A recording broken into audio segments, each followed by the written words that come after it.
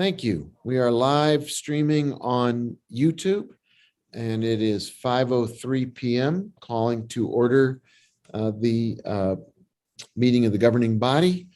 And we'll begin with the Pledge of Allegiance led by Councillor Cassett, the salute to the New Mexico flag led by Councillor Lindell, and invocation and remembrances led by Councillor Romero Worth. So please stand for the pledges. I pledge allegiance to the flag of the United States of America and to the republic for which it stands, one nation, under God, indivisible, with liberty and justice for all.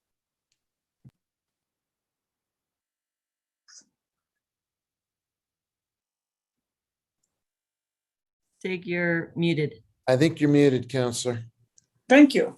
I salute the flag of the state of New Mexico, the Zia, symbol of perfect friendship among united cultures.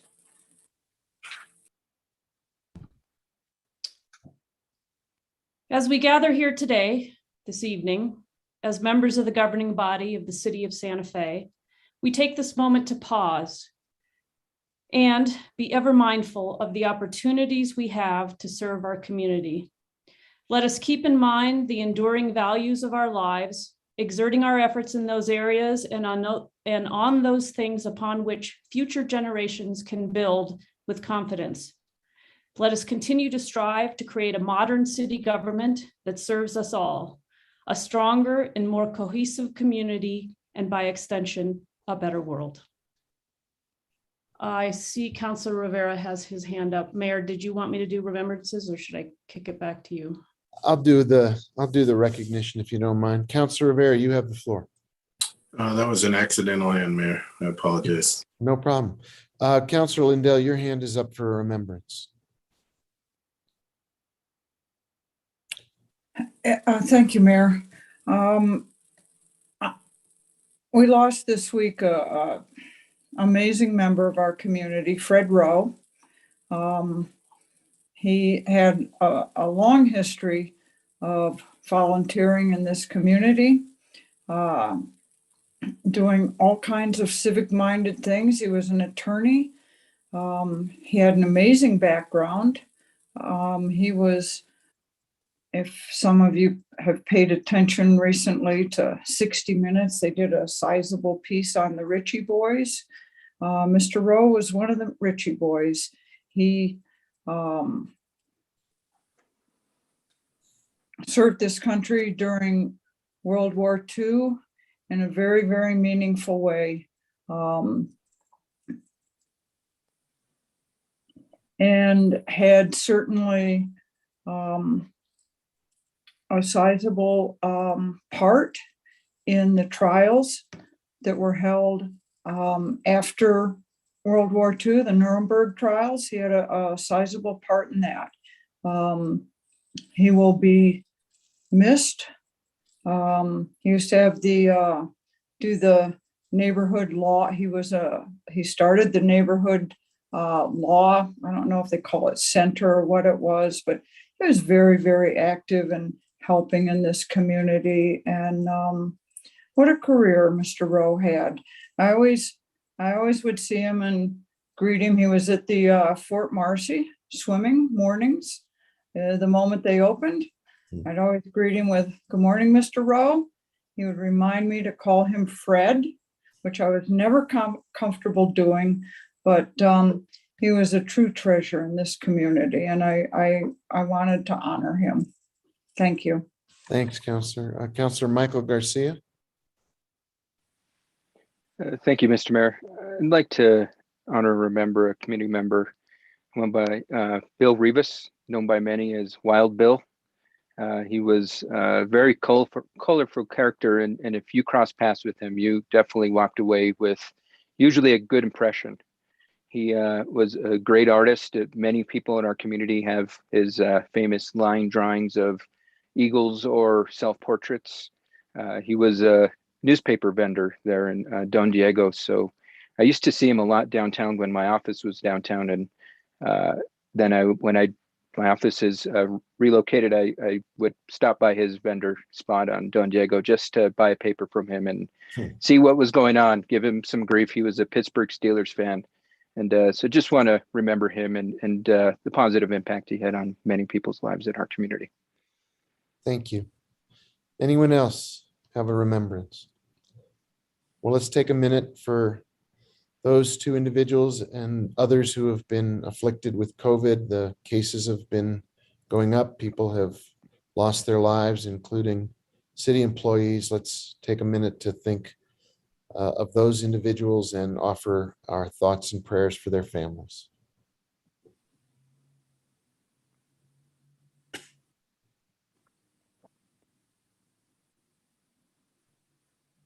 Thanks, everybody.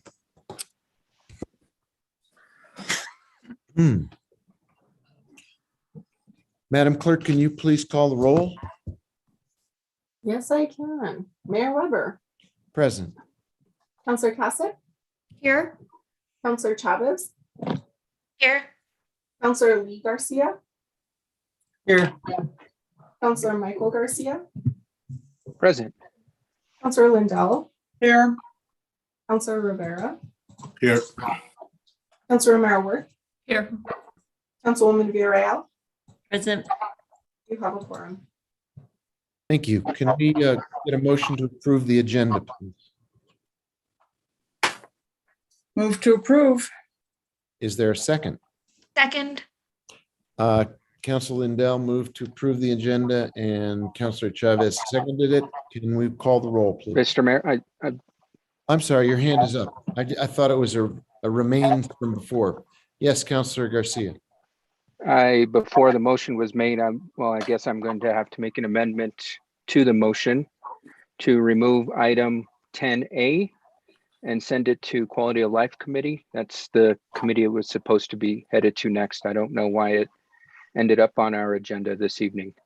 There's still many discussions to be had, work to be done. And to be honest, we weren't prepared to be presenting tonight, as along with my witness that was planning to attend the governing body meeting.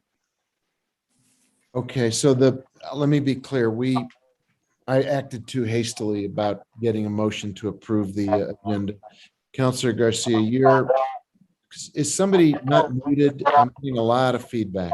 If your mic is open, could you please close it? So Councilor Garcia, let me try to get this worked out. You want to take item 10A and finish my sentence for me. Do what? You refer it back to quality of life? Refer it back to Quality of Life. And during the process, I had also requested that it be scheduled for Finance Committee. I've never been given a final yes or no approval on that. It had been requested by one of our colleagues to send it to Finance. I was okay with that. We were told it didn't need to go, but I still would, if possible, refer to both Finance and Quality of Life. But when this was introduced, it was referred to Public Works and Utilities and Quality of Life. And it still hasn't hit the Quality of Life Committee. So at minimum, Quality of Life, in best case scenario, both Quality of Life and Finance. So I guess I'll have to ask our city attorney if it's appropriate to send to Finance that I put that request out and haven't been given a formal response back. Mayor Weber, councilors, I think under our new rules, the governing body can refer legislation to any of the committees. So I think it's up to the governing body. I haven't seen an updated fiscal impact report at this point. The one I've seen says there's zero fiscal impact. So if something changes, we might have a different fiscal impact report. But if, Councilor Garcia is requesting the governing body send his legislation to Finance, governing body could decide to do that. But the first, I guess it's a procedural question. Removing it from tonight's agenda is step number one. It could all be part of one motion. It could be a removal and referral. Okay. And do we have a motion on the floor? I suppose we need to get rid of it. So, because Councilor Lindell and Councilor Chavez had moved to accept the agenda as is. So we need to take I that. withdraw my motion. And Councilor Chavez, you withdraw your second? Yes. Okay, so coast is clear, Councilor Garcia. we're not approving the agenda as it is. We have a motion to amend the agenda that you want to make, I assume. Sure. So motion to amend and remove item 10A and refer the resolution to the Finance Committee and Quality of Life Committee. Second. And there's a second. We sort of had discussion before we had a motion, so I think it's pretty well worked out. Madam Clerk, can you call the roll on that motion? Yes, Mayor, give me 1 second. I was typing out the amendment. All right, Counselor Cassett, Yes. Counselor Chavez, Yes. Counselor Lee Garcia, Yes. Counselor Michael Garcia, Yes. Counselor Lindell, Yes. Counselor Rivera, Yes. Councilor Mayor Worth, Yes. Councilwoman Villarreal, Yes. Mayor Weber. Yes. Motion has been approved. Now what I'm looking for is a motion to approve the agenda as amended. Move to approve. Second. Move to approve the agenda as amended. Any other discussion? Could we get a roll call on that motion then, please? Yes, Counselor Chavez, Yes. Counselor Lee Garcia, Yes. Counselor Michael Garcia, Yes.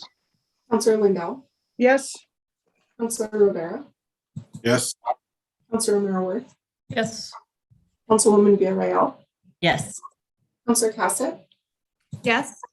Mayor Weber. Yes. Agenda has been approved as amended. Thank you. So that takes us to item 7. For anyone who's following this at home and you have the agenda in front of you, item 7 is the consent agenda. Are there items to be taken off of consent? If not, can I get a motion to approve the consent? Move to approve. Second. So we have a motion to approve and I have a second. Is there any discussion? And if not, Madam Clerk, could you call the roll on the motion to approve the consent agenda?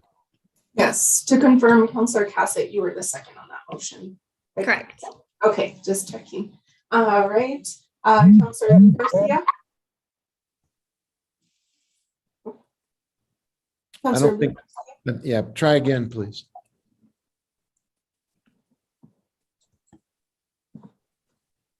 Counselor Lee Garcia. Yes. Thank you. Counselor Michael Garcia. Yes.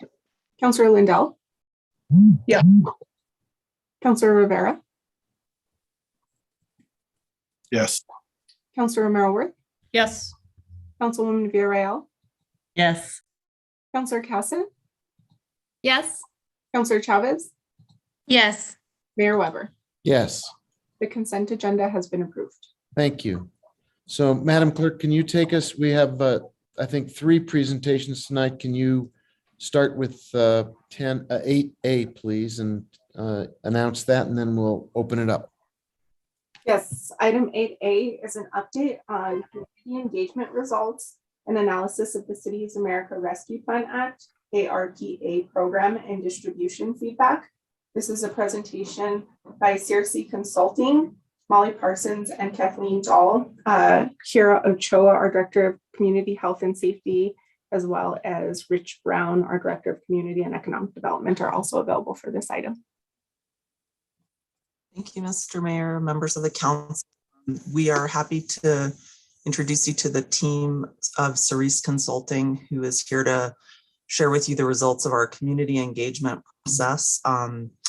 We want to just preface this by saying that what this survey will show you, and Cerise will get into, or what this report will show you, is really a temperature taking of where people in the city are in terms of their many concerns. We did explain, as Cerise explained, the use of ARPA funds, but it should be just kept in mind that there may be more appropriate funding sources for each of these identified needs from the community than ARPA. It gives you a good portrait of what our community is thinking about at this time as we are still in the pandemic, recovering from the pandemic. Cerise Consulting is a Santa Fe-based consulting firm that has a lot of engagement roots in Santa Fe. We're working with our nonprofit partners. Kathleen Dahl, who has a PhD in evaluation, will be presenting the results. And also with her, I believe, is Molly Parsons tonight. And with that, I will turn it over to the Cerise team. Terrific. Thank you, Director Ochoa. I'm going to share my screen real quick, if I could possibly get access to do that, and I'll spin you through our community engagement findings. You should have access now. Go ahead and check. All right. Yes, successful. All right. So good evening, counselors. My name is Kathleen Dahl, and I am an evaluation and research consultant with Cerise Consulting.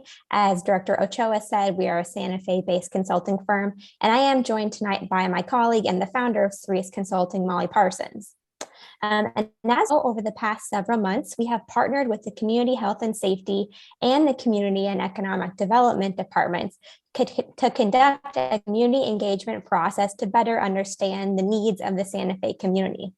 Among other things, these findings can inform the city's use of the American Rescue Plan Act funds, ARPA for short, in a way that is equitable, just, and community-driven. We want to keep it brief tonight, so we'll be sharing a truncated version of the full report we put together, and that full report can be available and found in your packet of materials. And to kick us off, I'll share high-level findings and details about the design and methodology used to gather community insights, and from there, I'll present the main results from the community data. After that, I'll pass the floor to Director Ochoa and Director Brown to present how these findings have informed their funding allocation proposals. Alrighty, as promised, I want to briefly walk us through the community engagement design and methodology.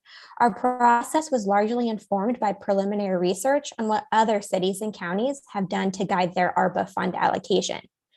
And based on our learnings, we decided on a three-pronged approach. These three facets included the community survey, a community listening session, and petitions from the floor. First, alongside city personnel, we designed and issued an online community survey that was open to the public in October and November of 2021. It was available in English and Spanish. The survey explored various facets of the city, including the economy, city services, health, and safety.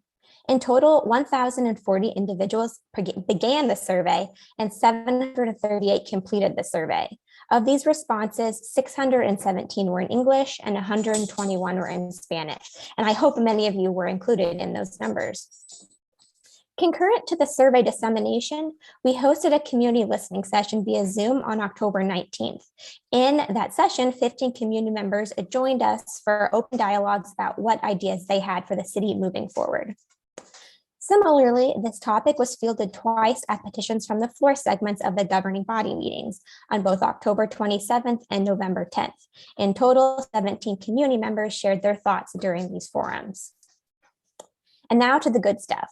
What did we actually learn from the community during this process? And before I dive into the insights, I want to again frame these findings from the lens that this community engagement process was an opportunity to learn about what is important to the community right now, both in the pandemic and historically. So not all of these findings are relevant for ARPA funding, but ARPA funds are one way to address the concerns we heard from the community. So we envision these findings also informing how other sources of city and state funds can be allocated in the future. And again, this is just a smaller subset of a larger pool of findings which can be found in your packets. All right, we clustered our analysis on 5 main priority areas. These included community health and safety, children and youth support services, economic health, city services, and arts, culture, and recreation. When asked which 3 of the major categories of city services do you think should receive the most emphasis from funding over the next 3 years, respondents most frequently selected community health and safety, children, youth support services, and economic health, as you can see depicted on the chart on the screen. I will now dive deeper on specific community needs that are nestled within each of these 5 buckets. All right, so community health and safety was the category most highly prioritized by the community. And within this category, affordable housing and affordable behavioral health services were most frequently cited areas in which respondents felt funding should focus on in the future. And on the right-hand side of this slide, you can see a quote from a community member during the listening session that speaks to housing affordability being a key issue to address. Children and youth support services was the second most prominent category indicated by community members on the survey. In this bucket, respondents felt affordable childcare and the availability of support services for at-risk youth were the most important areas to fund. And again, you can see those percentages depicted on screen. The quote on the right-hand side is from the community listening session and reflects a community member's desire to invest in early childcare. Specifically, this individual thought there was potential for funding childhood workforce as a way to bolster early childhood education. Economic health was the third highest category cited when respondents were asked about what topics should receive the most funding in the next 3 years. Specifically, ensuring the availability of employment opportunities and support for small business growth were the most selected areas for future fund allocation. For example, one community member shared the importance of hiring and training Santa Fe residents as a way to bolster economic well-being for community members at large. City services was the fourth most selected category that respondents felt needed funding. Specifically, respondents indicated a need to improve the quality of the transit system and the quality of cell phone and public Wi-Fi services, which again, the quote on the right is from a community listening session participant. Lastly, arts, culture, and recreation received the lowest percentage of responses in terms of what facets of the city should receive funding. However, respondents felt the most prominent areas within this category were the preservation of Santa Fe cultural character and public library services. So that includes the brief presentation on the community engagement findings. Again, the full report can be available with many more results in your packets.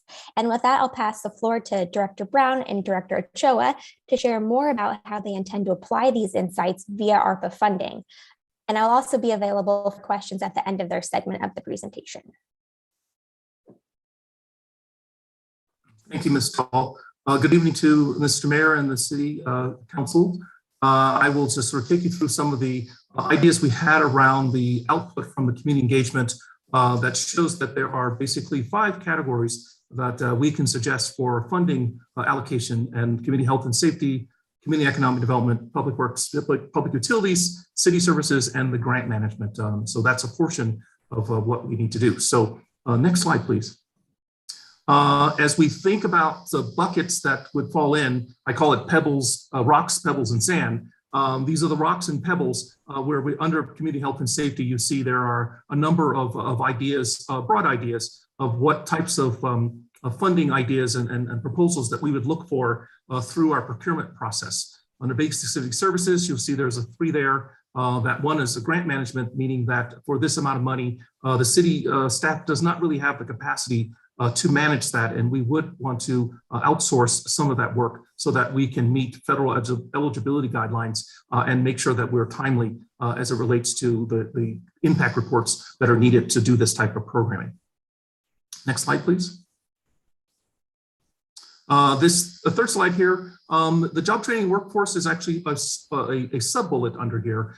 This should say economic health and economic development and community development. But these are the categories that we're looking at for types of proposal ideas that would fit into how ARPA would be used eligible-wise for some type of funding over the course of the year. I don't recall, Ms. Dahl said, but the funding needs to be spent by 2024, and the programming that's done needs to be done ending in 2026.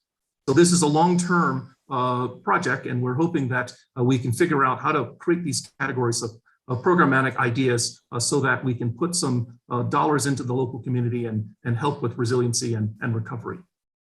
Next slide, please. This slide here shows sort of our timeline. It's a very aggressive timeline. We've been trying to figure out how to get the money into place, and then figure out the processing internally to move it forward. As it says, we are here. Today is our community engagement presentation starting by Friday. Staff are asked to put in some sort of proposal ideas that fit into those categories so we can figure out what the allocation buckets would be, and then put together our packets for review for committees and the governing body. And then by the 31st, we will sit down with city manager and mayor to work through what those proposals are, keeping in mind that there are two basic and important steps that we need to take in order for these to work. First, any proposal or idea needs to be run through an eligibility filter for federal ARPA. There are certain categories and requirements for ARPA funding, and we need to make sure that the categories we have going into the SAN category, the little ideas, that they are eligible for ARPA funding. Once that's done, then we determine what type of procurement process would happen in order for us to allocate this money out into the local community. So we review them first with city manager and mayor and the finance committee and department heads, and then reach out and get those eligibilities passed, and then figure out the procurement process. And then we will submit RFPs or RFAs or RFIs out to the community for funding ideas. Next slide, please. Going into the next month, this is a month of review and memos and agenda packets and discussion around the types of allocation categories we've come up with and what those dollars would mean in those big buckets that we talked about. And so that we're hoping by the 16th of February that we will come to the governing body with the financial documents, BARs, memos, agenda packets, et cetera, that will allow the council and committees actually to review these buckets for review and approval. Next slide, please. And with that, that's where we are right now as we are at a starting point, but we wanted to make sure that everyone was able to hear what we learned out in the community, and then also get a glimpse of some of the planning around how to disperse this into buckets to disperse our funds. So with that, we're open for questions, Director Cho and I and the team from Cerise. Thank you, Rich. If I could also just add before we open it up to questions that these are all proposed, right? We've heard from the community around major needs. We've started to formulate ideas as a staff. The purpose here tonight is, of course, to get council's feedback on what you think and what you have heard, and that the proposed timeline that Rich has set forward, we think will help us strike a balance between getting all of that input and getting all of that, those starting to get out into the community. So with that, I'll turn it over for questions. Thank you. Thanks, everybody, for the presentation. And it is worth noting before we go to questions that the council, the governing body, put a very significant emphasis on the need for that kind of community engagement and listening before we started making specific allocations of the ARPA dollars. And I think the presentation demonstrates that it was well worth the time and energy and effort to go out and engage with folks in the city to get their input, and it will absolutely help guide what we do next. So thank you for that. Councilor Mayor Worth, you have the floor. Thank you, Mayor. I have an initial question, and I guess it's for Director Brown. When you talk about ARPA grant management, can you elaborate a little bit more about that? Because I'm confused about whether this 15 million in total is a grant that has to be managed, or is there some portion, or are we applying for something? I'm confused as to what you mean. Mr. Mayor, Councilor Worth, thank you for the question. The grant management is allowing us to have the capacity to manage that funding going out the door. Not only do we have to manage the funding going out the door, but we also have to figure out through the eligibility filter, someone just says this will pass ARPA filtering so that it can get to the next phase of procurement. This will be one or two people who we need to bring on board to help us with that, on top of the work that we are doing. And then once these programs are done or in play, we will have impact reports that need to be reviewed and then submitted to Treasury at some point to let the US Treasury know that we are following guidelines as it relates to the disbursement that they gave us. So this grant management is actually allowable for ARPA when you receive your funds. You can take a portion of your grant, ARPA grant we've received, a portion of that grant, the $15 million, you can use a portion of that to use for grant management, whether it's outsourced or used by internal staff for that purpose. Okay, and of your 5 buckets, I mean, one of your buckets is the ARPA grant management. Correct. But there are 2 that are not going out the door, they're internal, 2 buckets, public works, public utilities, and basic city services. Correct. That's money that would be used to do things within the city. That wouldn't need this grant management.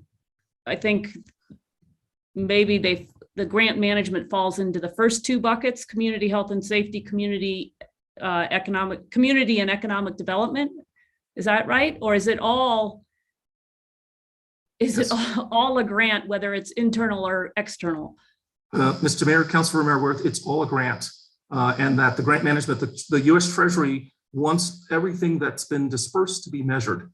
What's the impact? So we will look at the city services, making sure that it's either done, how much was spent as a part of the full number. So that grant manager would say on a quarterly or half-year basis, $1 million was spent on snow removal or beautification or whatever it is the city services we're allowing for. We need to submit that at some point as some sort of report back to the U.S. Treasury as relates to our portion of the grant money that we've received. So all of those categories will have some sort of report that needs to be sent back to the U.S. Treasury to measure our impact. Okay, and I thought that some of this money could be used to backfill expenses we have made during the pandemic. Am I wrong about that? Mr. Mayor, Councilor Mayor, you're not wrong. That was the first grant we sent out to the U.S. Treasury. It's called a revenue replacement grant. So in order for us to receive the funding as fast as possible, we did use a revenue replacement grant to the Treasury in order to get that funding. We also had to fill in 10, 11 pages of information in order to show the impact of that revenue replacement. And is that separate from this 15 million? It's the same money. The money we used for revenue replacement was the money that came to us into our general fund. So the money is now in our general fund. I see Director McCoy has think beamed in. I think Director McCoy has her hand up to add some clarification. I can go ahead and just provide some context, a bit of a refresher. So the city did have to apply for the ARPA funding in the award allocations given out to local governments. We were a population of over 50,000, so we got an automatic allocation that totaled a little over 15 million. So we went through the application process to identify us as an organization over 50,000 that we were interested in drawing down the funds. And we applied directly to the Department of Treasury, which is a little bit different than the CARES Act money, because the CARES Act money last year we applied, we were not eligible to receive a direct allocation from the feds, but we did receive an allocation as a subgrantee from the state of New Mexico. So this time we're dealing directly with the U.S. Department of Treasury.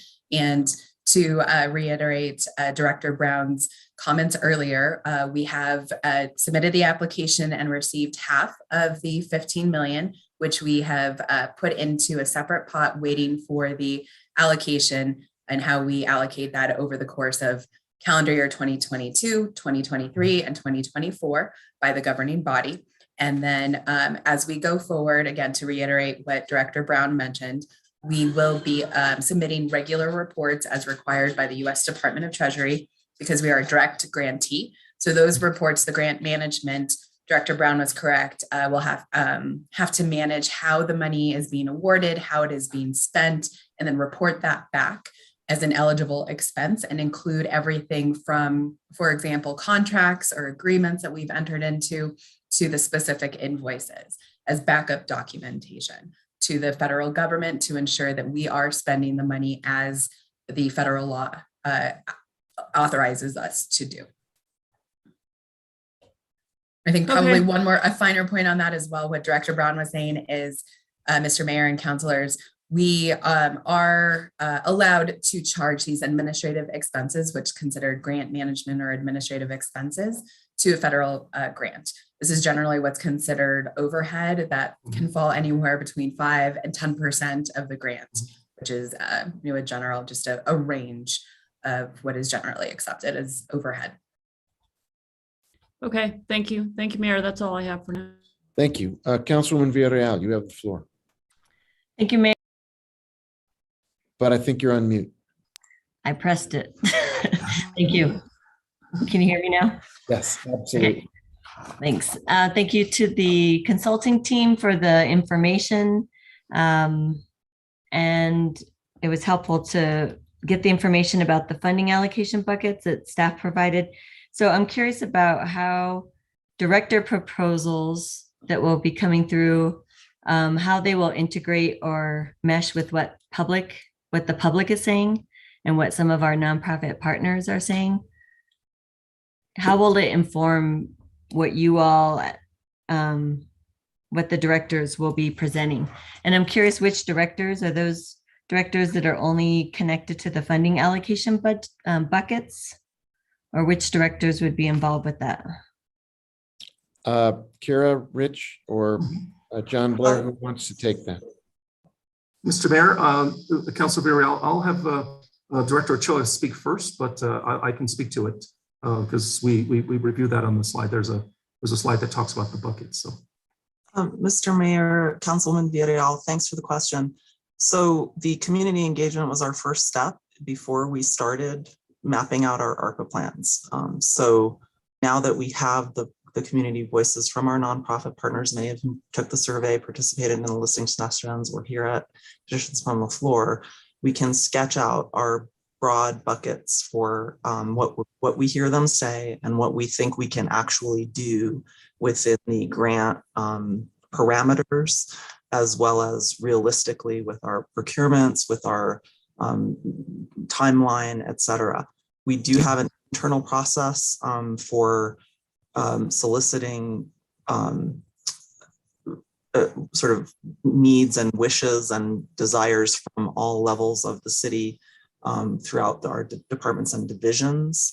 And we have begun those conversations. And when I say we, I do mean the directors of all the departments have already started working with their staff on that process. We, of course, look forward to your feedback in terms of what you're hearing, what you glean from this community engagement prioritization as you look at what we bring forward to you on the timeline that Rich presented.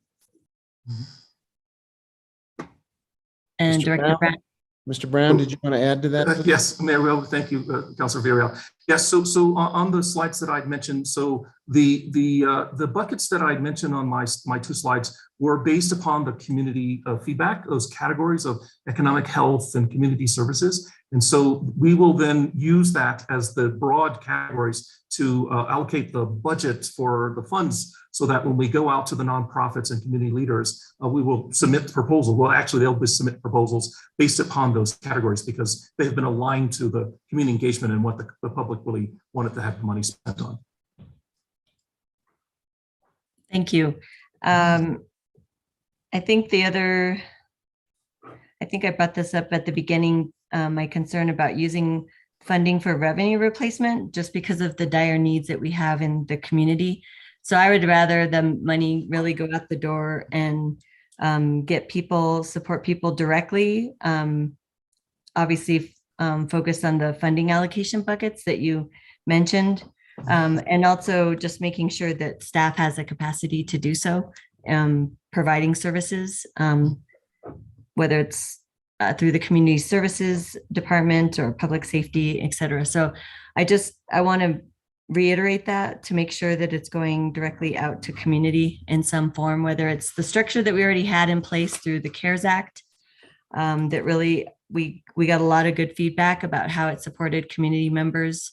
And so I want to continue in that vein.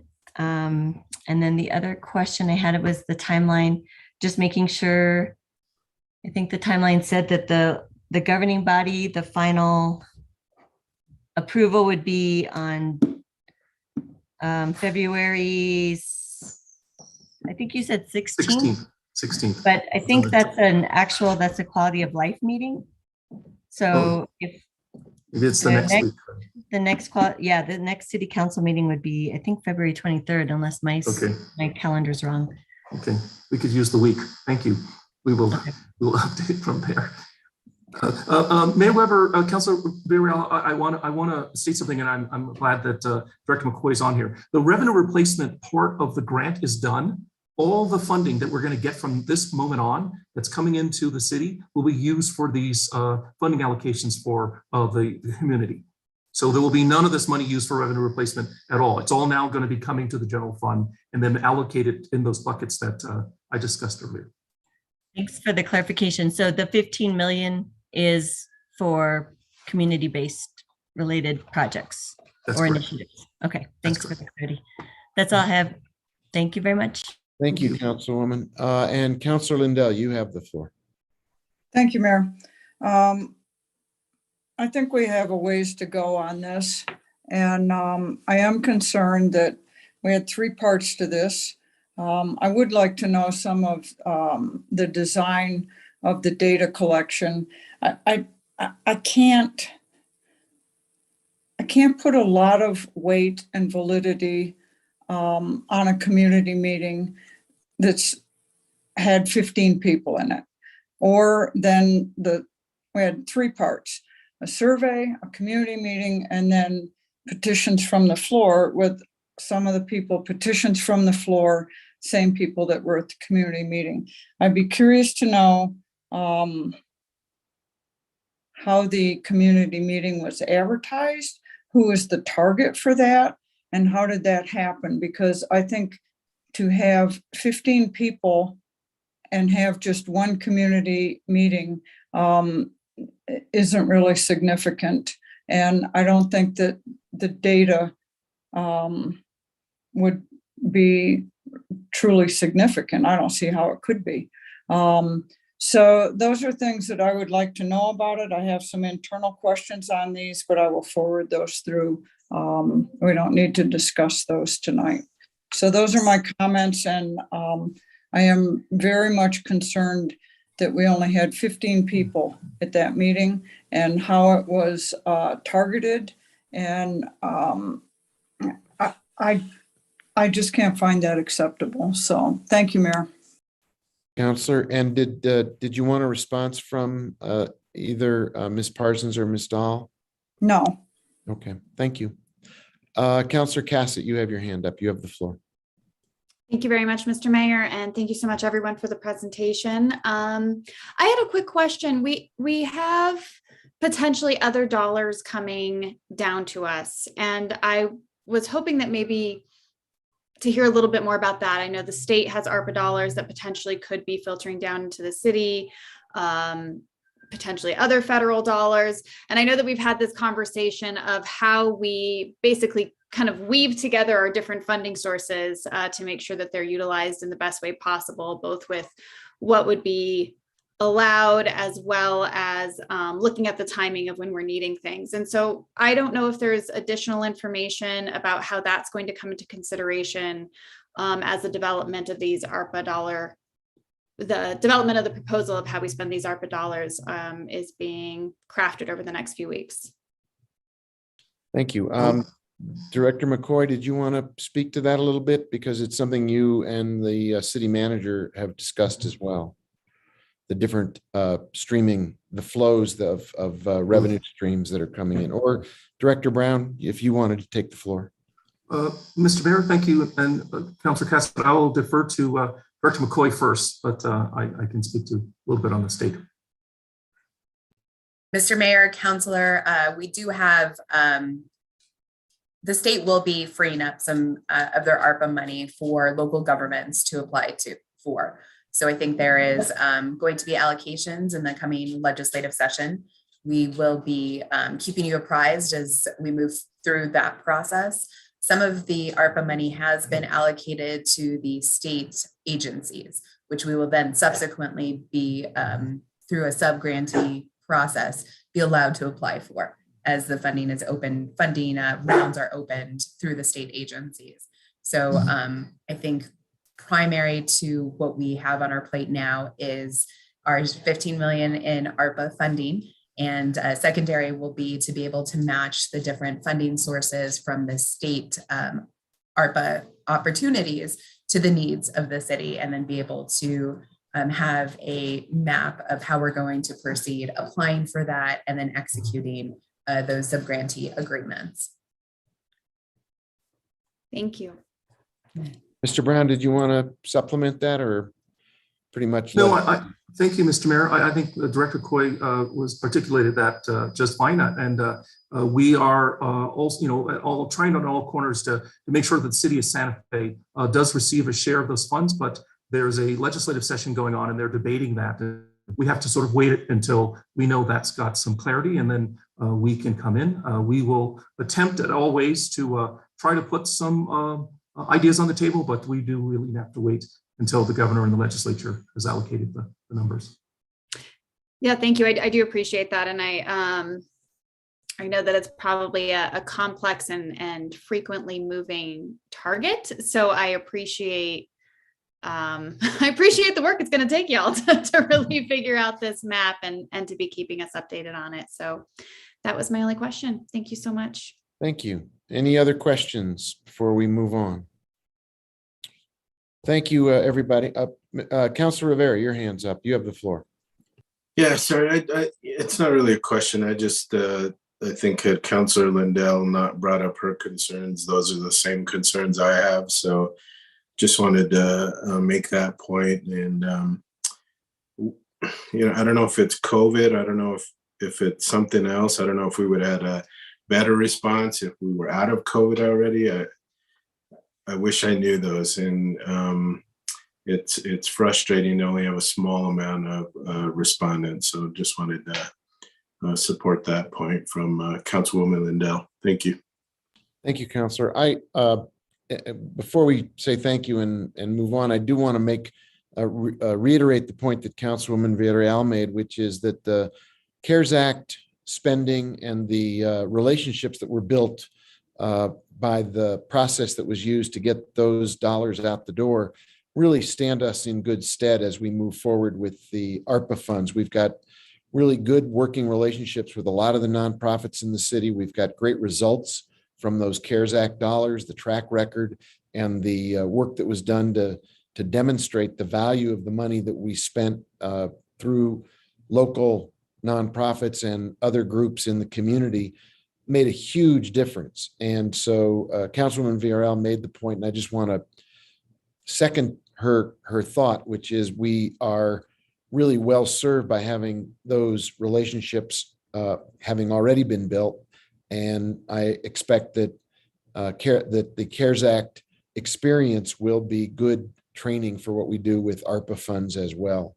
And we can build on it. We can certainly go beyond it, but we're very well positioned to get money out to where it can do a lot of good very quickly. With that, thank you everybody for the presentation and for the work.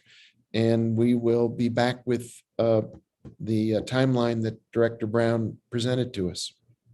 Thank you. Madam Clerk, what's next on the agenda? The next item is item 8B. It's our Midtown progress report.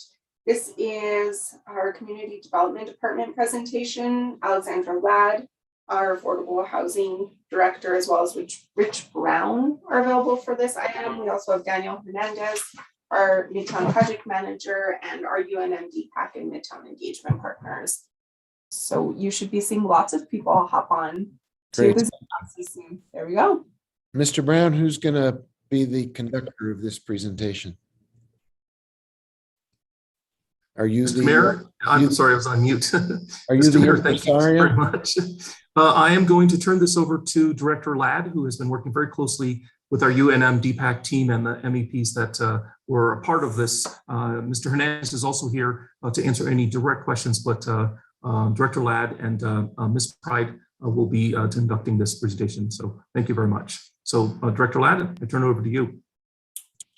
Thank you, Mr. Mayor, members of the council. Thank you so much for making time tonight to hear about the work that's been done and being done and will continue to be done concerning the Midtown property. It's a great honor to be working with this group for me, and I'm super excited for those of you who weren't at Quality of Life last week to see some of this great information and get a sense of what's going on and who's been involved and what they're saying. For those of you at Quality of Life last week, we have streamlined our presentation tonight because we know there's a big agenda, but we do have all of the info is still with us. So if you want to take any deep dives into the data, please, at any point in time, please ask us and we can talk about it more. I wanted to, before I turn it over, Tomas Rivera from Chainbreaker Collective is going to lead the presentation portion. Before I turn it over to Tomas, I wanted to just touch on why we are doing this. The Midtown campus, as all of you know, the property, not supposed to call it a campus anymore. When it stopped being a campus, the governing body realized that we would have to take an active role in its redevelopment. In 2018, a public engagement process was overseen and shepherded and designed and implemented by the city's economic development folks. And as part of that process, it was quite fun. Actually, some of the activities were really creative. There were many different kinds of meetings. There was a detailed survey, and the response was really enthusiastic. There were quite a few participants. Folks spent a ton of time working on it and really put a lot of energy into it. But what we realized after the process was that most of the participants, the majority of participants, were older, well-educated, wealthier than the most Santa Feans, and white. And while the work was great and the planning guidelines, I really want to emphasize this point, the planning guidelines that came out of that early engagement work in 2018 are used in all of the current work we've been doing as a framework for all of the solicitations and kind of helping us guide us through managing a lot of complex issues. So I do want to commend all of the folks who participated because the work was very valuable. But as we reflected on it, we realized, wow, we're not capturing a lot of voices in our community. And we really need to figure out a different way to do this so that we can also hear from folks who weren't part of that initial process. Mr. Hernandez and I started talking about this. It was pre-pandemic, Daniel. We were in-person meetings. It's literally years ago now. But we started talking to lots of different folks in the community and saying, like, how can we let our advocates, our community representatives, our community-based organizations, how can we have them lead the process? How do we develop a shared leadership model for this really important engagement work? And in light of that, we decided, well, I think what we do is we give them money and we tell them, because this kind of work is very resource intensive, and we say, design a process that works, design a process that your constituents, that the people you work with, that you're representing, that you care about, that they feel comfortable with. A lot of people don't feel comfortable coming to a meeting like this because they don't speak English, or they have a job that they have to go to, or they have kids they have to take care of, or they don't have a computer in these days. So so that was the intention behind our sort of design of this process. We also realized that we needed an entity that could manage all of our community-based partners, manage the process, bring them into the process. And so that is when we reached out to the Design Planning Assistance Center at UNM's School of Community and Regional Planning. And we did this intentionally also because we felt like we wanted some academic resources put into the project. We wanted to be able to analyze with some academic rigor what comes out of it. We wanted to create a model that could be used again and again and could help the city be better at this. So that's the backstory. I also just wanted to mention before I turn it over to Tomas that and another very important part of all this work is that it doesn't stop here. It doesn't stop tonight. It doesn't stop when the final recommendations are made. It doesn't stop when the final development plan is approved. It will go on because it is going to provide the framework for the city to make all of its future decisions about this property. So with that, I will turn it over to Mr. Rivera, and he will also introduce the other Midtown engagement partners that were able to join us tonight. Hi, thank you so much. Yeah, as Alexandra just said, I'm Tomas Rivera with Chainbreaker Collective here in Santa Fe. For those of you who don't know, Chainbreaker is a membership-based economic environmental justice organization. We've been organizing in the Hopewell Man neighborhood and the areas surrounding the Midtown property for 18 years now, if you believe it. I kind of don't, so, but that's where we're at. This is kind of a perfect lead-in. We're of course going to talk about Midtown, but the conversation we had previously really dovetails nicely into all of this, knowing that the partnerships between the city and community groups like ours are critical, and that you know, really, I think Mayor Weber said that the CARES Act was good training for what's going to come into ARPA, and I think that's right. And I know that a lot of the organizations that were part of this work are looking forward to those continued partnerships. And so really it's, you know, it's one big umbrella of doing community engagement and figuring out these partnerships. And Santa Fe has really led the way there. And I think that as an organization, as Chainbreaker started in 2018, focusing on Midtown with Councilor Villarreal, working with you on the resolution that has led to this community engagement. It's been quite a journey, and one that I think has been really inspiring. Many groups have joined the Midtown Engagement Partnership. We're going to let them briefly introduce themselves just a minute, but we're really showing what the actual strength of on the ground partnerships like this can do. And so if we go to the next slide, these are the organizations that have been involved through 2 waves of the community for the Midtown Engagement Partnership. The first wave has been, of course, Chainbreaker, YouthWorks, Earth Care, Little Globe, and Santa Fe Art Institute, under the leadership and organization of Deepak out of UNM. The sort of second wave we think of as the Midtown Activation Partners are Fathers New Mexico, La Familia, Santa Fe Indigenous Center, and Friends of the Library.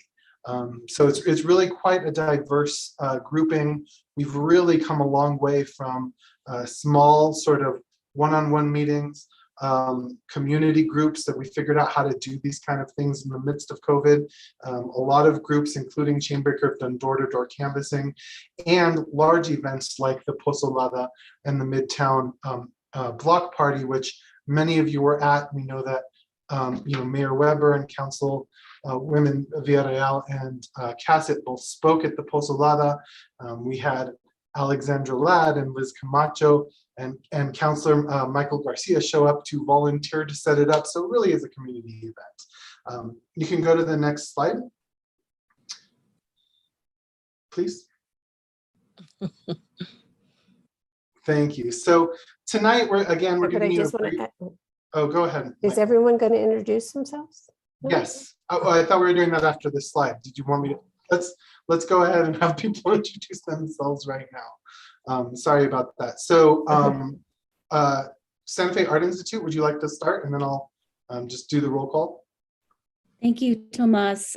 Mayor, councilors, thank you for this opportunity to present some of our work. I'm Jamie Blosser. I'm the executive director of the Santa Fe Art Institute. Thank you. Can we go next to YouthWorks? Hello, good evening, governing body and mayor. This is Malin Schuyler. I'm the director of YouthWorks. Great. Little Globe. Good evening. I'm Chris Jonas of Little Globe, co-director, and delighted to be here. How about Santa Fe Indigenous Center next? Hi, Dewey. I'm Karen Buller from the Santa Fe Indigenous Center. Earth Care.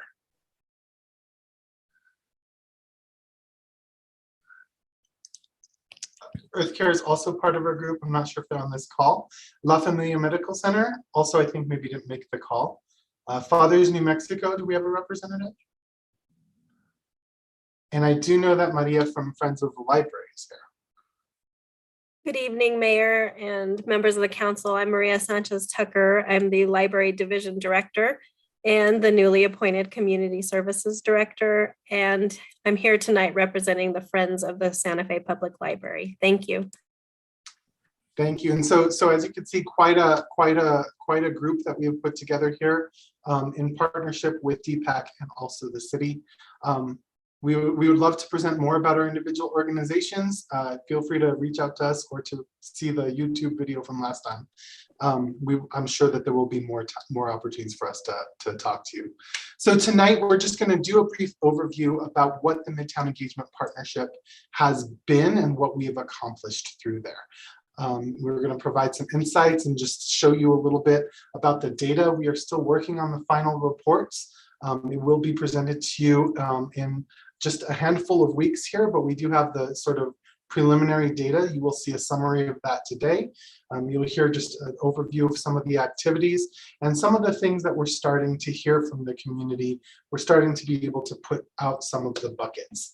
And so I think that just want to end my little piece before I turn it over to a video and to Michael to go into the detail, to just really express gratitude on behalf of Chainbreaker, but all of the groups here, knowing that this has really been a long haul, a deep investment in community. It's been an investment in both resources and also time.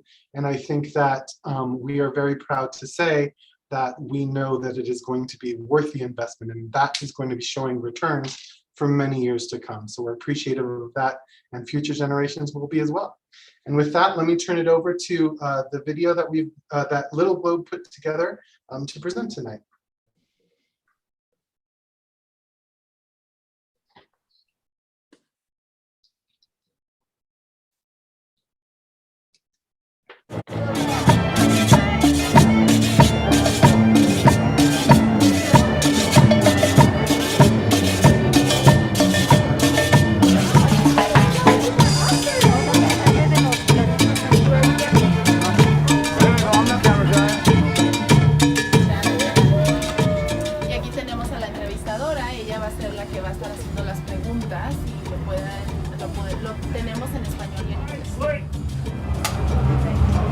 Action! Good afternoon, Nayeli. How are you? We're doing well. Happy to be here. A lot of us aren't very vocal. We don't go to, city council meetings. I guess we should. We have to start speaking up or else our voices will be lost. I think a lot of people aren't listening to each other anymore. We just all have our own opinions. We all need to just come back together, and we need to come up with solutions for all of us, not just for some of us. Well, I think it would be great if the community, all walks of life, all backgrounds, all ages. So that the values would be inclusive of many walks of life, many different backgrounds, and kind of be accessible to a lot of different types of people. I would want the Midtown site to feel comfortable and to where it's fun and you enjoy being there. It's integrated into the life of the community in multiple ways. It's like a common place where people would be for lots of different reasons. A place to congregate, to socialize, to learn, to enjoy. Playgrounds and fun activities for kids to do. To make it feel like home. Gardens and art and playgrounds. Education in one way or another. It could be on sort of the academic side or the artistic side. I think they need a big area for the indigenous people, like a powwow grounds. Green chili and all that stuff, we've always been about our culture.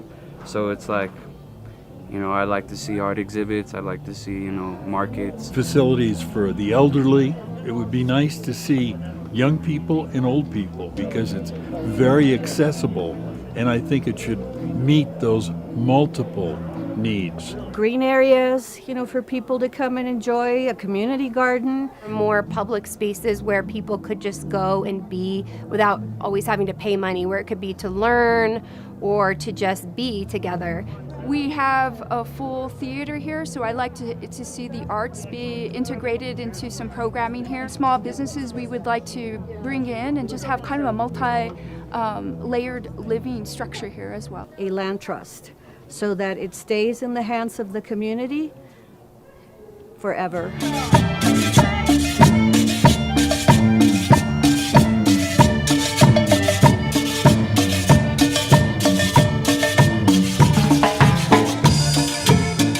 It's just sad to me because a lot of the people I went to high school with, they can't afford to live here anymore. Probably just a matter of time, then I won't be able to afford to live here anymore, And a lot of us locals who were born and raised here, we just can't afford it anymore. It's too expensive. Over the years, it got more expensive, and then we're forced to basically move out of Section 8. And so I'd probably just like to see affordable housing. So many things in Santa Fe are really oriented outwards, facing towards tourism. So something that kind of faced inward and was like a center that you could run into people. Better communicate with one another, be able to be creative with one another, be able to dialogue with other families with a sense of self-determination, a willingness to be uncomfortable and in that space of learning. It could be a place of ceremony and a place of gratitude and a place of really telling the true history of this land. It is up to us that decides our future. Right now, we must let the youth and healing lead the way. I think that's what the point of the Midtown Block Party was, to bring people here, bring everybody together, and they've successfully done that today.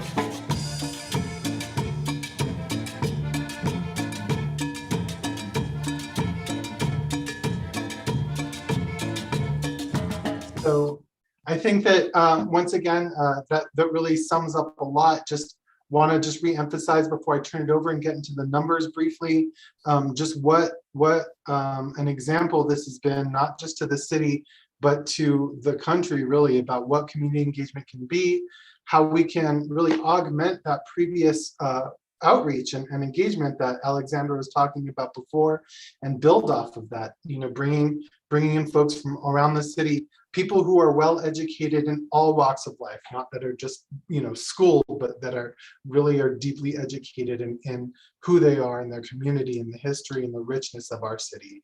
And so when we do this work and when we make this investment together, the results that you're about to hear are where we can go. So thanks again for the opportunity, and looking forward to continue this work all together. Michael? Thank you, Thomas. Yes, it's great to be able to share this with you all. The Design and Planning Assistance Center at UNM is really proud and honored to be a part of this process.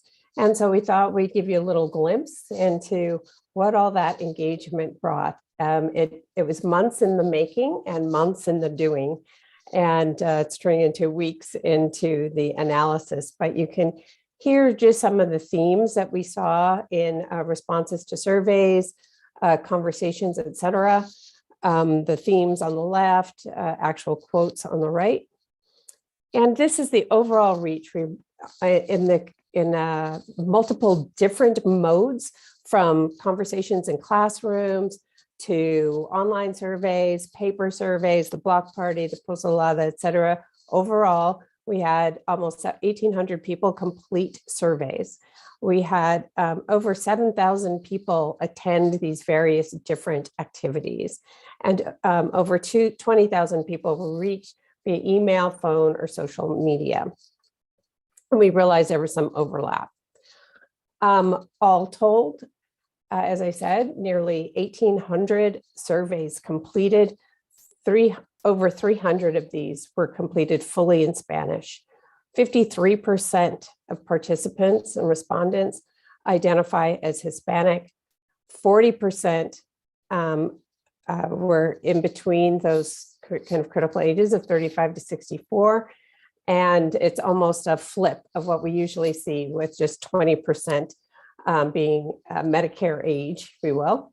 42% were renters, and almost half have lived in Santa Fe for over 20 years. We had roughly equal distribution across income levels and Santa Fe neighborhoods. This is just, we like to measure in other ways too. The block party, you know, many of you were there, nearly 1,000 other people were there. And you can see we like to measure things in other ways: the volunteers, the filmmakers, the mural painters, and the pumpkins. And I'm featuring now today pumpkins and pozole. When we get to the other bookend, the end of our engagement activities was the pozolada, which was the second event where all of the Midtown engagement partners collaborated and participated. And here you see 250 bowls of pozole, along with 1,000 bizcochitos, you know, over 150 surveys, a bunch of vaccinations, et cetera. And bottom line, what we've learned, among many other things during this process, is that we're stronger and more effective together than the sum of the separate parts, the separate organizations. All of these organizations have been deeply committed to Santa Fe and to the various communities of Santa Fe. And we've seen the power of what we can do together. At the end of the day, this process, as promised in the beginning, has been community driven, facilitated by us at UNM, and sponsored largely by the city of Santa Fe, and also by the National Endowment for the Arts, the Federal Work Study Program, UNM, et cetera, et cetera. And we'd like to just open it. I think there's one other thing to tell you as we look forward, that we plan to present the full findings and recommendations of our engagement report on Thursday, March 3rd. Be watching for the timing. This will be virtual, but that's something we want to be sure that you know about. And with that, we'll turn it over to questions. Thank you, everybody. Let me see hands of anybody who wants to ask questions. I know some of you saw this at Quality of Life, so it's not new to you, but others, it's the first full exposure. Questions from the governing body? Councilwoman Villarreal, you have the floor. Thank you, Mayor. And I don't have any questions because I asked all my questions and gave lots of praise during the Quality of Life meeting. I just wanted to thank you all again, all the partners. I had said in Quality of Life how much you all inspire me, and I'm still inspired. Even seeing that video again, it makes me want to dance. So thank you again, and look forward to the final results that you will share with us or with the community in February. Take care. Thank you. Others, if you have a question or a comment from the governing body. If not, I second Councilwoman Villarreal's words of praise and thanks. Good presentation. We'll await the 3rd of March, and appreciate all the hard work and the good input and the energy and the positive engagement that really comes through with everything you presented to us tonight. Thanks, everybody. Madam Clerk, could you take us to the next item on the agenda? Yes, the next item is item C. It's fiscal year 21 audit status update. John Blair, our city manager, and Mary McCoy, our finance director, will be presenting this item. Mr. Blair. Thank you, Mr. Mayor. Thank you, Clerk Bustos. Good evening, councilors. It's nice to be with you here now that I actually am the city manager. I think, we have talked at some length, both prior to my tenure and in the last 2 weeks as I've been here, about the effort we are putting forward about ensuring that our audit is on time going forward, and that we work as quickly as possible on getting the fiscal year 21 audit done and in the books.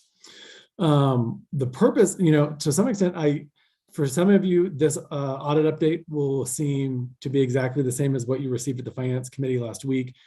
Some concerns have been raised about sort of that duplication and our great desire to try to help you keep your meetings brief. To that end, our goal really is, I know our audit was late. And our audit's late. Everybody knows our audit's late. And so our real effort here in doing these updates every 2 weeks for the governing body is to really avoid relitigating what happened in the past, what led us to this point. I think we have a consensus around some firm understanding of what's caused that. Our goal really here is to make sure that you are aware of what the team is doing now, what got done since the last 2 weeks that we met, what's getting done the next 2 weeks, where are we headed, and how we are really pushing, as we've said before, with this unified whole of government effort to get the audit done.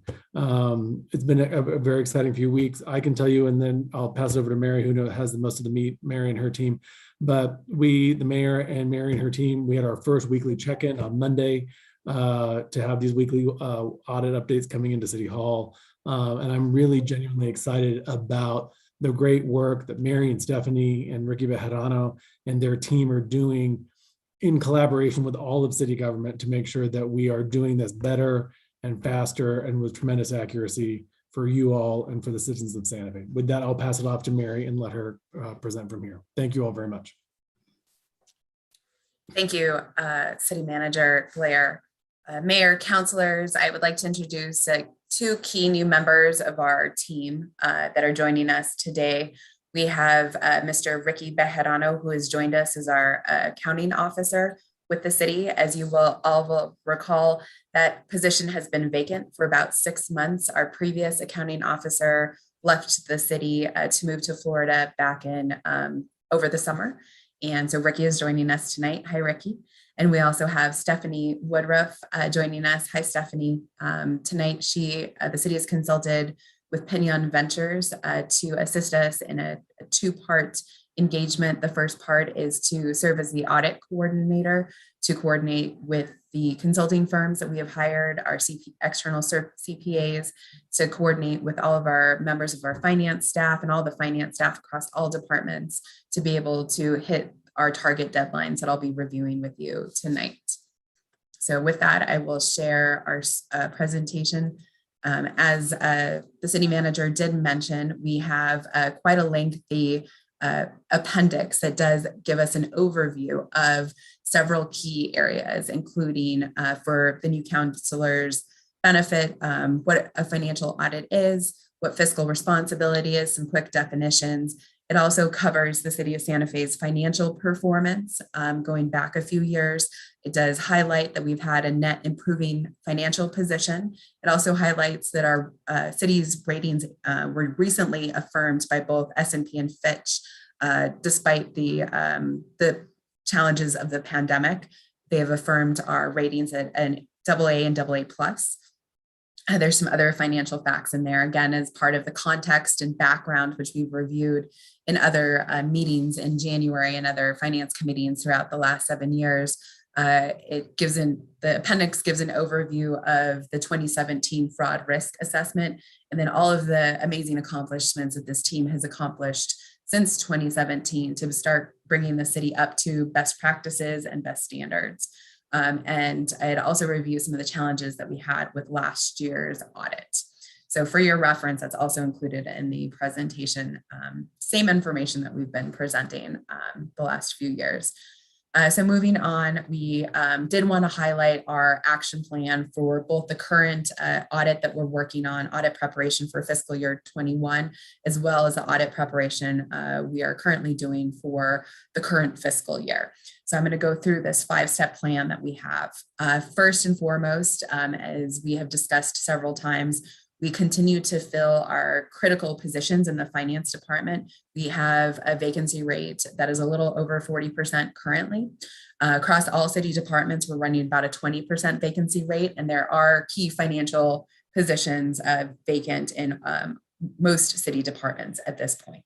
So this is really our goal, is to fill these positions that are now fully funded. The last of these positions were unfrozen with council's action in December to fully fund some of these positions. So we've recently hired for the 6 positions in this first subheader from accounting officer and accounting manager, both of whom have their CPA. to an accounting supervisor that actually started this week in our treasury division, and our accounting financial analyst also started this week in the accounts payable division. And we've also promoted internally a member of our team into a senior procurement analyst, and we have hired for the procurement manager position. We're also interviewing, we're happy to announce, for several of the positions listed in the second subheader. We definitely encourage, if you any of these pique your interest or you know of anyone that would qualify for these positions, to please encourage them to either apply or continue to look for postings as they come up in the future. So we're very excited to be able to be actively recruiting and interviewing for these positions.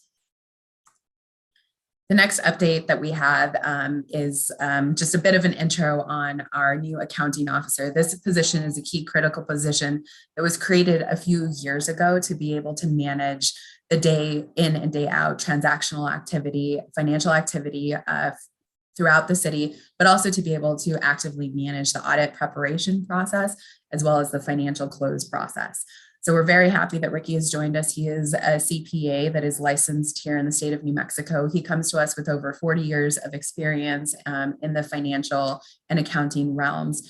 He has also recently joined us from the Northern New Mexico College, where he served as Vice President of Finance and Administration. And he has also served as an adjunct instructor at the Santa Fe Community College. So Ricky has received an Outstanding Member in Government Award, which is a distinction given to him by the New Mexico Society of CPAs. So we're very excited that Ricky will be able to hit the ground running. He started a few weeks ago and has already made some measured progress within the management of both 21 and the 22 close process. The second piece of our critical piece is to be able to contract with opinion vendors for the audit coordination function. The reason this is so critical for us to be able to hit the targets that we have set up, not only for 21, but also for 22, is to be able to have someone to manage and coordinate, because we have hired 4 different accounting firms to assist us with the audit preparation process for the 21 close activities. And so this role serves as a day-to-day coordinator to enable us to target our dates to complete the trial balance by March 31st. And Stephanie Woodruff has agreed to join us in this capacity. Ms. Woodruff does have over 30 years of both private and public sector experience from notable companies like Deloitte and Cargill, where she has managed the audit function, where these are worldwide companies that have really added to her experience that she does bring to us, again, to be able to hit the ground running, to show pretty big results in the next few months. Moving on to the next step in our action plan, it's really important for us to be able to have opinion vendors do an independent review of all of the close process for our monthly close as well as the annual close process. Stephanie's company will come in and she will analyze the systems, the processes, and the staffing structures involved in these close processes. Everything from reviewing the various software applications and determining the strengths and weaknesses. We've talked many times about certain close processes, certain reconciliation processes require reconciling between 3 to 4 different systems, which is overly cumbersome and takes a lot of time for our staff. So we look forward to this review to be able to guide us to say where that is reasonable and manageable and where we should look to consolidate our systems. She will also be interviewing a different staff, and she's reviewing key job descriptions as well to be able to identify the roles and responsibilities as they relate to the close process to make sure that we have the right staffing structure set up.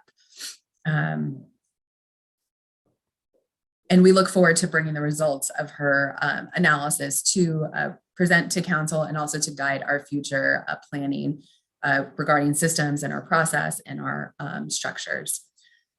As the city manager mentioned, we are proceeding with a unified whole of government effort that prioritizes both the accuracy of our financial statements as well as the timeliness moving forward.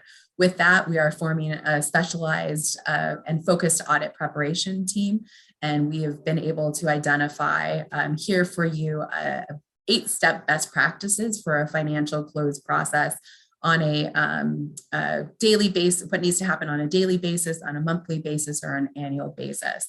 So this is what we hope to continue to come back to the council to show measured progress as we move to that month-end close process. Is going to be pivotal to being able to target an on-time audit in FY22.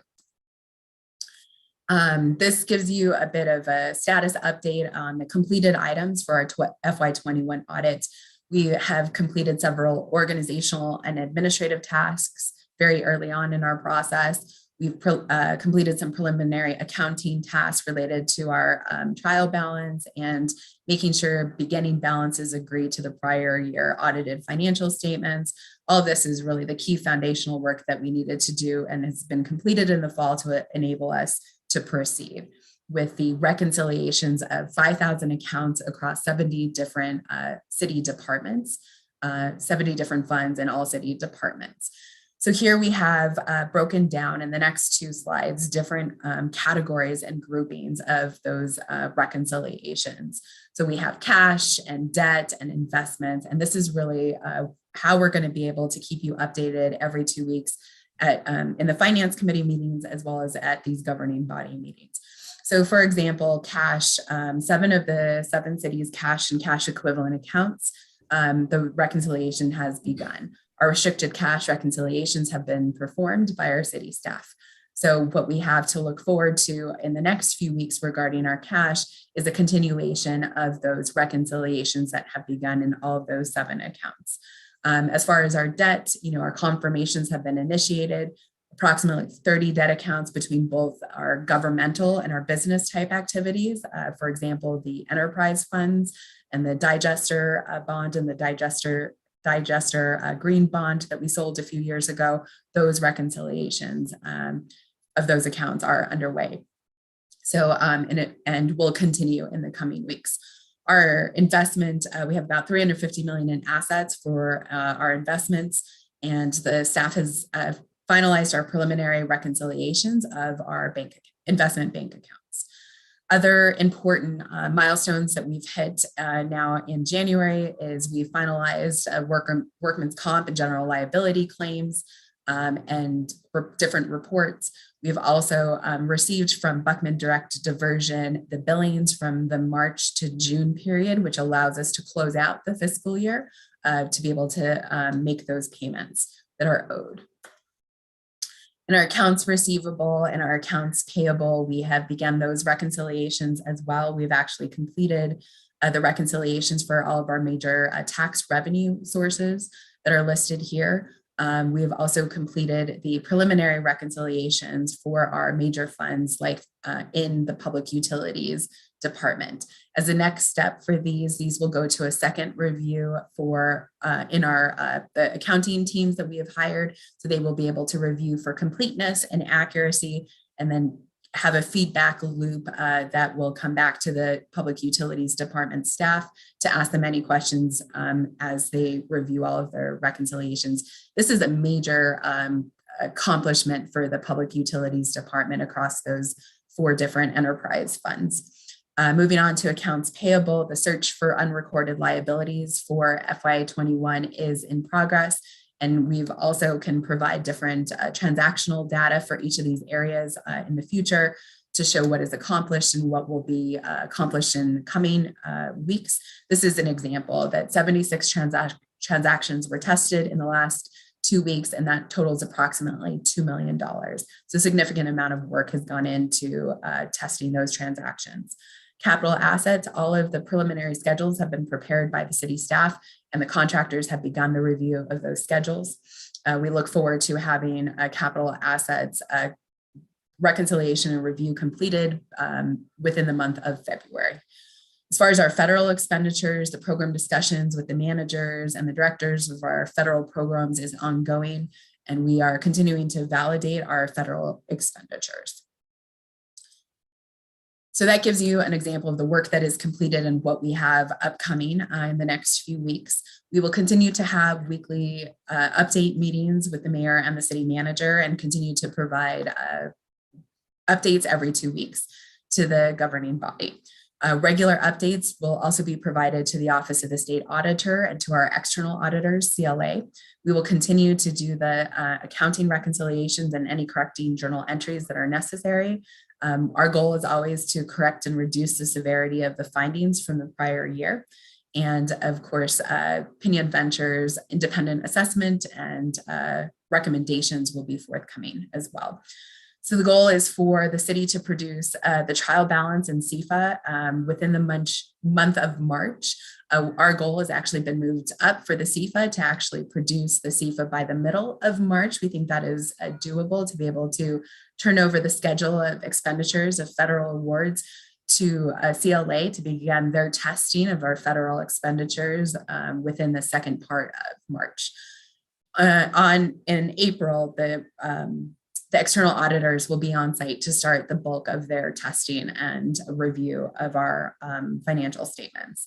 June 30th is our target for the external auditor, CLA, to complete their audit and to submit it to the state auditor's office.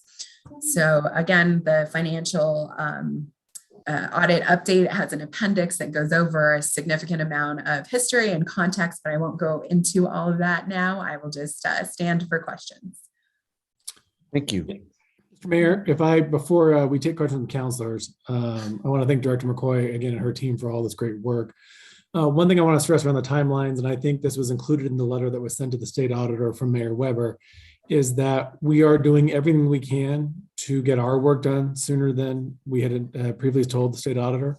We are doing everything we can to leverage the accounting firms and their work to go as fast as they can. We are doing everything we can to leverage the auditor to work as fast as they can go. And so we are pushing every button, turning every stone, doing everything we can to try to make this go and be completed as fast as possible. So I just wanted to add that in there as well. Thank you, Mr. Mayor. Thank you. Questions for Director McCoy or for our city manager?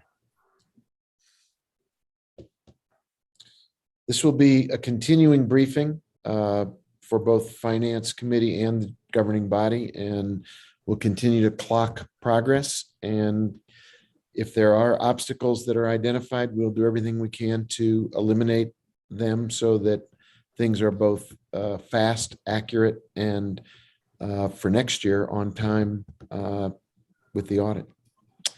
Thank you both. Madam Clerk, what's next on the agenda?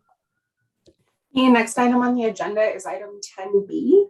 It is consideration of a resolution extending the state of emergency as proclaimed by the mayor on December 6, 2021 by 40 days, expiring at noon on March 7th, 2022. This is pursuant to section 20-1.3 SFCC 1987. Erin McSherry, our city attorney, is available for this item. Thank you. Let's get a motion on the floor and then we can have discussion. Move to approve. Second. I have a motion to approve and I have a second. Open for discussion if anyone wants to speak to this. I see a hand from two hands. I see Councillor Michael Garcia. You have the floor. Thank you, Mr. Mayor. Just question, I guess, for the public knowledge. What has changed in, or what have we done in addition, or what are we not doing anymore with this recent proclamation?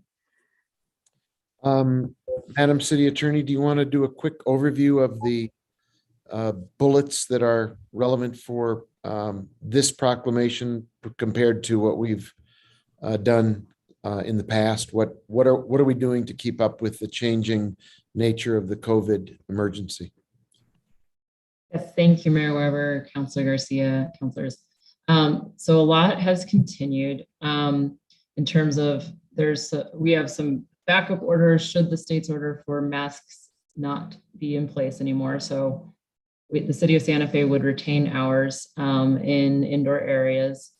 And depending on the CDC level of severity of risk, we would reduce that for city buildings after we came out of a significant level of risk. There's the 2 top layers of CDC risk that we would maintain our mask mandate for. We're nowhere near getting out of those 2 levels right now. The water shutoff moratorium continues. The eviction moratorium continues.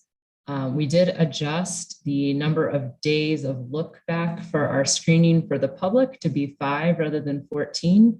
That's consistent with the CDC recommendations and the state recommendations. We're in the process of updating the city policies for city employees to be similar in terms of quarantine and isolation time periods. We still have the 10-day currently. So I think we're working with our unions to review that updated policy. So this order asks the city manager to move forward with those changes.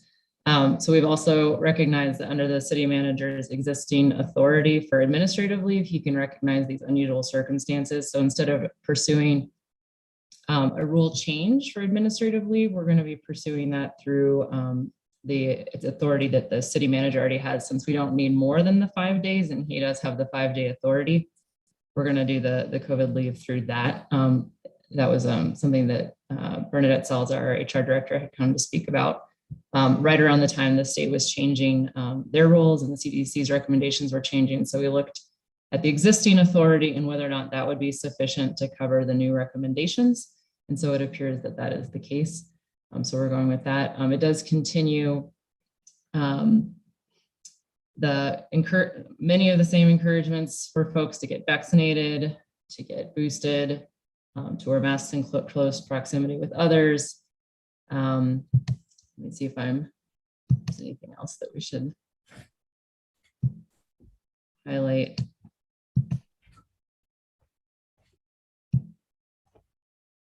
We did recognize a lot of changes in terms of just the circumstances. It's incredible how much just changes with the pandemic between each of these. The last time we adopted an extension of a proclamation, Delta was just surging. This time Omicron is obviously surging. So we're trying to reflect the changing recommendations from all of our public health officials with all the encouragements and advising. Is there anything else I'm forgetting? Mayor, that you remember? Let me just pull it up so I can. Anything else?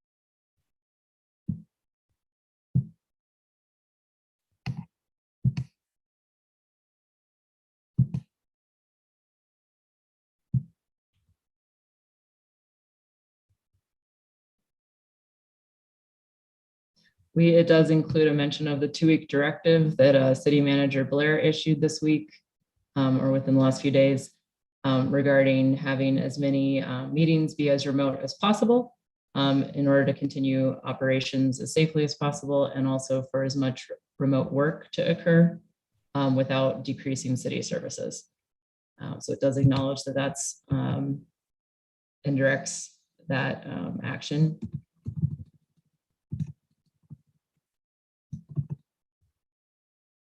It also encourages employees and supervisors to watch out for each other. And if you recognize symptoms in a colleague, to encourage them to recognize that and to stay home if they have symptoms and to get tested. Sometimes people like to think they're healthier than they are, perhaps. But we want to make sure we have a community reinforcing the orders.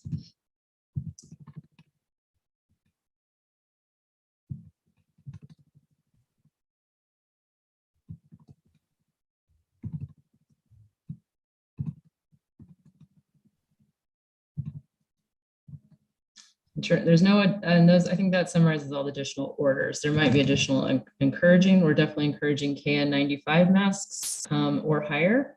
That's in terms of the strongly recommend section of the order. And there's also, I think, been a huge shipment of those masks for city employees this week and their families and for the public entering city facilities. So that is being rolled out, I think, this week. Thank you. I think that's a good summary. In general, Councilor Garcia, if you think back, I think this is the 15th such order that I've signed. And we have in some ways traveled a long distance, and in other ways, we continue to monitor this pandemic and adapt to whatever is new, the Omicron variant being the current dominant variant that is, by all accounts, not yet peaked in Santa Fe. Overall, at the state level, cases are going down, but we're told by public health experts that we have not yet hit the peak yet in Santa Fe, and therefore we need to remain vigilant. We need to continue these best practices. I think the city manager's directive for our employees to work remotely where possible without diminishing the delivery of city services, and to avoid meetings as we are not in person tonight, but continue to be virtual as a way of reducing the spread of what appears to be a more spreadable but less virulent variant, continues to require us to track the data and adapt to some extent the best practices while remembering the fundamentals still hold true.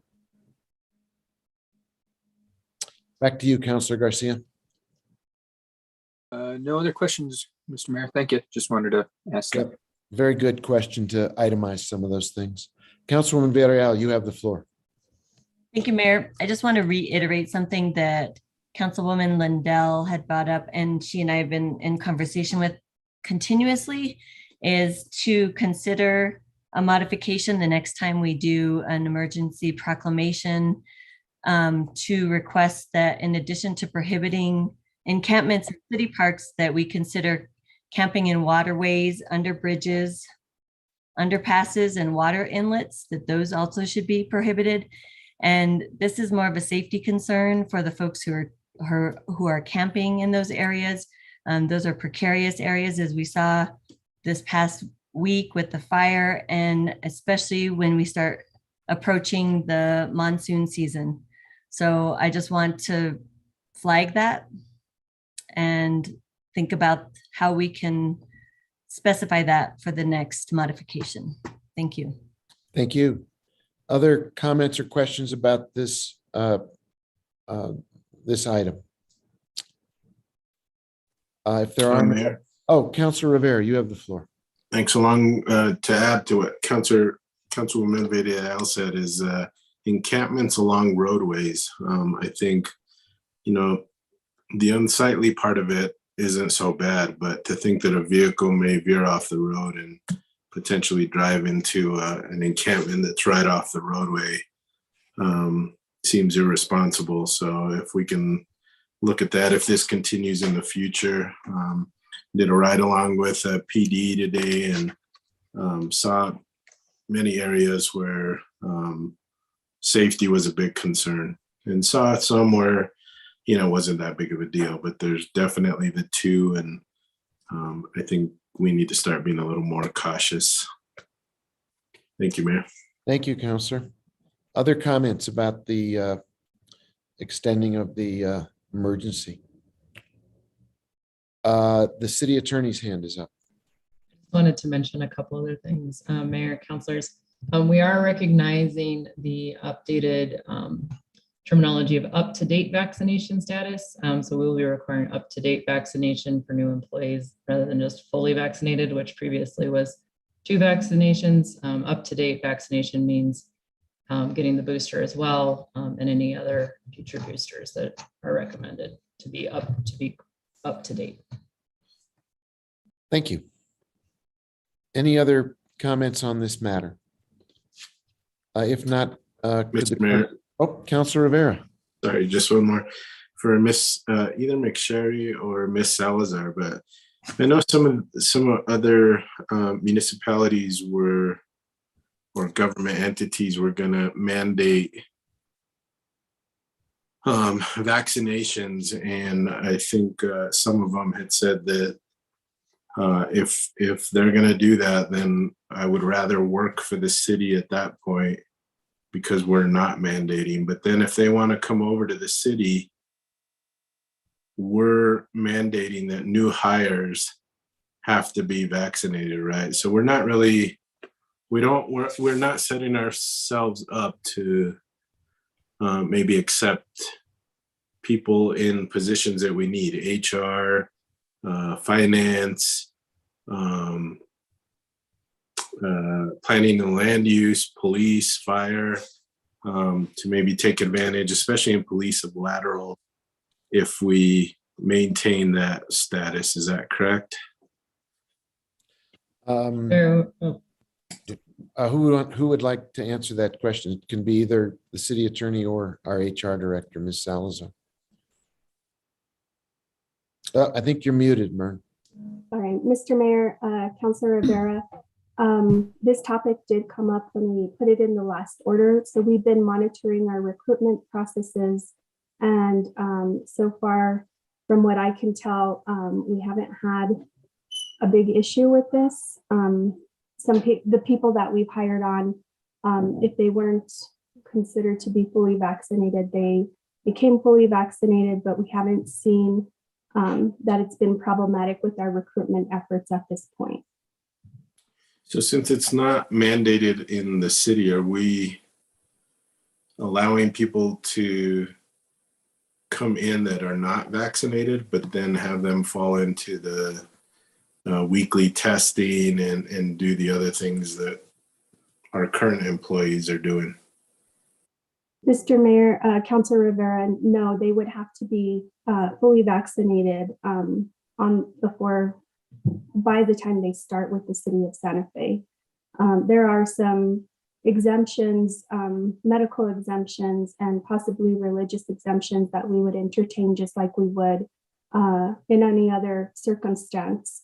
But again, so far, this hasn't been a problem requiring the vaccination for our recruitment efforts at this time, but we'll continue to monitor it. Specifically looking at like PD, sheriff's officers coming over, and I know there were some of them that weren't happy with the mandate from the county. Are we working with them to try to get them on board? Mr. Mayor, Councilor Rivera, I know that the recruitment person from PD does really good work in outreach. And I know that there were some individuals who were interested in coming to the city, but I can get a status update on that and see where they're at. I don't necessarily know if it's because of the vaccination mandate or not, it could be from any entity, but I can get an update on where they're at with their recruitment numbers for lateral officers from other departments. Yeah, I know. Just I feel I know we're really short, and that's a frustrating thing. But also, I understand the whole vaccination point. So, but just wanted to ask those questions and just kind of see where we were at. So, thank you, Ms. Salazar. Thank you, Counselor. Any other questions or comments about this matter? I don't see any other hands, so Madam Clerk, could you please call the roll?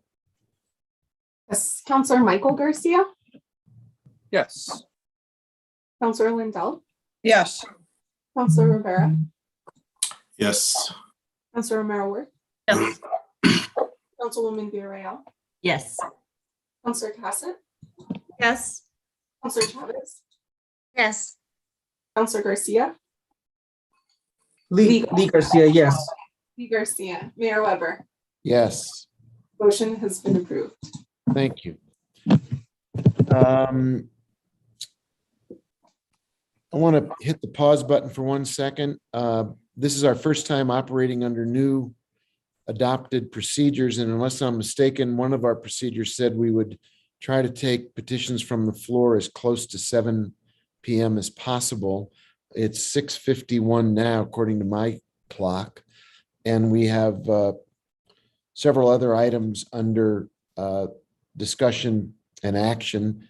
I wonder if there is a desire to change our order of business and take petitions from the floor now and then resume our regular order of business. Councillor Cassett.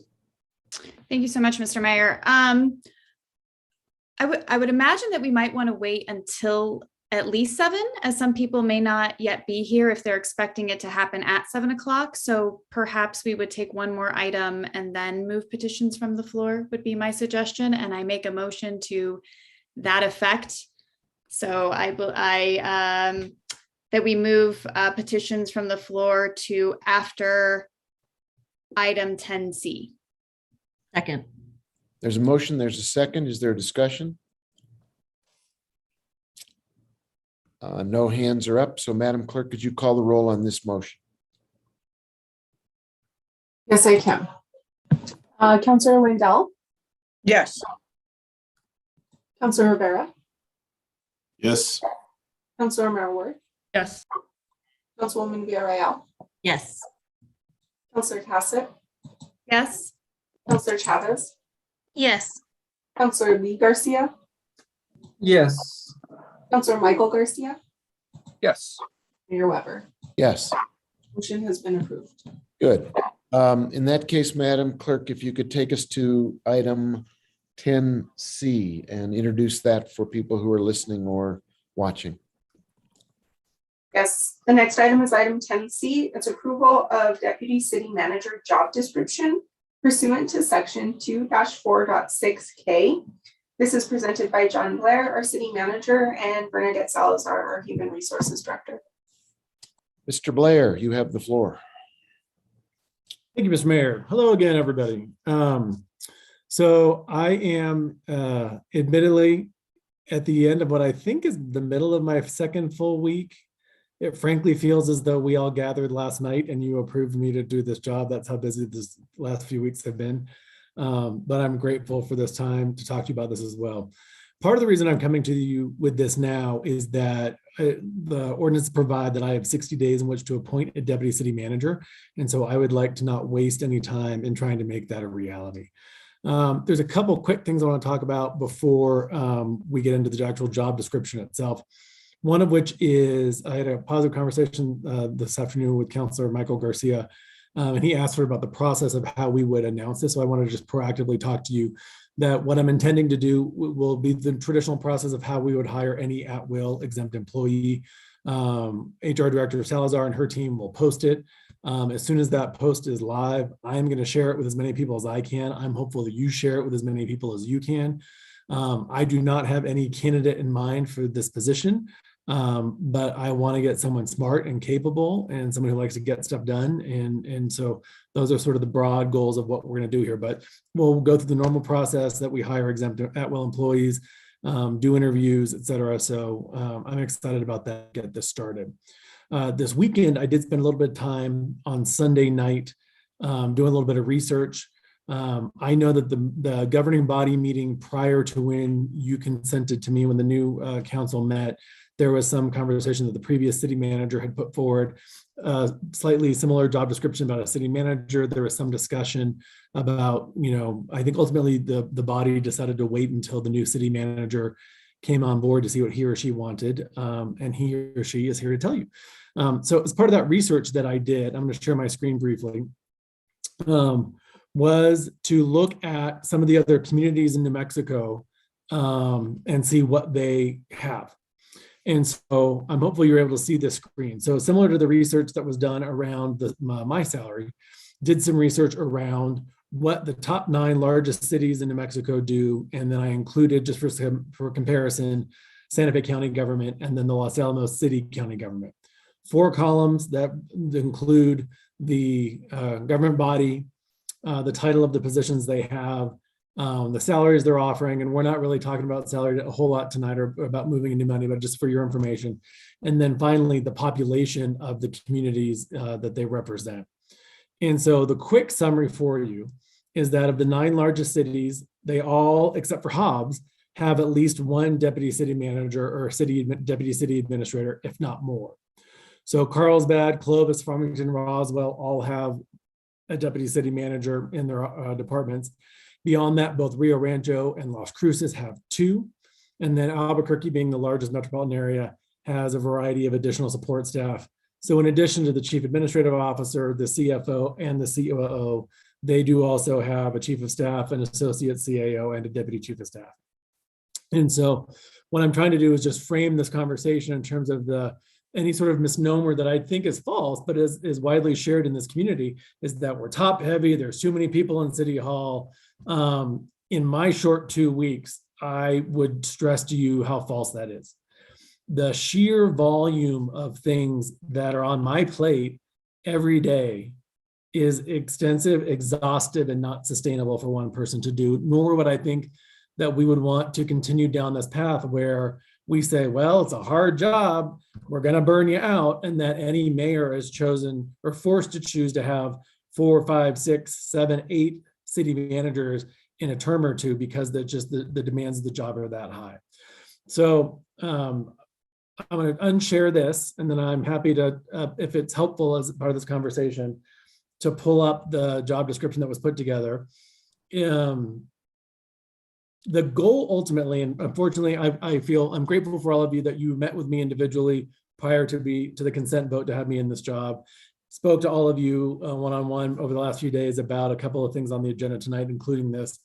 And again, I'm just going to say, so it's on the record, that really the goal of hiring a deputy city manager is about expanding the capacity of City Hall to do the work of running the city, to do the proactive work of adopting new policies to improve the city that we live in, to change the way that we do our work, to update our processes and policies. But frankly, the incoming from the external bodies that require significant amount of time and energy. Questions and concerns, emails and calls from city councilors, questions, concerns, and calls from constituents, questions, concerns, and calls from other governmental bodies, questions, concerns, and calls from, other people working within city government. It's extensive. I would highlight for you that right now under city law, I sign every single personnel action in the city. So I am spending considerable time both using the good old fashioned pen, and when I can remember how it works, Adobe Acrobat to sign online. There are just a significant amount of administrative duties that I am doing right now that I think could be shared with a deputy. So my vision broadly beyond what you have seen in your packet as the job description for the deputy city manager would primarily be to have this person focus on our internal functions that serve the city government, HR, finance, budget. The goal behind that is primarily to ensure that we are improving the ways in which these departments function. As one example, I'm going to preface this by saying, I think that HR Director Bernadette Salazar is a rock star, and we are lucky to have her. But there's things that we could do with onboarding to modernize the systems. And I think that she and I have talked about what she wants to do as well. And we're in unison in what we're looking at right now.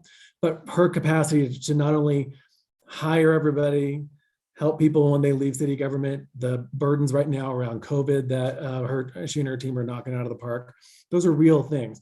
So to have someone that reports to me that I can help work with, who can take the lead on that, modernize how we're doing these things, put more things online for staff, make city government work better. Same for our finance department, same for our budget department. Beyond that, and I think it has become well known, at least as of this weekend, when that story about me in the New Mexican, I am a lover of the TV show, The West Wing. I'm guessing some of you are as well.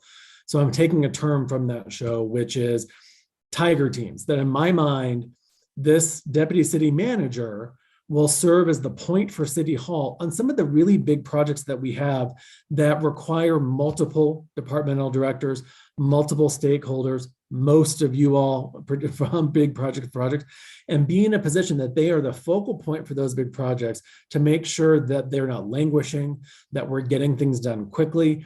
It's their job to make sure, what are we looking at right now? Chart process, Midtown. There are a number of really big projects with a number of department directors who are working their tails off to do it. They're at capacity as well. It's really about having someone who can be the gas in the car of making these things go, who is in a position to report to me daily. Here's where we are. Here's what has to get done. Here's how we have to go forward. So I am choosing to stop talking now, and I'm happy to take any and all questions that you have. if it's helpful to pull up the job description, I'm happy to do whatever is of value to you.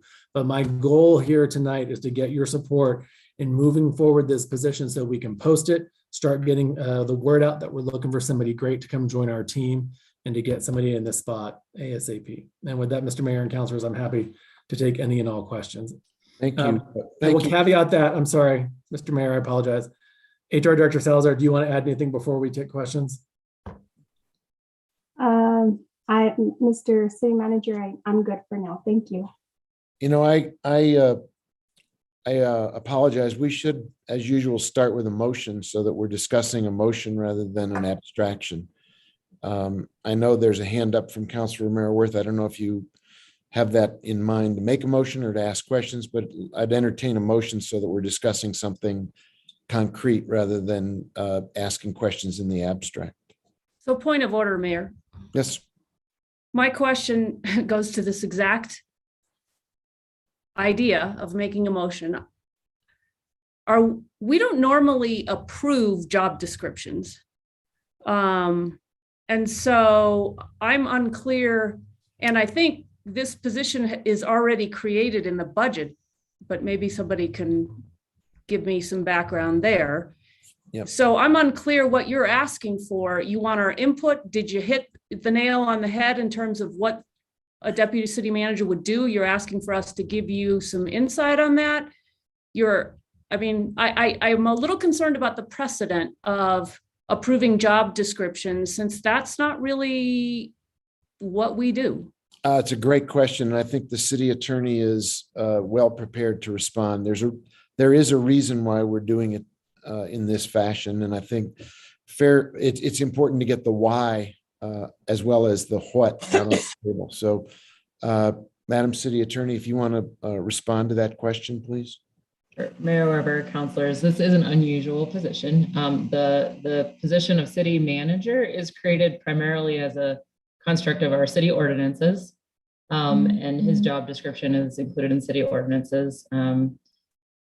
And then the deputy city manager is also contemplated by ordinance, and there's a process contemplated ordinance in which within the first 60 days of the term of the city manager, he can select a deputy, and the position description is required to be approved by the city council.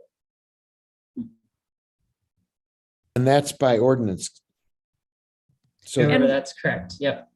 And when was that ordinance adopted? Just out of curiosity. I'll pull the year right now. I'm pulling it up. It's under the 2-4 section under the city manager. So it's in our administration section of code. And then under the powers and duties of the city manager,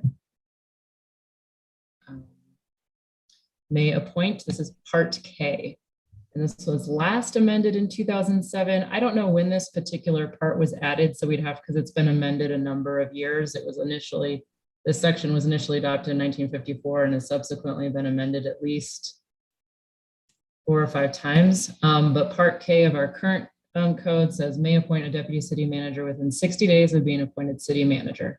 Prior to the appointment of a deputy city manager, the city manager shall present a job description to the governing body for review and approval. The powers and duties designated to the deputy city manager shall not exceed the powers and duties of the city manager. So we looked at the job description with that guidance in mind, or that ordinance in mind. Okay, that's something I did not know. With that information, now that I know what we're trying to do, I move to approve. Second. And there's a second. So for the record, Councilor Merriworth made the motion to approve this job description as required by city ordinance, and Councilor Lindell offered a second. And Councilor Rivera, your hand is up. You have the floor. Thank you, Mayor. Mr. Blair, just so I know it gives you 60 days to make recommendations for an assistant or a deputy city manager. But I think you want us in the public to believe that in 2 weeks, you've determined that you're overworked. Is that correct?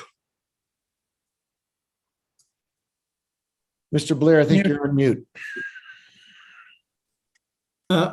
Mayor Weber, Councilor Rivera, I disagree with that characterization. I don't think I'm complaining that I'm overworked. I love this job. This is exactly what I am meant to be doing, and I love it.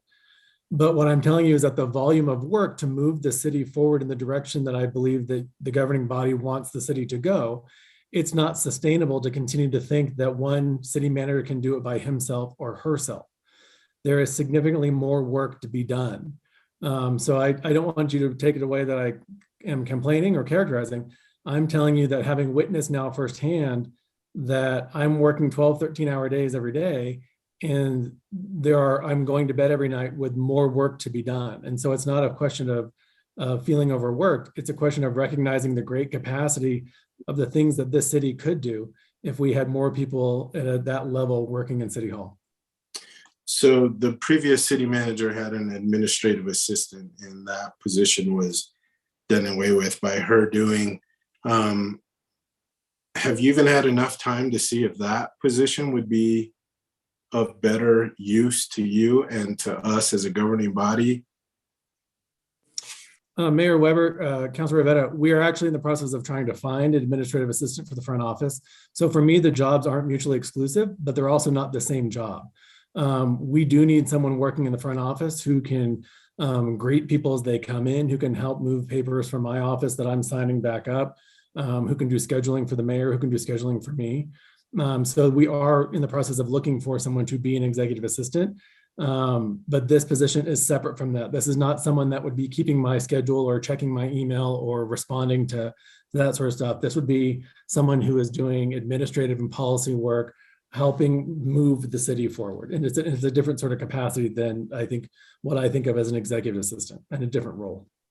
All right, so you're not only asking for this position, you'll be asking to reinstate the administrative assistant position.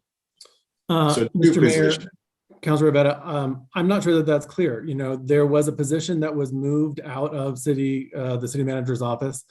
I am not even contemplating, we haven't had the time or the place or the wherewithal to think about what to do with that position. What I'm asking for right now is for a deputy city manager position.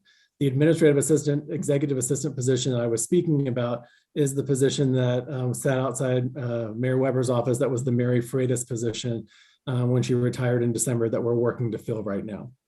Yeah, that was a different position. I was asking about a position specifically for the city manager and administrative assistant. Are you telling me you're not looking at that?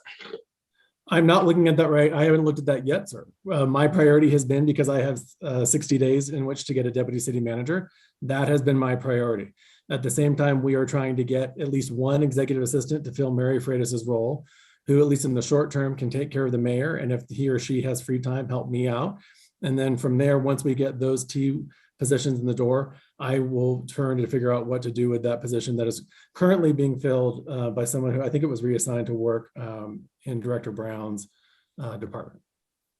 Yeah, I have a hard time believing that in really 2 weeks on the job that you've already figured out that you need some help. But anyway, Ms.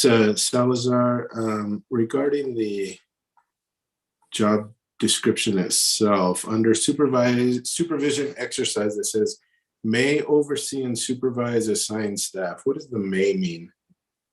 Is it going to change from week to week, month to month? Mr. Mayor, Councilor Rivera, I think that's just a general statement, and I wouldn't anticipate that the supervision would change from week to week.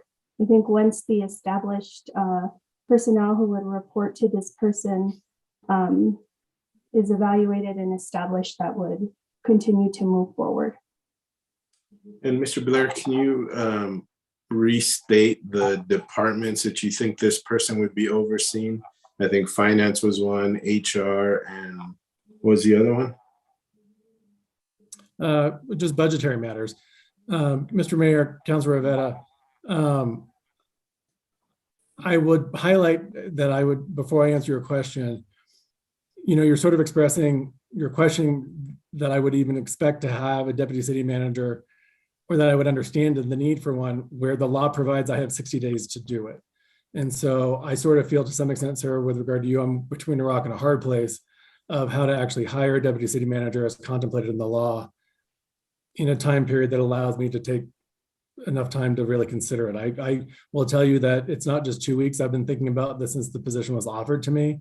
The previous city manager found some value in it. I've spoken with other city managers who no longer serve.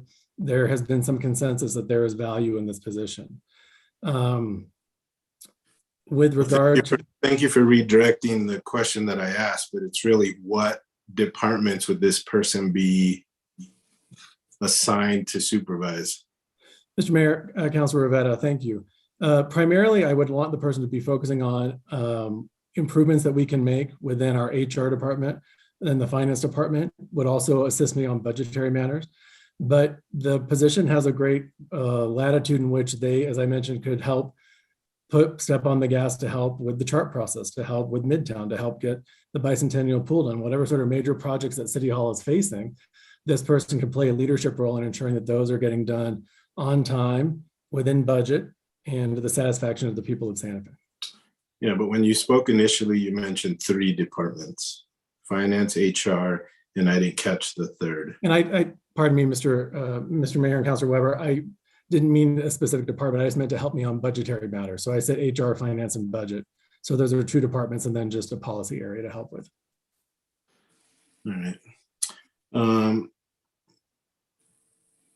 So Ms.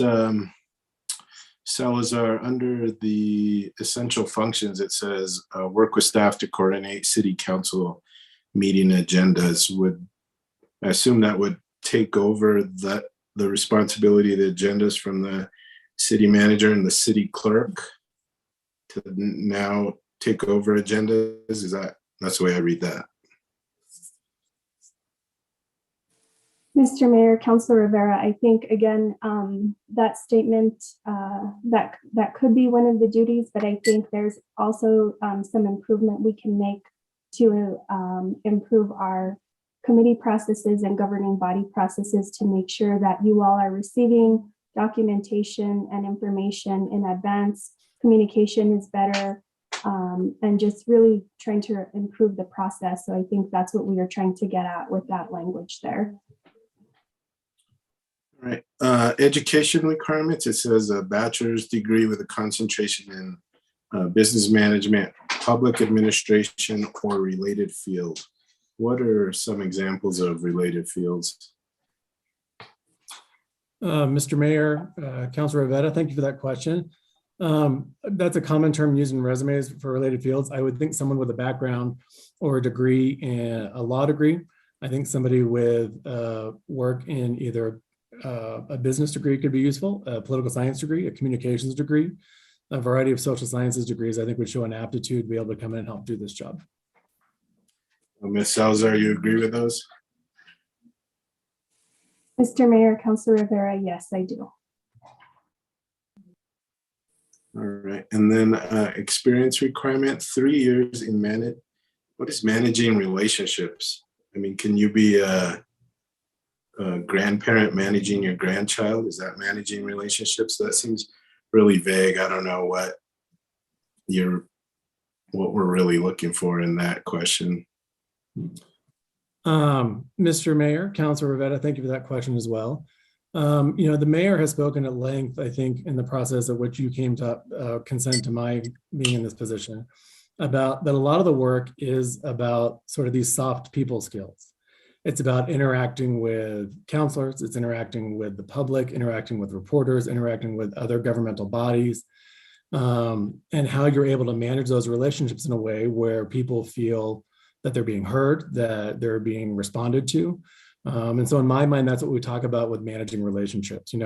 I spent time today the last few days, spending anywhere from 5 minutes to 15, 20 minutes with each of the counselors in preparation for that meeting. That's managing relationship. I haven't had the capacity to do it yet, but the goal is to set up regular reoccurring meetings with each of you and me to talk about issues of importance to you, make sure that you feel like the city is going in the direction you want. That's managing relationships. And so that's sort of what is intended in including that in the job description.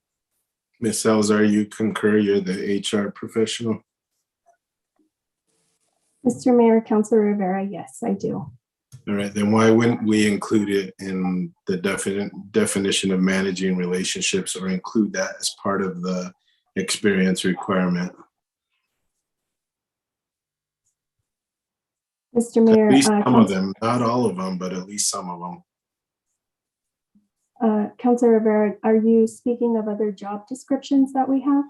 Yeah, I'm talking about managing relationships, which Mr. Blair just defined as, you know, some of the things that he envisioned as part of managing relationships. Why wouldn't we include that in the experience requirement? Define that management relationships. Mr. Mayor, Councilor Rivera, defining qualification, I guess I'm unclear of what you're asking. Are you asking why we didn't make a definition in the essential functions? Why didn't we specifically say what managing relationships we were looking at, which Mr. Blair just, you know, said in detail what managing relationships meant? Why didn't we include that, at least some of those, in the experience requirement? Mr. Mayor, Councilor Rivera, that's good feedback, and I think that's part of what this process is. And so we can definitely make that section a little more clear about what we mean of managing relationships. So that's well taken, and we can modify accordingly. Okay, thank you. I think that's all I have. I understand what Councilwoman Romero Worth's question was initially, but another part of what we're going to talk about is, and that we already talked about, was, we talked about raises for contract employees at our last, I believe it was a Public Works meeting, and so having to really talk about this, I think, is more appropriate than really talking about what we have done in the past. So I appreciate all the answers. I wish Mr. Blair, I wish you would have taken at least 30 days, 40 days, 50 days to really evaluate and ask additional questions, not only of staff but of counselors. I think we have an idea of really what had helped us most in the past with not only communication, but, post-COVID, dealing with just everyday city business that we have to do. And you and I talked about it during our regular meeting, so I hoped you would have taken a little more time, but I understand where you're coming from. I'll listen to what my colleagues have to say. Thank you. Mr. Mayor, if I may real quick, Councilor Rivera, thank you for all your questions. I do appreciate it. I want to clarify as well that the ordinance doesn't say that I have 60 days to post the job, or I have 60 days to appoint someone. And so within that time frame is now 2 weeks in that I'm in this position where we haven't appointed anybody yet. And so I have roughly about 5 to 6 weeks to post the job, interview multiple candidates, and hire someone. And so the speed in which this is done is not something I don't take lightly the value that you all have of your experience on the city council. And for many of you, your work in city government. The law says I have 60 days to put somebody in that seat. And so I'm hopeful that what you take away is not that I am curtailing any input from you all, but the speed in which I am already compelled by law to get this done. So, Mr. Councilor Rivera, thank you, sir, for all your questions. I do appreciate it. Thank you. Councilor Lee Garcia, you have the floor. Thank you, Mr. Mayor. I think I just have a few questions. And so first off, I would like to go back to what a lot of the constituents in the city have come to me and had discussion with, and they raise the question quite often. And 4 years ago we went to a full-time mayor, and now we have a city manager, and I'm not opposed to to creating or adding positions. And I guess I would ask a question about this. Is this something that this position has been, have we had in the past? And I think that was something that Councilor Romero Worth raised as to why we're discussing this. Because if it's already a position that's been, that we've had, you know, why are we going down this road now? Going back to some of the questions that Councilor Rivera has raised, and back to things that have been brought to me from constituents, is adding more layers. And while I'm all for getting additional help, I think that this is very important. Going back to initial charter review, full-time mayor, full-time city manager, and then now deputy. How many deputies do we need? And that evaluation process. So I don't know if that can be explained to me. Fair question, Councillor. When I became mayor, there actually was a deputy city manager that had, and I don't know whether the process as laid out in the ordinance that the city attorney referred to was followed in that instance. I don't know whether there actually was a review of the job description. I do know, apropos of Councilor Rivera's questions, that the way that position was filled when I became mayor, there really was a carve out of specific departments that the deputy was assigned to oversee at that time.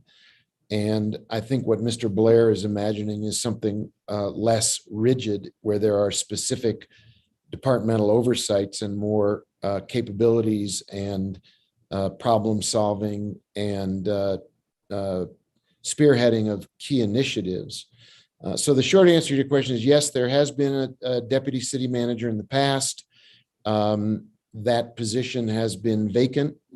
And what we're seeing now is Mr. Blair moving through the legal requirements as stipulated by ordinance in order to get the governing body's approval on the job description before moving forward for filling it. I will also tell you that in the period before COVID, then city manager LePan Hill did in fact advertise, recruit, and almost offer the job to an individual, but we put a hiring freeze on all of city positions. And I think the then city manager made a very astute decision, which was it didn't really make sense to put a hiring freeze on all decisions except a position that would report to her. And so at that time, the hiring process did not go forward, and no offer was made, and nobody was brought on to fill that role.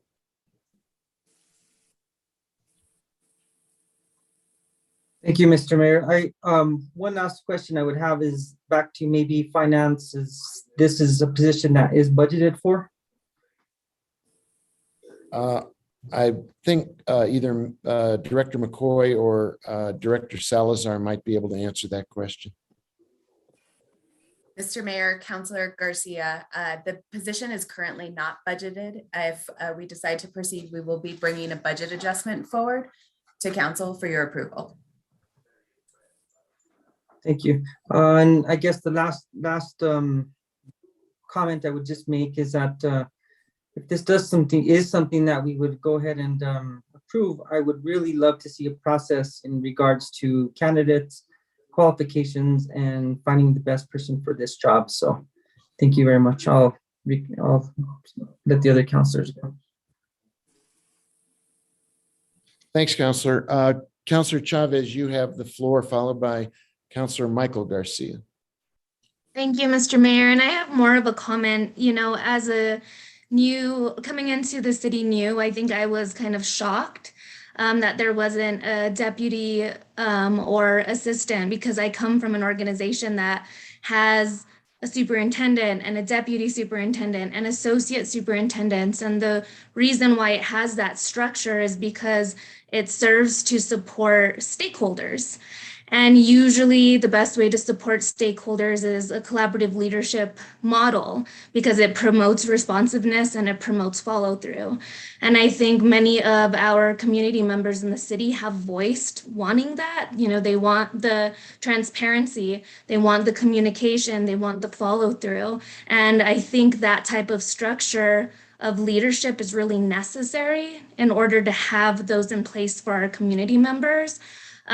So when I saw this come along, I was happy to see that because, you know, I'm sure as I heard you talk today, Mr. Blair, that is your intent, is to make sure that this individual is supporting those departments in need so that we get the work done that has been kind of demanded of us by our constituents.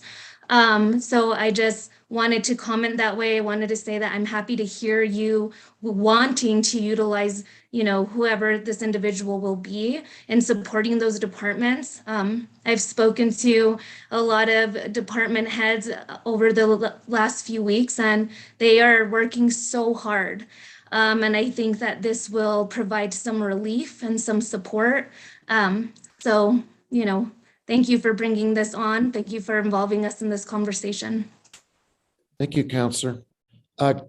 Counselor Lee Garcia, I don't, if you could put your hand back down for me. It's, I often lose track of who's really got their hand up and who doesn't. So thank you for putting it back down, and put it back up if you want the floor again.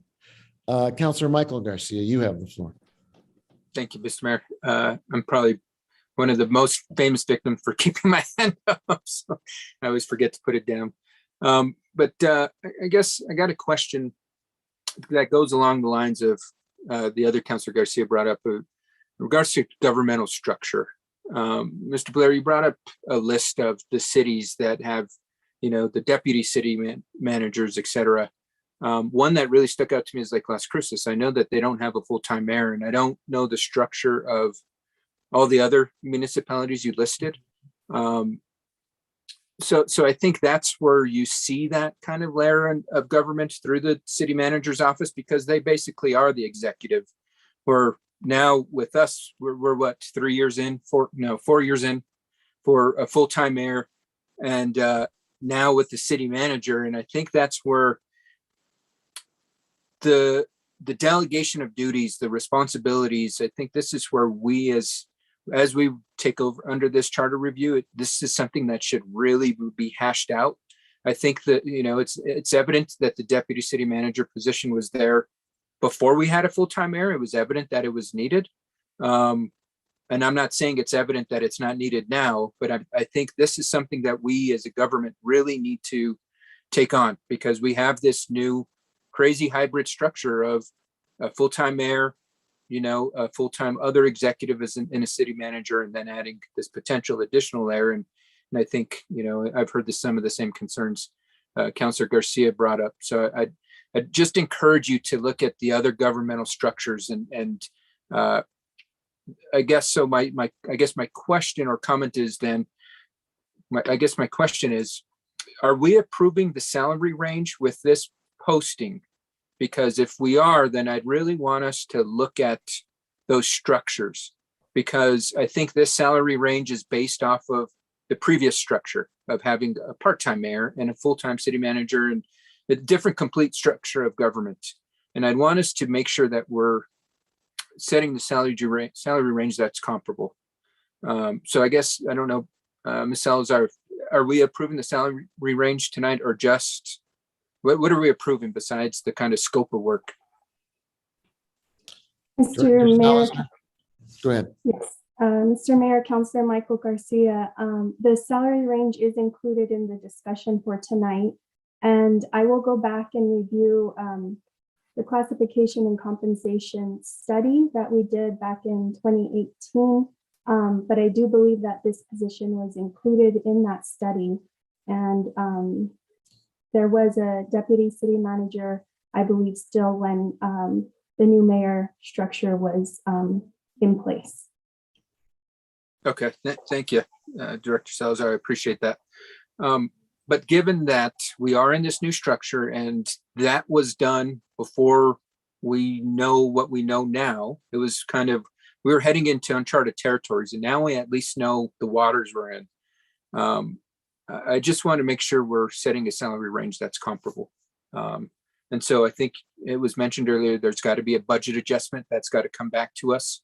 I would encourage that, if we are to find somebody, that we offer a salary that's comparable to what the expected workload is. My other question is pretty simple in the sense, what happens if if the city manager is not able to find a candidate that they're fully confident in? Because again, I don't want the city manager to feel compelled by this 60 days to say, well, we've got 5 applicants and we've got to pick a body to fill the seat. So you're the lucky person. I want to make sure we have a fully competent and capable person in taking on this work. So what happens if this 60-day time frame runs out and City Manager Blair hasn't found that superstar deputy yet? What position does that put him in?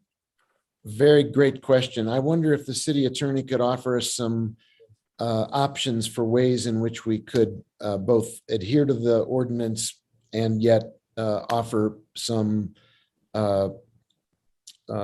additional bandwidth so that we don't just hire somebody to hire somebody. I think the counselor raises a good point.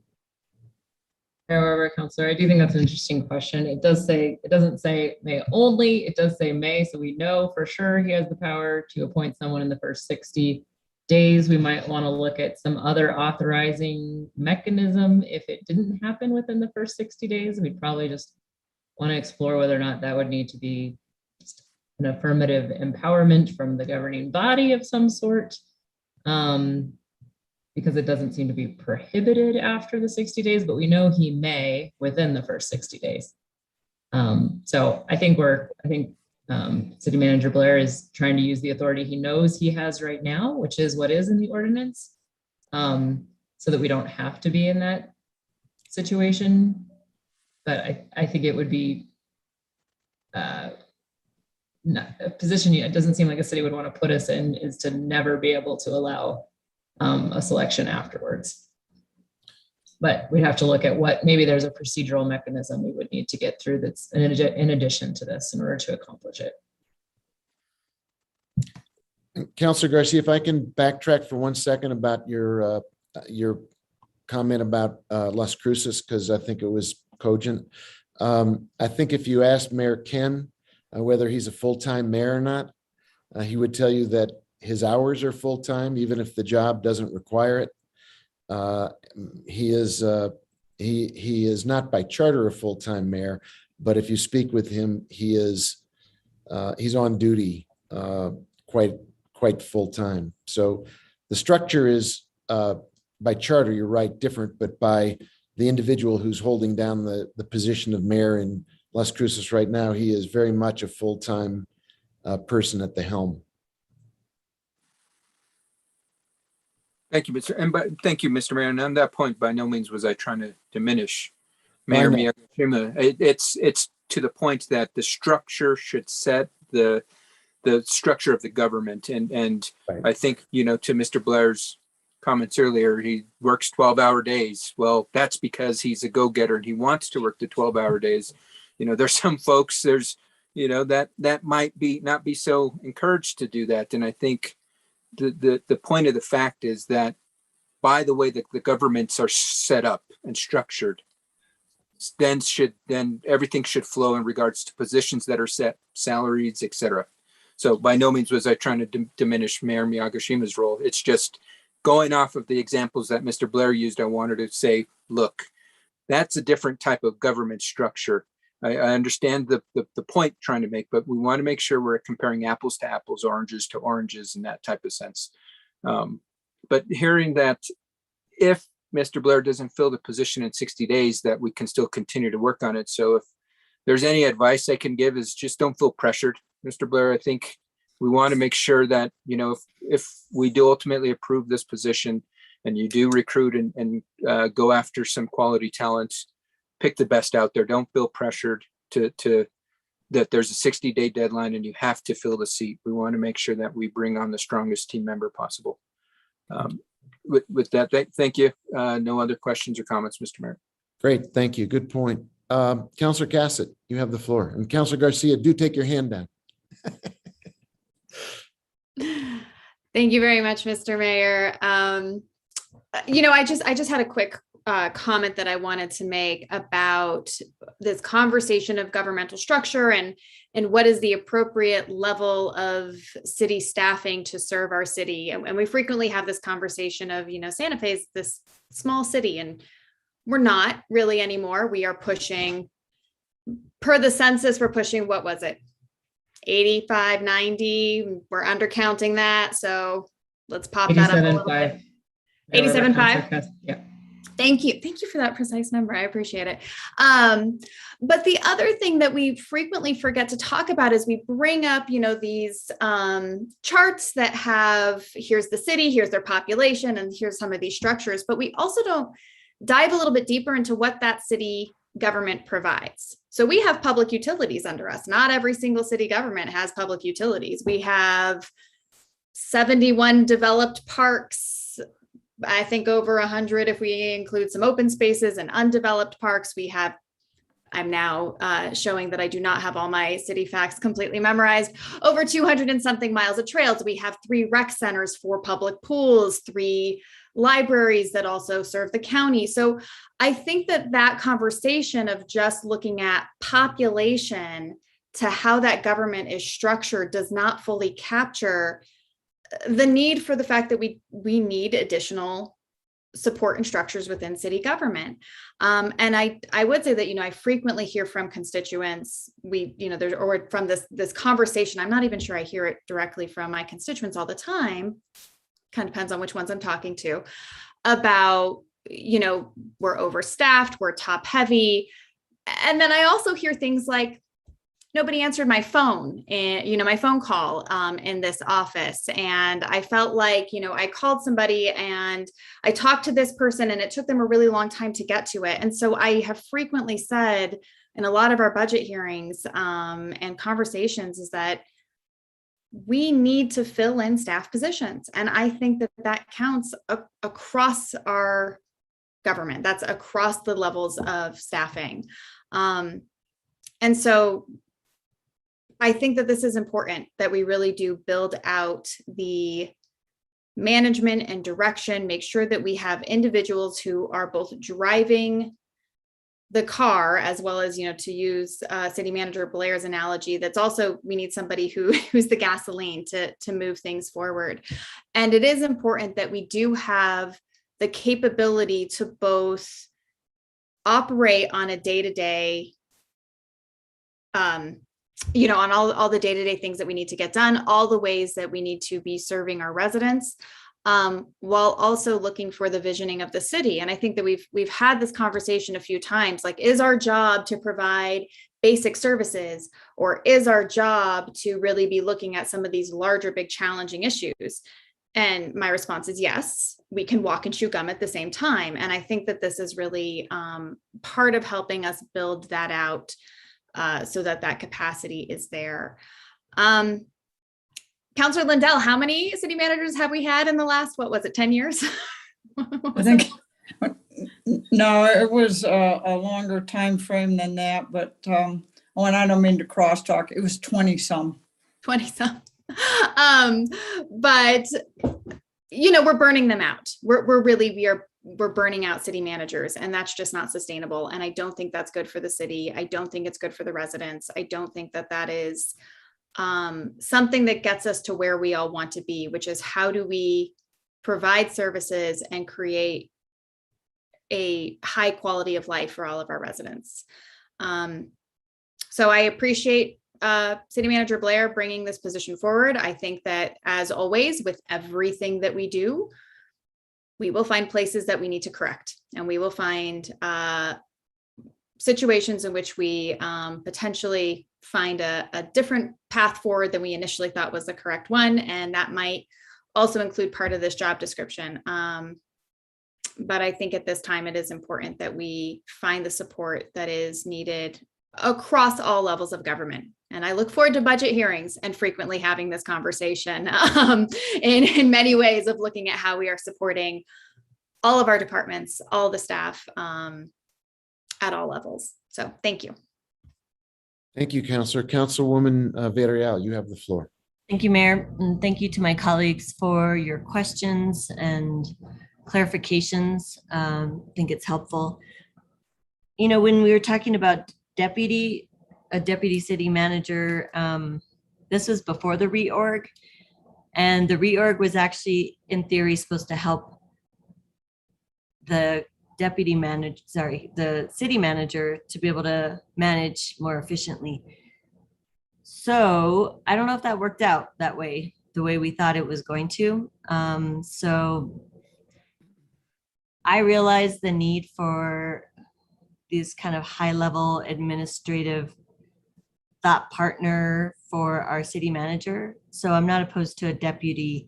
I just want to make sure, as my colleague said, Councilor Garcia, the need to compare apples to apples for this position, because it's not equal.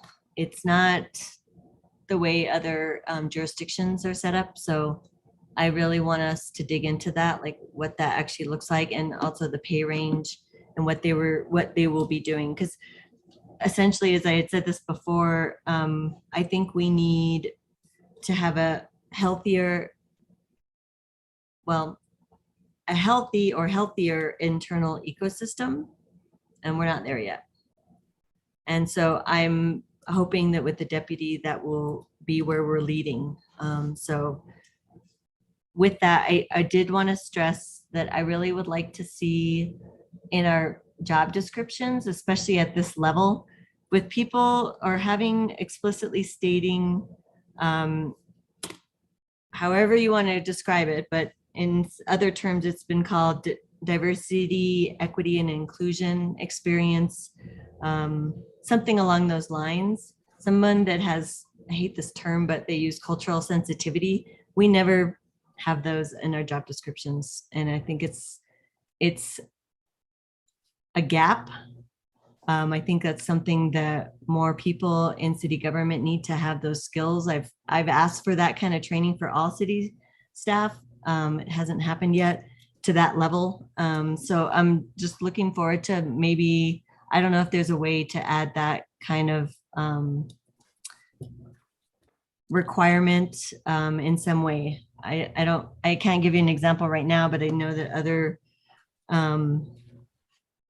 other jurisdictions have added that as a requirement as part of the job. So I want to encourage us to look at that for this particular position.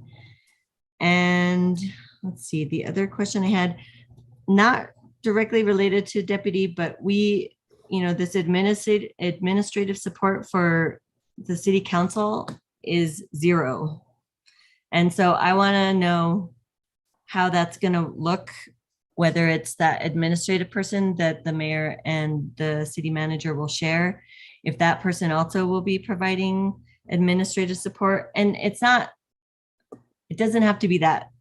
It's not like we always need that support, but we do. And there's things that come up, and there's nobody to help us kind of guide us through, whether it's signing up for, this is in the past, pre-pandemic, but like for conferences, or needing to send out some information or getting some information. It's just, we don't have that. So I'm assuming the deputy is not doing that because it wasn't in the job description. So what are you envisioning, City Manager Blair, for that piece, for administrative support for counselors? Sorry.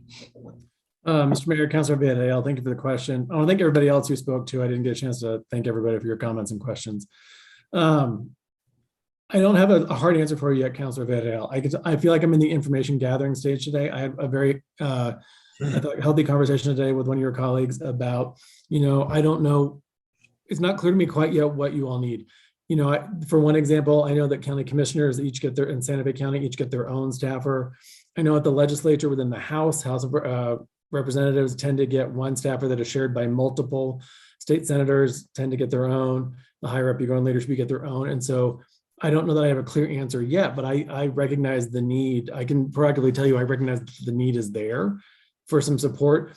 The impression that I have from meeting with all of you individually is that there are some different needs as well. Some people do want more administrative support. Some people want a policy staffer or someone that can help them, dive deeper into substantive issues, somewhat all the above. So I didn't mention this to the counselor I was speaking with today, but part of me was sort of thinking about, is there some sort of analogous thing to like the legislative council service at the legislature, or is there some body that we could create a small number of staffers who could provide nonpartisan help to the counselors on policy matters or administrative, So what I'd like to do, and frankly, in candor, I haven't spent the time researching yet, the deputy city manager could help me do that.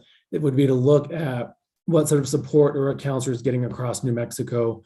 What are county elected officials getting across New Mexico? Because I know that the needs vary, and sort of to be in a place that we could come back and say to you, frankly, I'd like to even do somewhat of a survey monkey with all of you to get a sense where you could anonymously tell us, here's what I really want, that way you don't feel like, so you can be honest and candid about what it is that you're looking for, and use that with some of those other data to find out what's the best fit for the city council. Thank you. I think we all know we want a policy analyst. Unfortunately, we're gonna have one, and we share them all. We share that person. So I think of the administrative side of things. We haven't had that for a really long time. So that's what, yeah, I guess I'm just hoping that you can brainstorm about that, whether it's that person that you all are going to be sharing for the time being until we figure it out. But I do think that's something that I'm looking forward to. And I think my colleagues will also appreciate that support, since we are, quote, part-time counselors, which we're not. So thank you. Good points, Councilwoman. People think that there's an office of the mayor, like Mayor Keller has, or other mayors in New Mexico. The office of the mayor currently consists of me. I come in every day and I report to the mayor's office, and I report to myself, and I get to staff myself.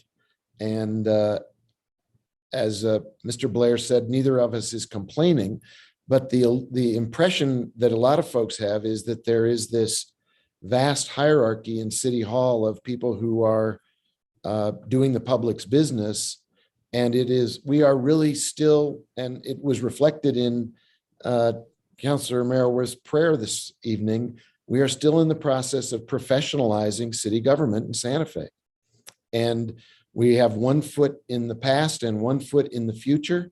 And we're trying to get our feet together so we can more effectively run quickly and effectively and efficiently as a city government. But it's true for you, it's true for me. We're both in the same boat. Councilor Meriweth, you have the floor, followed by Councilor Lindell. Thank you, Mayor. And thank you, Councilwoman Villarreal, for bringing up the question about the council. I think that's a separate conversation. I think we definitely need support, and I look forward to brainstorming about that. There are a variety of things I think we need. It's administrative, it's policy work.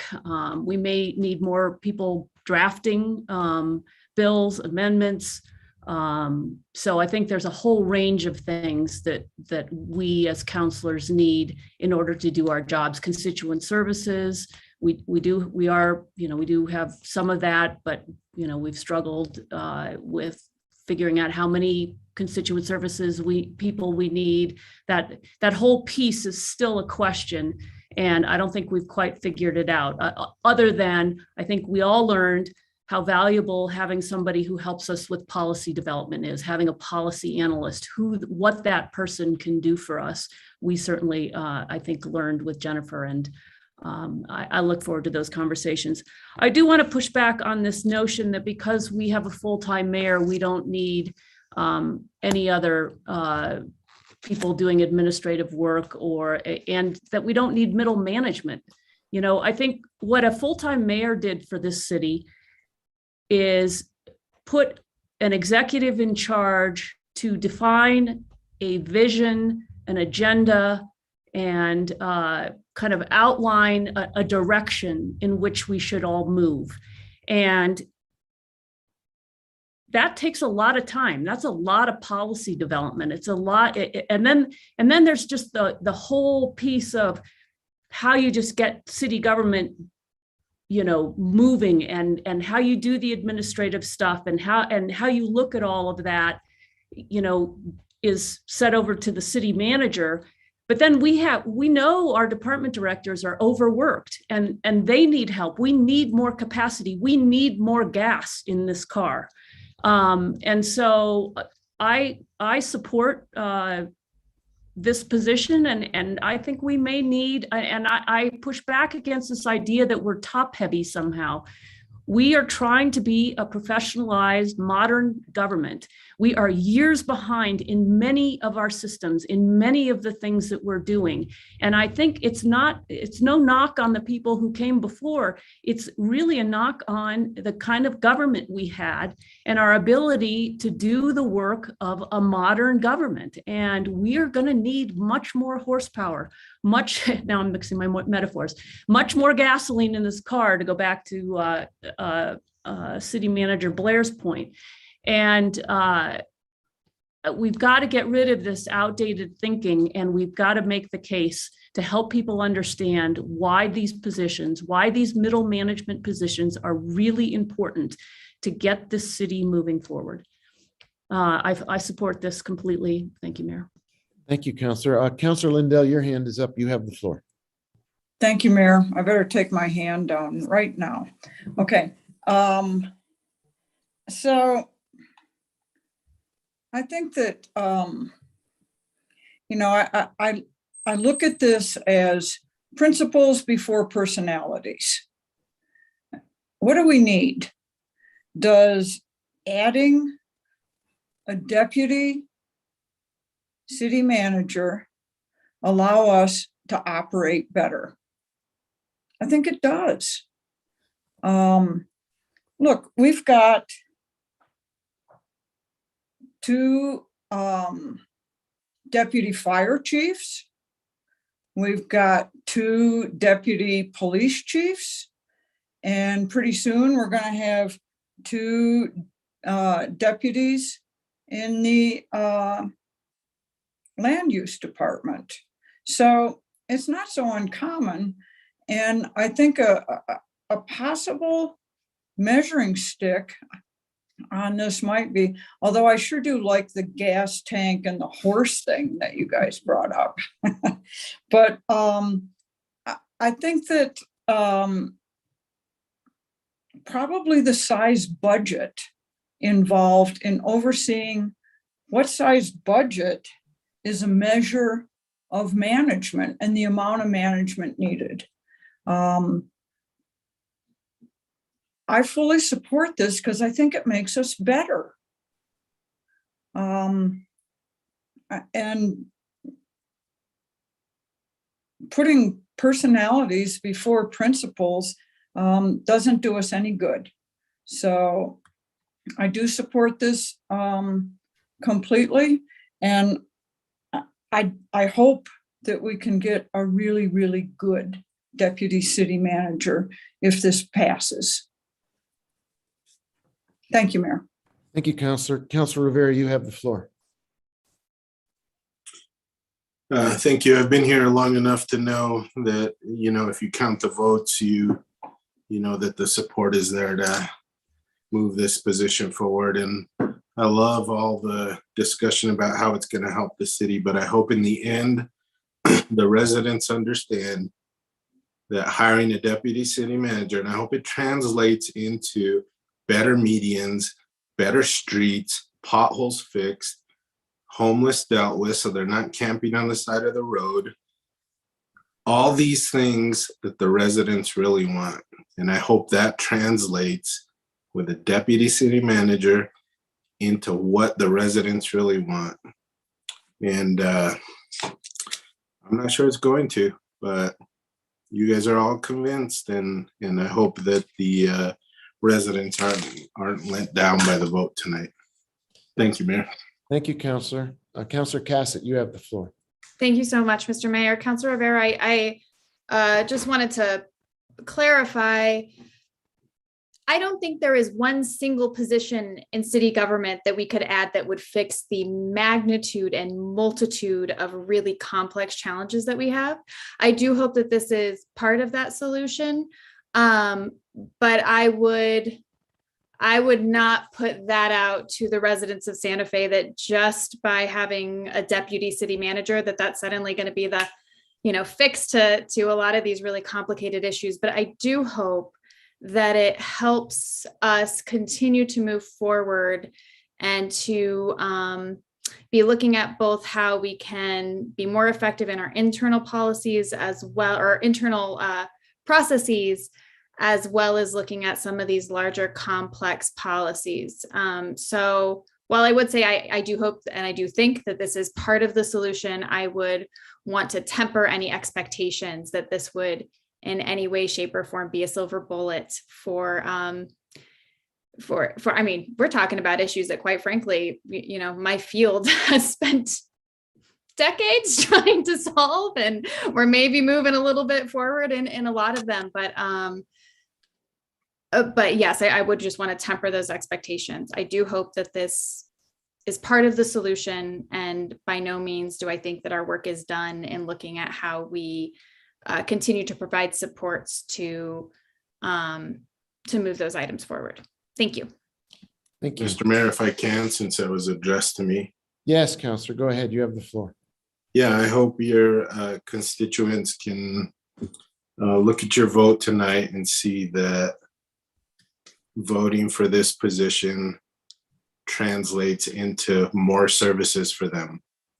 And that's all I meant by that. So, I mean, we can banter back and forth all night, but that's what I meant by my comment.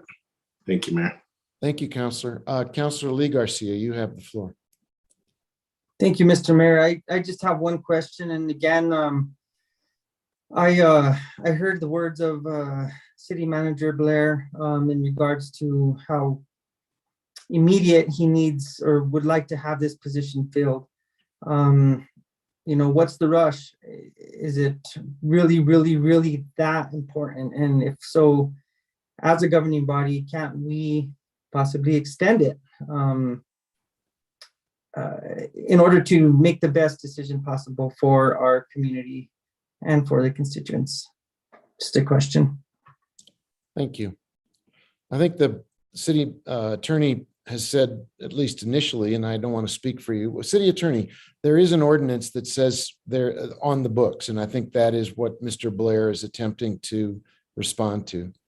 Mayor Weber, Councilor Lee Garcia, I think that's correct. We know what authority the city manager has right now. And so he's trying to act within that authority. Trying to seek alternative authority, I think would be a secondary option, but we don't know what that looks like at this point. Mr. Mayor, if I may add as well, Councilor Garcia, thank you for the question. I do think it's urgent. I genuinely do.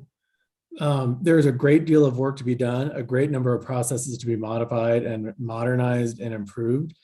And it doesn't serve anyone well, I don't think, in the city because I don't think the question tonight, sir, is really fundamentally, I think we've sort of conflated a couple different things. One of which is the vote tonight really is about whether the council or the governing body approves of the job description, not whether the governing body believes there should be a deputy manager. And so I think that the question about whether there should be a deputy manager has been debated before I got here. My spidey sense tells me it will continue to be debated amongst governing body for time to come. But I think, if there's a sense that there's something wrong with the job description, that it should include something really substantively different than what's there now, then that's one thing. But if it's to wait 30 days or 40 days and have the same debate about the same job description, I'm not sure that serves the city well. And I'd rather really just get a great person in here and get them working to make this the best city in the world. Thank you, Mr. Councilor. Thank you, Mr. Mayor. Councilor Garcia, you still have the floor. Thank you. And once again, I just would like to reiterate the emphasis in regards to this position is something that the governing body does pass tonight, that it does make a profound that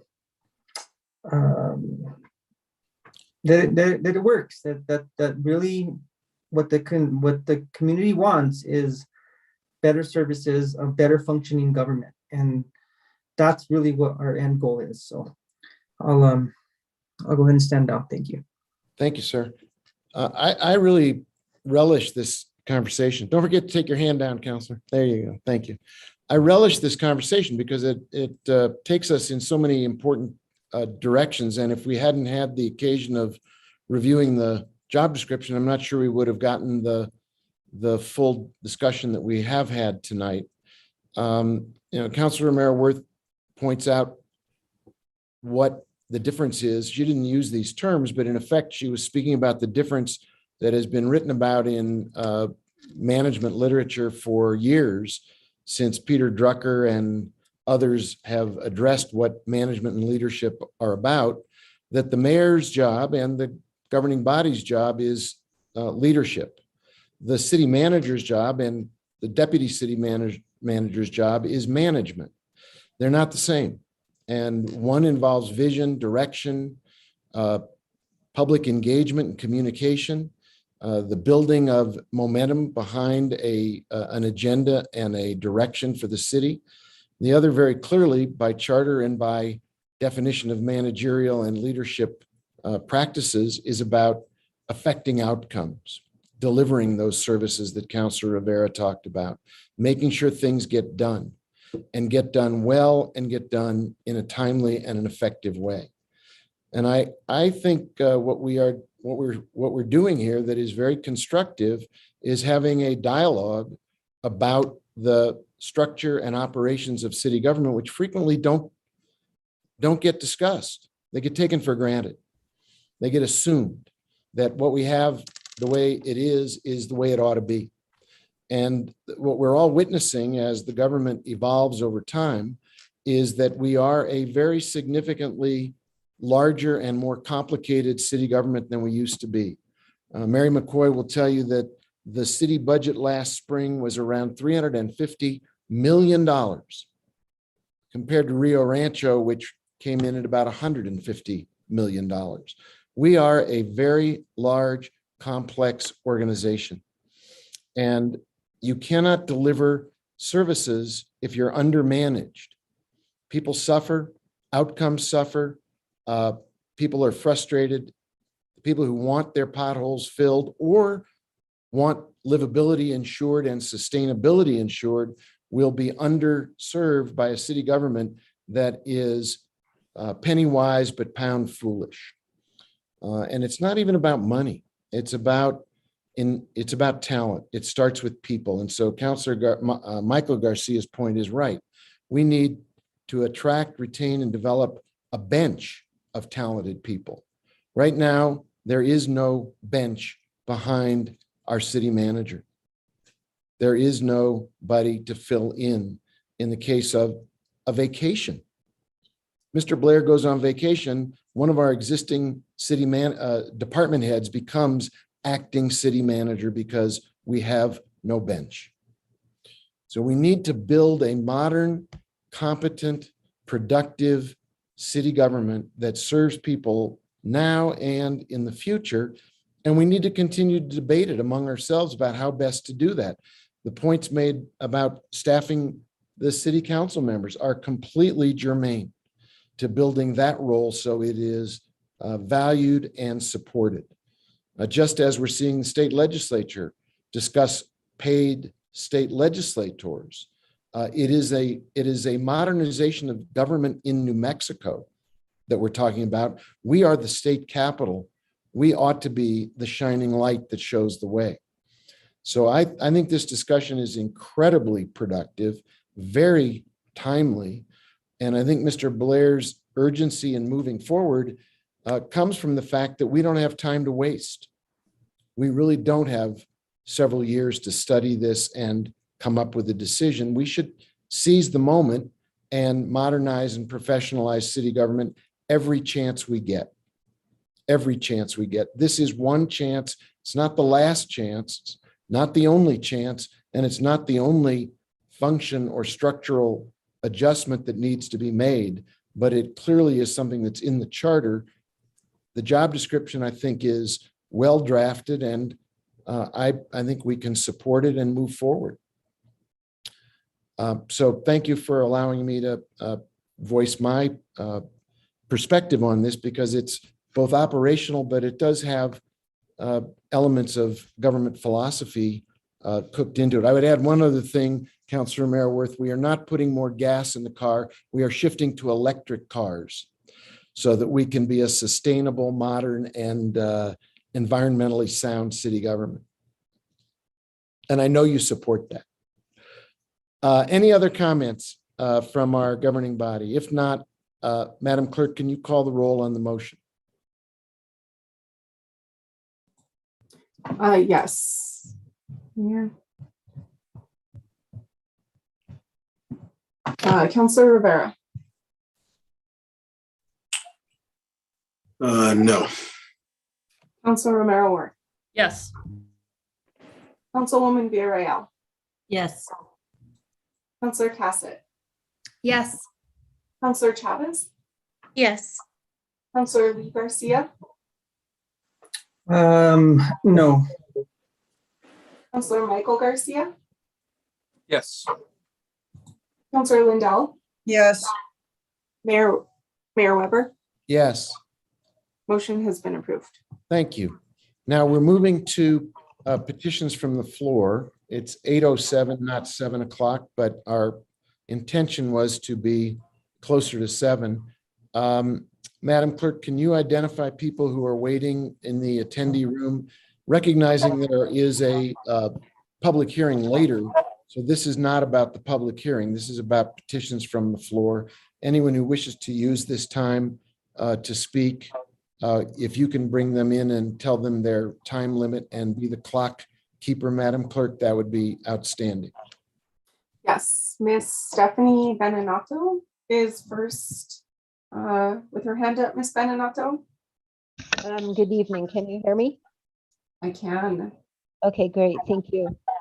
Stephanie Beninato. I'm listening to this conversation about modernization, and I think about some of these new systems that have I put that in quotes, systems that have been put in that are still not fully functional. And so I really do hope that all this modernization works. And I want to point out some hiring practices that are a little bit difficult. So now we have to have a pool supervisor open the pool rather than just have a guard open it. We never had this before. I talked to Mr. Rinaldi and he's telling me now it's a rule. It just seems like a rule to keep people from actually using facilities, recreational facilities, as opposed to making them more accessible. We certainly had for a year and a half no pool supervisor at Salvador Perez, and it opened. And again, I see this $2.5 million renovated building, and it's so underused. It is distressing. Even if you have experience as a lifeguard, you're going to be hired at the lowest salary. If you have a range of salaries and you're experienced, why are you hiring people at the very lowest? I mean, how is that bringing more people in? And I just kind of point these things out because, again, this is an area that really needs more employees. And then also in the H board now, historic board, the designer of the project has to come and present the project. I think that adds cost on for the owner because again, usually you might hire a designer, but they don't have to actually explain the project. An agent or the owner could do that. And I just point that out because you keep talking about wanting to make processes simpler and less expensive, but that definitely increases costs. And then the very last thing, one last thing, in terms of the survey and meetings for the federal funds that are being used for community projects, although I don't have any objections to how they're being used, I do wonder, like, if the same people, the 15 people who came to the meeting are the ones who spoke at city council and then are also the ones funneling the survey through their organization, so that it's not perhaps as representative as it could have been as compared to the Midtown campus. Thank you. Thank you. Madam Clerk, is there anyone else in the attending room who was here for the public comment? No, Mayor, there is not. Okay. With that, then we go back to regular order, which is item D, I believe.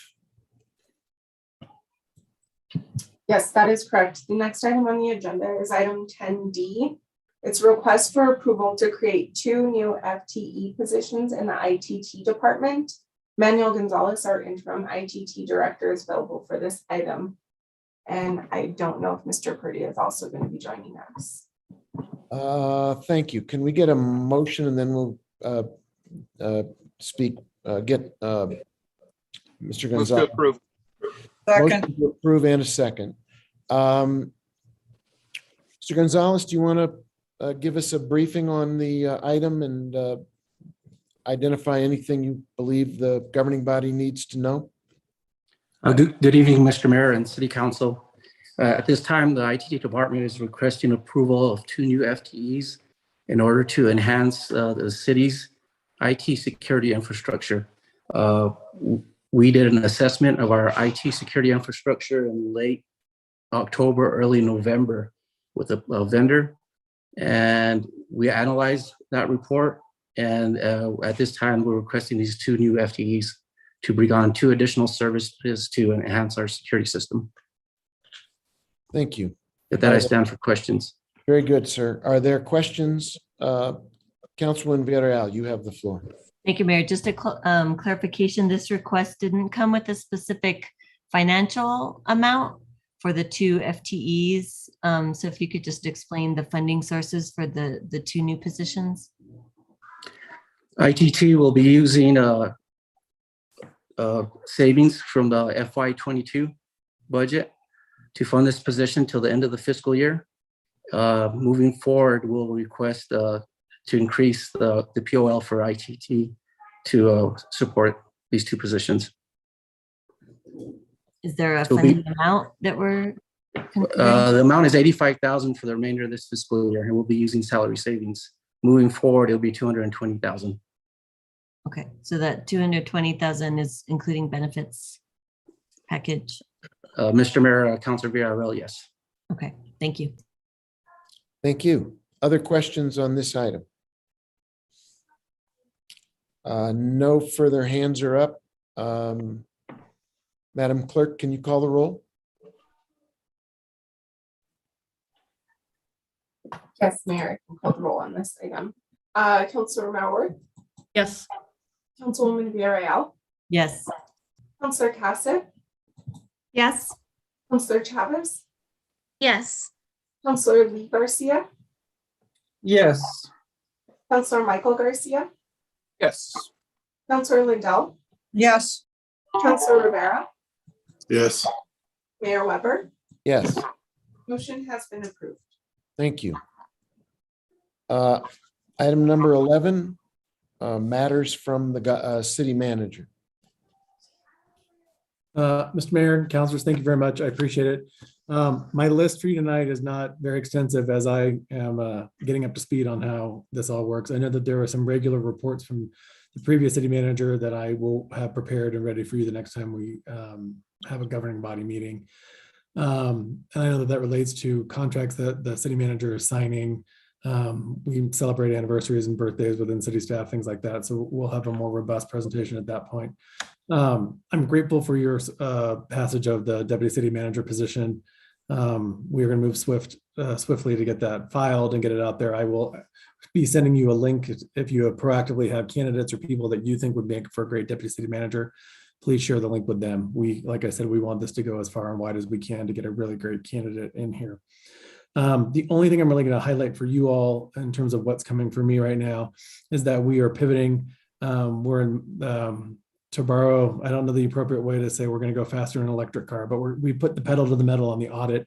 We are hopeful either by the end of this week or early next week to have a broad timeline for you and for the public about our search for the next police chief and the ways in which the public can engage. We're hoping to really advocate for a robust and transparent way for the community to weigh in on who they think will be the best person to serve the city of Santa Fe as the next police chief. So we'll have that timeline and the opportunities for public engagement, like I said, for you either later this week or early next week. And then I have shared all my contact information with you. Please always feel free to contact me, text me if you have questions, concerns. One thing that I've spoken both with Councilors Vidal and Lindell about tonight is that I'm going to do my very best effort if I learn that there's any police activity within your districts to make sure that you are notified as quickly as possible, just so that you're aware in case you get questions or concerns from your constituents, and just so that you're in the loop as well. So we'll work to make that something meaningful for you all going forward. And so with that, I know it's 8:15. I'm happy to wrap for now, but thank you again for your support tonight. Thank you. Madam, matters from the city attorney, I believe, is next. Yes, thank you, Mayor. Thank you, councilors. I wanted to thank everyone for their participation in yesterday's orientation session. I thought that was helpful for both me, and hopefully it was helpful to you. We'll be getting out the follow-up materials within the next couple of days. And I'm glad the policy analyst came up earlier. Please do get me any comments back on that position description. I think your feedback would be really helpful before we post it. And if anyone didn't get that, please let me know. I think I sent it out last week. So, but I would like comments back by the end of this week so I can try to post it next week. So, then I am recommending that we have an executive session for our quarterly litigation update. We're going to particularly highlight two cases that quite unusually are pending petitions for cert in the U.S. Supreme Court. The city of Santa Fe has two cases that we are filing briefings against cert, and those are both listed here in our caption, and they are the Rio Grande Foundation versus City of Santa Fe and the Santa Fe Alliance for Public Health, Arthur Furstenberg and Monica Steinhoff versus the City of Santa Fe, the State of New Mexico, and the United States of America. And so this would be a motion to go into executive session pursuant to section 10:15(1), part H7, privileged discussion of litigation that is threatened or pending.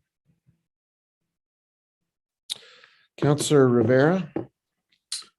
Thank you, Mayor. I move that we enter an executive session pursuant to the Open Meetings Act, section 10-15-1H, subpart 7, for discussion of threatened or pending litigation in which the governing body is or may become a participant. Can I add that we start that executive session at 8:30?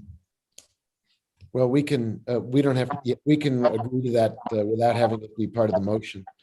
All right, second. There's a motion to go into an executive session to take up the matters that have been referenced. Is there further discussion?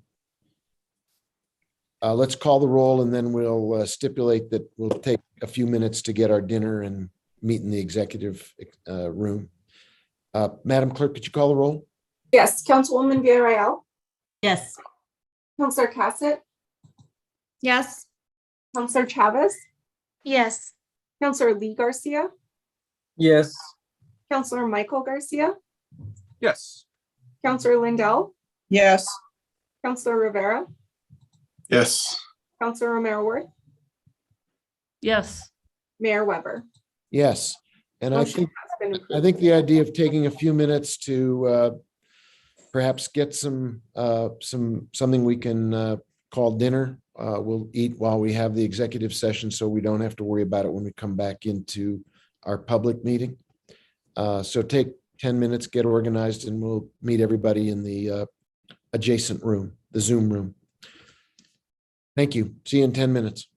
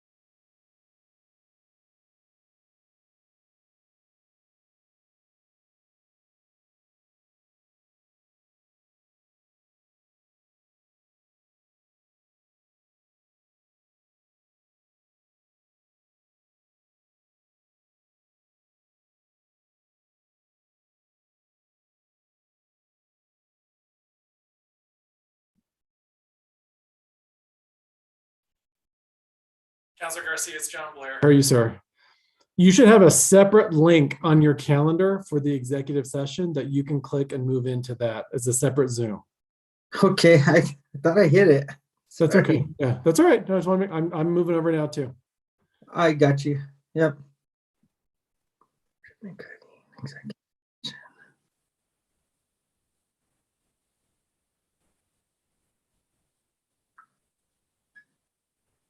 Where is it?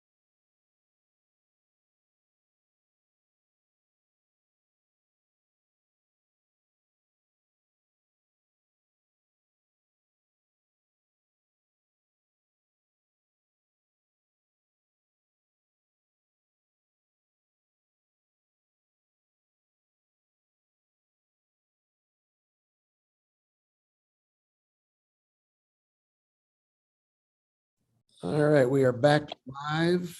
We are back Zooming. We are on YouTube, and we are reassembling from the executive session. And when we're all present and accounted for, we'll get Councilor Rivera to bring us out of executive session.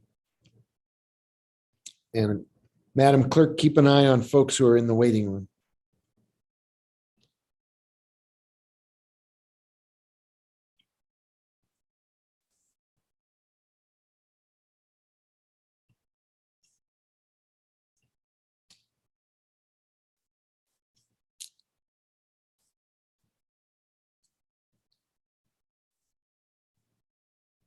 All right, there's Councilor Rivera coming in.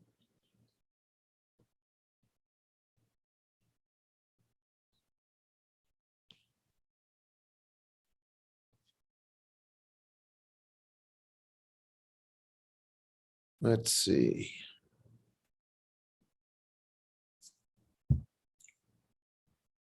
One, two, three, four, 6.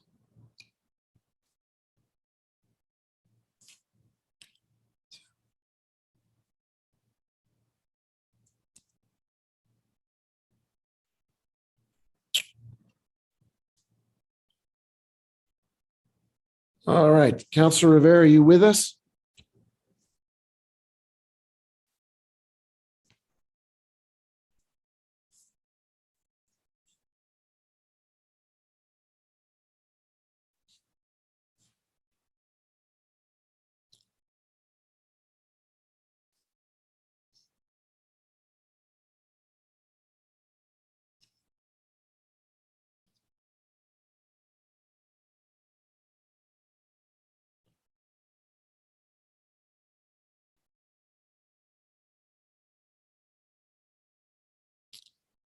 Let's wait for Councilor Rivera to be fully in the picture here.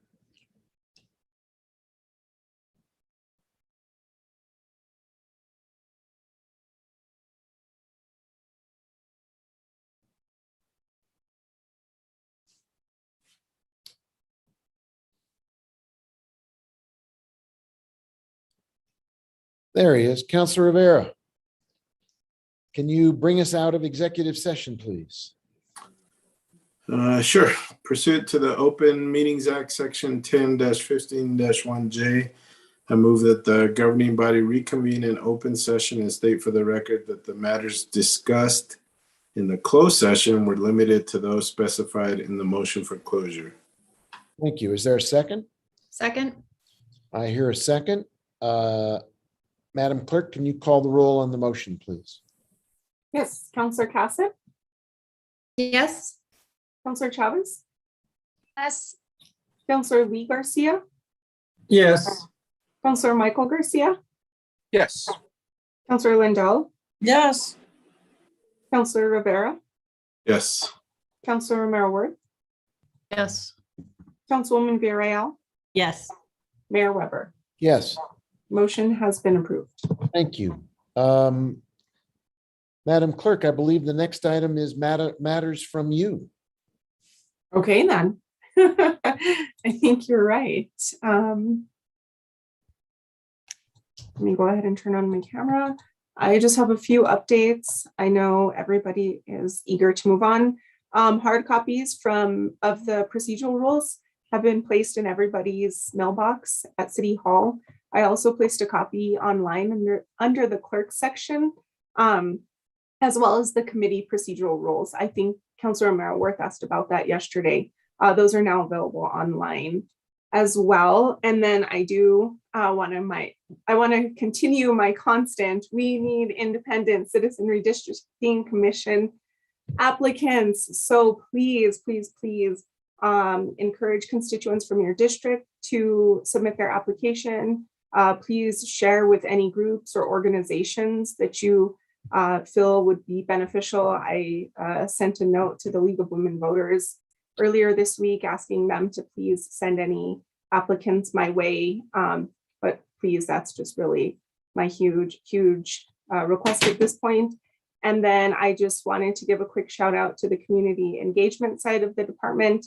We were able to find some additional funding to extend our shopping cart pilot program. I think, as I've mentioned, it's been a huge success. We are at over 1,500 carts collected in the last 4 months. So we're really excited that we were able to secure some additional funding and keep that going. That's all I've got. Thank you. I believe the next item on the agenda, number 14, is communications from the governing body. So let me just go around the Hollywood squares and call on folks in the order in which you're on my screen. Councilor Michael Garcia, you have the floor. Thank you, Mr. Mayor. No updates from me this week. Just to wish everybody stay safe, stay warm, and hopefully we get some more snow soon. Thank you. Councilor Lee Garcia. Thank you, Mr. Mayor. And I just want to express my thanks to all the city staff and other councilors and everybody else who's been very helpful in continuing this process. You know, being a new councilor, this first 3 weeks have been pretty crazy. Just something probably not as crazy as the city manager, but it's a lot of work. So thank you all for being supportive and helpful and keeping me on task. Thanks. Thank you. We'll keep going around the horn. Councilwoman Renee Villarreal, you have the floor. That's funny you say my first name. You've never said that before. I'm just kidding. Just wanted to say thanks to the folks that organized the ribbon cutting earlier today for the new benches at the plaza. And I think it was important to show how public and private partnerships can work well.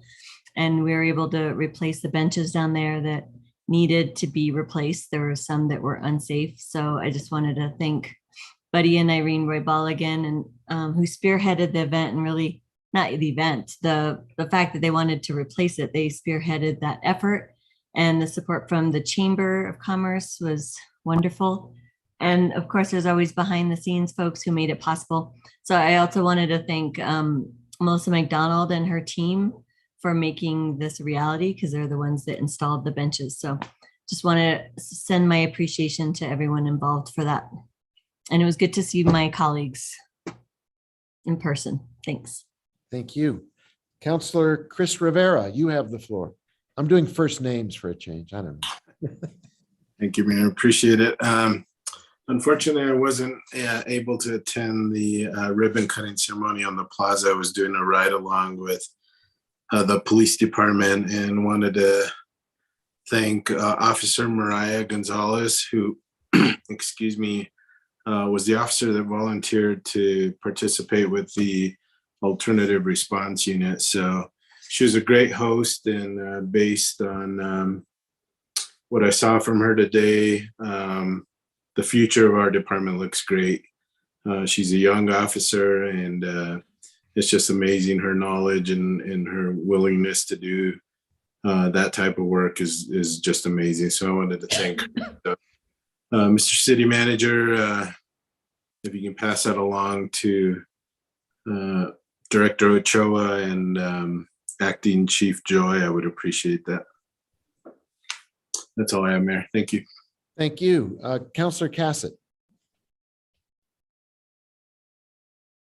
What, no first name? Just plain Counselor Cassett? No, just kidding. Don't worry about it. I just got my chops busted. So Can't do anything right, huh?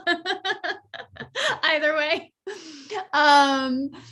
I also wanted to echo Councilwoman Villarreal's thanks to everybody who was a part of the ribbon cutting on the plaza for the new benches. I know a lot of effort went into that, and it was wonderful to see everyone, wonderful to see my colleagues and to see some city staff and some members of the public and members of the chamber. I think that we sometimes, at least those of us who primarily work at home, you forget how isolated you are until you're not, which brings me to the other thing that I wanted to talk about, which is, there's been a lot of conversation about this wave of COVID, and with Omicron coming through and the challenges that a lot of individuals are experiencing. And just want to encourage people to reach out to friends, reach out to family, reach out to mental health experts, reach out, do what you need to do to get through. I know in a lot of my friend groups, my mom groups, just this kind of general feeling of, I mean, it's just like pure exhaustion at this point. There's no other way to put it. And just want to encourage everybody that as we talk about how to keep yourself safe, still staying with the masks and not those cloth masks anymore, really moving to surgicals or KN95s or KF94s, and getting vaccinated, being up to date on your vaccines, all the social distancing, but at the same time, making sure that you are taking care of your mental health and your emotional health and finding ways to connect. That's part of keeping ourselves safe and healthy during this time period. And I know that right now is really challenging. So wanted to encourage people to do that. That's all. Thank you. Thank you. Let's see. Keeping with first names as best I can. Councilor Amanda Chavez, you have the floor. Thank you, Mayor. I think I just want to go along with what Councilor Lee Garcia said. It's been a busy month, but I have had the best support meeting individuals at every department and hearing their passion for the city. What I get asked multiple times a week is, how do you like it? And I'm like, I love it, which they at first react kind of like, but I'm like, no, I love it. I'm honored. And I think seeing everyone's passion and drive to serve our community and to do what's right by our community is just really inspiring. And it makes me feel even more grateful than I already was to be in this position and to work alongside, my colleagues here, but also those that are, doing the groundwork as our city employees. So, like I tell them, I love it. So I'm just so lucky to be here with you all. Thank you. Councilor Lindell. Thank you, Mayor Weber. I just wanted to give a quick shout out to, we've got a park ranger by the name of Jason Sharp. And he's been doing some exceptionally good work along the river. And I've heard from some constituents how grateful they are to him and what a wonderful job he's been doing. Not easy work, but they're so thrilled with having that position and having him around. So thank you to Jason Sharp. Thank you, Councilor Villarreal, for mentioning the downtown fund today. It was way fun. The benches are aluminum and we're way cold. So if you're planning to go downtown and sit on a bench right now, take a pillow, take a towel, because otherwise they'll cool you right down real quick. Yeah, another week of daunting COVID numbers for Santa Fe County. Let's not let our guard down about this. Keep your mask on. I encourage people to get vaccinated. If you're someone that doesn't want to get vaccinated, it's okay if you change your mind. We're not going to tease you about it. It's just fine. You can change your mind and we'll feel real good about it. So that's all I have, Mayor. Thank you. Thank you, Councilor Signe Lindell. Councilor Carol Romero Worth. That's a mouthful, and you didn't even trip. It's because I'm using ethyl in my gas tank. Gotcha. Mayor, I don't have anything. It was great to see everybody at the plaza bench ribbon cutting this afternoon, and certainly it was very cold, but good to be out of our little caves, and just wish everybody the best. Thank you. Thank you. And I want to add on to that comments. I know Councilor Lindell made off with the ribbon. Could you please return it, Councilor Lindell? That is not your ribbon. You have to bring the ribbon that was cut back. You don't get to keep it. But it was a great ceremony, and the Roybles were there, and the chamber was present, and the list of workers who helped install it. They know who they are: Rick and Vince and Darren and Oscar and Dan, Michael, Pete, Peter, Marcos, Harold, and David.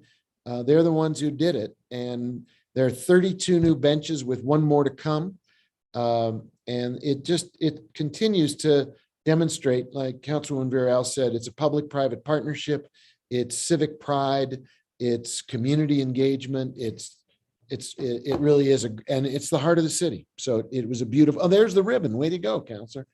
I wasn't kidding. She stole the ribbon. Other good news, I think you may have seen some really nice kudos coming to the city. We were named number 7 in the world as an art city, not in the United States, in the world. We were in there with the likes of Venice and Paris, and finished ahead of Seattle and San Francisco, I think. Quite a great recognition for our community. The Inn of the Five Graces was written up in New York Magazine as a magic place to have an experience. And then we were number 3 in the country for small cities for filmmaking. And we were up against, number 1 small city for filmmaking was New Orleans. Why that's a small city, I do not understand. The number 1 large city was Albuquerque. And the reason Albuquerque was number 1 was because it's so close to Santa Fe. So they can make a movie in Albuquerque, but all the crew wants to come up here to be in Santa Fe. So they get to bask in our glory. But it really was a great week for recognition of our community and the people here, the culture, the history, the roots, the welcoming nature of Santa Fe. Got great reviews globally and nationally, and it's something we don't pause often enough to give ourselves a pat on the back, because the rest of the world, the rest of the country thinks we're pretty darn cool.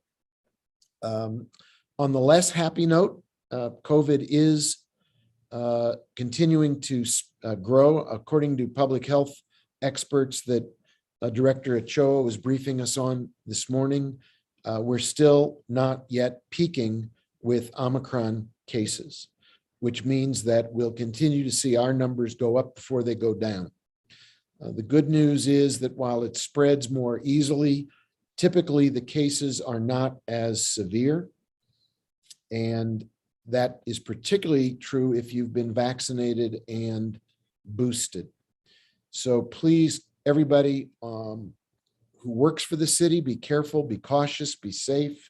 Everybody who lives in the city, we care deeply about your health and your well-being. That's why we continue to put out these emergency orders to make sure that we're doing best practice to keep everybody as safe as possible.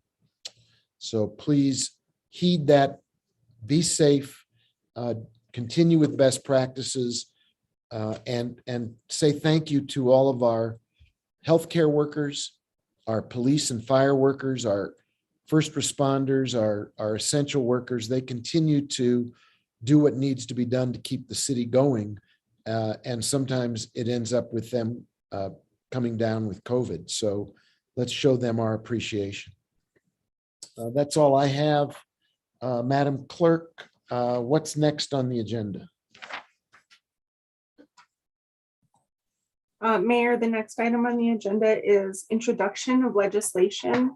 This is, I'm sure you all noticed, the agenda looks a little different. So this is part of the newly adopted procedural rules.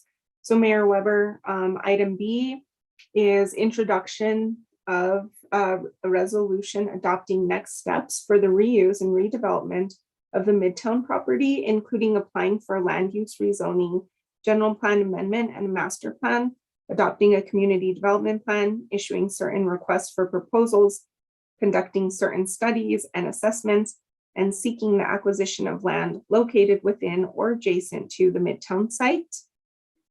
Right, and I'm introducing that. According to our new processes, I'm asked to give a couple minutes on why this is happening and what it's about. City Attorney's hand is up. Did you want to brief on this, City Attorney? Mayor Weber, councilors, I just wanted to add a little bit, since this is the first time we're doing this. Basically, the sponsor gets up to 3 minutes to talk about why the sponsor is introducing the legislation. And then if there are any co-sponsors, then you can identify yourselves and provide up to a minute of additional essentially information or the reason why you're co-sponsoring. This is not the public hearing. There will be a first public comment on bills. These are resolutions tonight, so these won't have first public comment, but now after this point in time, they'll go through the regular committee process, which means they'll go to at least one committee and then they'll come to the governing body. So this is really the only additional step for resolutions in the legislative process, unless one of the committees either refers them later or keeps them for further study, that type of thing. So this is the first time we're doing this. So this is our maiden voyage on this. I'm going to keep it brief, but I do think it's important to take our new processes seriously. So let me just say a few words about this resolution. I think it's a very significant moment in our Midtown development. We are moving into the next phase, which is action. None of the items in this resolution should be new to anybody on the governing body. We've been talking about them in the briefings and presentations from our Midtown team, but it is now time to move into action. There are a number of very specific items: rezoning and creating the infrastructure for land use development to occur, a community development plan that captures the policies and recommendations we heard about earlier this evening, and then 3 important proposals to lay the groundwork to move forward with Midtown and to make sure that it continues to build on the history of arts, film, and culture that's been on that site, requesting RFPs to redevelop the Visual Arts Center as a center for arts, culture, and film, redeveloping and expanding Garson Studios as a state-of-the-art production campus, including pre- and post-production facilities, and redeveloping and operating the Garson Performance Theater as an ongoing venue for local and other performance groups. The other parts of the resolution indicate the desire to study the building systems, code issues, and programming for reusing Fogelson and the Fogelson Library Complex as a public library and innovation center, and studying the viability of temporarily using certain buildings for city government services until a permanent new public service building could be developed. And finally, exploring the ability or advisability of a metropolitan redevelopment area and or tax increment development district to look at ways of financing ongoing improvements at the site. So none of that should be new. It's simply we're shifting gears from presentations, study, evaluation, assessment, now toward actually moving forward with these items so that we can begin the process of redeveloping and moving ahead on the Midtown site being activated. So that is a resolution I'm introducing. And I believe there may be some co-sponsors who would like to indicate that at this time. I see a hand from Councillor Cassett and Councillor Chavez. Thank you so much, Mr. Mayor. Yes, I would like to sign on as a co-sponsor, and thank you, Jeff, for actually getting that on the agenda so quickly. That was very impressive. I just emailed you earlier today. As the mayor laid out, we've been doing a lot of groundwork. There's been a lot of studies. There's been a lot of conversation, and now we finally get to start moving forward and taking action on some of those pieces. As a counselor that represents the district that Midtown resides in, this property is I mean, it's extremely important to all of us, but I, of course, am very interested and very passionate about it. And as I frequently say, I am an optimist at what the potential is here and what the opportunity is here, and to get moving on taking all of that feedback, taking all of that information, and starting to move into action is something that is very exciting for me. And that's why I decided to co-sponsor. And I look forward to hearing this and discussing it in committee. Thank you. Thank you. Councillor Chavez. Thank you, Mr. Mayor. I chose to sign on as a co-sponsor for all the same reasons that were already mentioned. I think that we've done good in engaging the community, and now, what we owe our community is action. And I think this is the first step to that, which is really exciting. I too see the potential, and I think we saw that in the presentation earlier, just the buy-in we already have from our community and their belief in the potential of that property. I think that we could accomplish great things. So it's exciting to be a part of the action phase of Midtown. Thank you, Councillor. There's another item being introduced. Do you want to read it, Madam Clerk? Sure. The next item is item 15C. It's also consideration introduction of a resolution establishing additional legislative funding priorities based on the potential availability of additional funding during the 2022 legislative session. Mayor, do you want your 3 minutes? I'll do a very quick overview of that. This is, we were all aware at the legislative breakfast that we were scoping out our priorities that the council voted on and put into a resolution form previously. What we've heard from both the members of the delegation and from the governor in her speech at the beginning of the session is that there is a great deal of money that the state legislature and the governor have to distribute. And in the governor's own words, it's time to go big. And so we've introduced a supplemental resolution. It does nothing to diminish or in any way overshadow our prior requests. We're continuing to work to get all of those funded, but it appears there are additional streams of money and additional volumes of money. And we simply wanted to indicate to the governor and the legislature what some very big allocations could be that could make a transformational difference.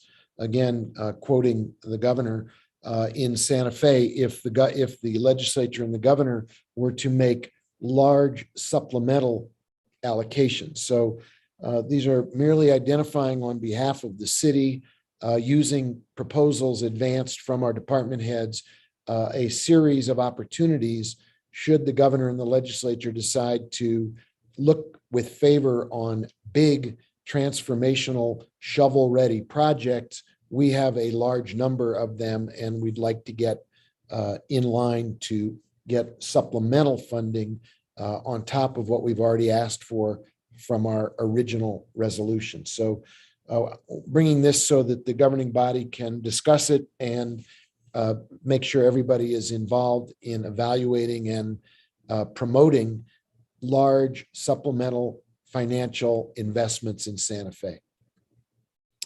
So that also is being introduced tonight. Madam Clerk, what's the next item on the agenda? Mayor Weber, the next item on the agenda is, and obviously we already did petitions from the floor.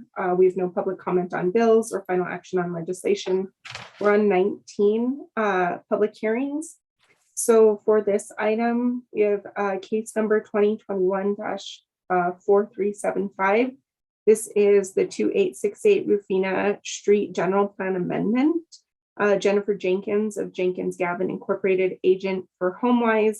The applicant requests approval of a general plan future land use map amendment to change the future land use classification from industrial to community commercial. The property is approximately 2.39 acres of land and is located at 2868 Rufina Street. Donna Wynett is the case manager for this item. Oh, you know what? I apologize. This one is actually being postponed to the February 9th agenda meeting, as is the next caption. And then we are going to the cases that were postponed from the last meeting. So I do apologize for that caption read in, but I do want to note for any public that came to this meeting for this item that it is being postponed to the February 9th agenda.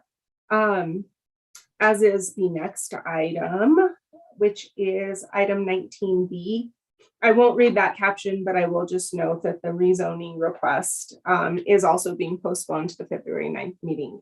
And then we will move on to the items that were postponed from last meeting, which is case number 2021-4244. It's the 2190 West Alameda Street, Los Canales rezoning. Jenkins Gavin, agent for HomeWise, owner requests approval of a rezoning from R5, which is residential 5 dwelling units per acre, to R7, residential 7 dwelling units per acre, for a property located at 2190 West Alameda Street. The property is located within the West Santa Fe River Corridor Overlay District and is approximately 2.01 acres. In this case, there are 2 action items. The first is consideration of bill number 2022-1.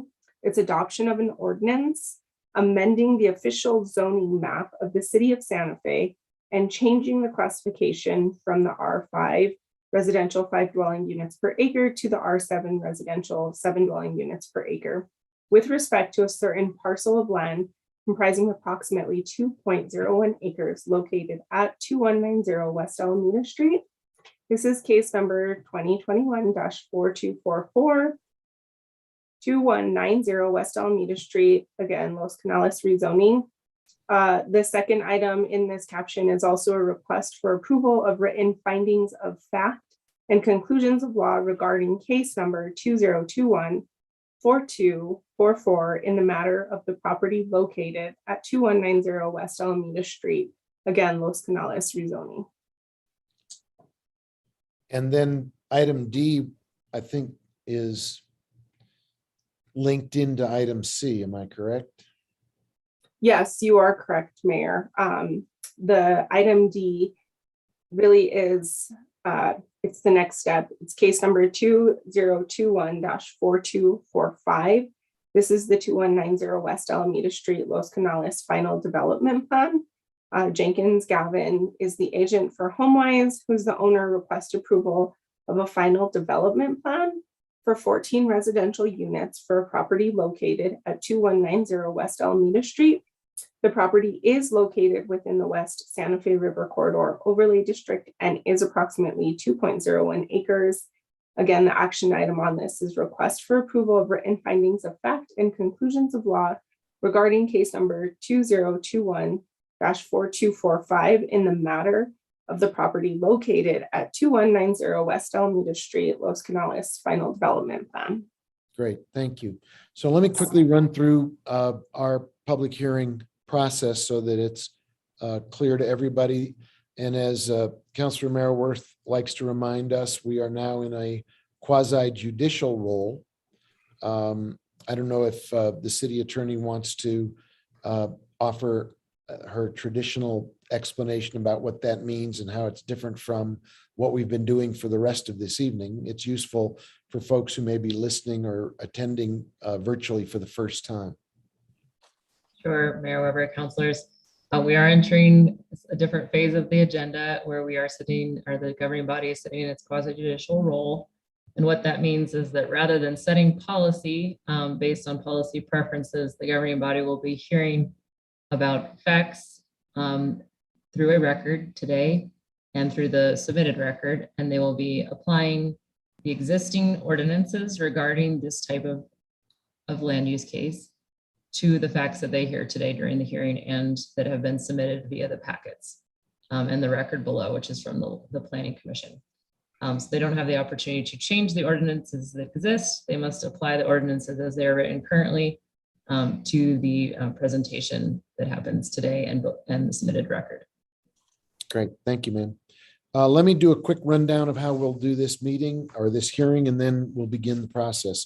First, As members of the governing body know, we begin by disclosing any pre-hearing communications that might be ex parte that would require one of us or more to recuse ourselves if you feel you cannot be fair and impartial in this quasi judicial hearing. Then we'll begin with a staff report. The applicant or the applicant's representative will have up to 15 minutes to present an opening statement. And the applicant may also ask questions of staff if they so wish. We'll then go to sworn public comment, if there is any, come back to the governing body for questions of staff or any people who have been a party to the proceeding. Anyone testifying must be sworn in. And then if all of the public hearing has been completed and the questions have been exhausted, then at that point, I'll close the public hearing. We'll go to a motion by a member of the governing body. We'll debate the motion, discuss the motion, deliberate, and then vote on the motion. And that represents the process for these public hearings. So just to give everybody an opportunity, if there is anyone who feels they need to recuse themselves from this because of ex parte communication, now would be the time to disclose that. Seeing no hands, let's begin with the staff report. And I believe, Mr. Logston, are you going to carry that part of the meeting, or who will be? Yes, Mr. Mayor, thank you. So thank you, Mr. Mayor. Thank you, members of the governing body. I've put together a very short presentation because I know that the applicant's agent will have a more detailed one. But just to kind of let you know what we're doing here tonight, I want to thank the clerk too for reading the captions. If our new procedure hands that duty over to her, that works for me. But this is a two-part case, as mentioned in the captions. There's a rezoning and a development plan here. Again, I'm not going to read those. Are you guys seeing the little Hollywood squares in addition to my PowerPoint, or just PowerPoint? Sorry. We've got both your face and the PowerPoint. Okay, let me get that down off the as far as I can. Sorry, it's hard on the laptop. So again, I won't read these again, but this is a two-part case being heard concurrently. In this case, the development plan is triggered by the R7 rezoning request. That is a particular thing about R7 density, and in Chapter 14, it does require a development plan. Just in a nutshell, this is where, there we go, hiding that. This is where we are off West Alameda Street, just past the intersection of Kaya and Nopal, right next to the, not River Trail Lofts, but Alameda Lofts, I believe they're called. I get two of these confused. But this is the subject property. It's in an area that's R5 and R7 already for the most part. It's R1 across the street where, it's undeveloped and there's no infrastructure. Ms. Jenkins will have much better graphics in this, but just kind of wanted to show you the reason they're asking for the rezoning is they want to add a structure in here and basically convert what is 9 residential units right now into a total of 14. In the process, they're going to make improvements to the entrance and the grading and so forth, formalize parking arrangements more so than they are now, and convert a number of the units into affordable units. Again, just for the sake of brevity at the hour, and because I know Ms. Jenkins will have more to say, this proposal does meet the requirements of Chapter 14 and the general plan. There's no general plan amendment needed here for this. It also meets the provisions of the relatively freshly adopted West Santa Fe River Corridor overlay. The Planning Commission did recommend approval of this on November 4th of last year. Staff is recommending that the governing body approve both the rezoning request and the final development plan. And there are sample motions included in your staff report, as well as findings for it, should you choose to approve. I'll leave my presentation at that and can certainly come back to answer any procedural or other questions. Very good, thank you.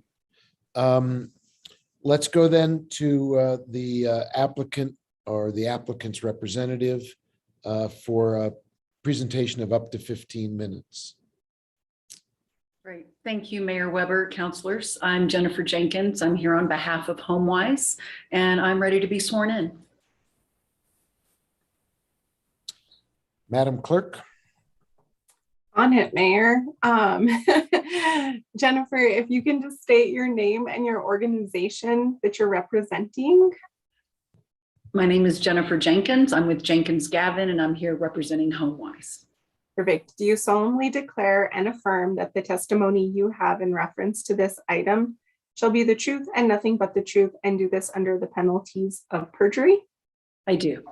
Perfect. Thank you, Ms. Jenkins. Thank you. So I thank you again, Mayor Weber and councilors. I do have a brief presentation, and I will endeavor to be brief. I doubt I will need 15 minutes considering the hour. So I'm going to go ahead and share my screen.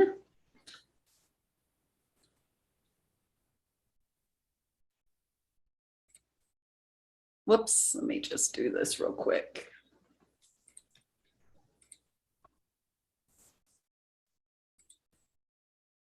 Okay, there we go. So this is the Los Canales project located at 2190 West Alameda. We are here this evening at request for a rezone from R5 to R7, as well as approval of a development plan. And I am here on behalf of HomeWise. My firm, Jenkins Gavin, are the planning consultants, civil engineering services provided by Santa Fe Engineering, surveying locally by Rick Chatroop, and of course, Lee Logston is our case manager.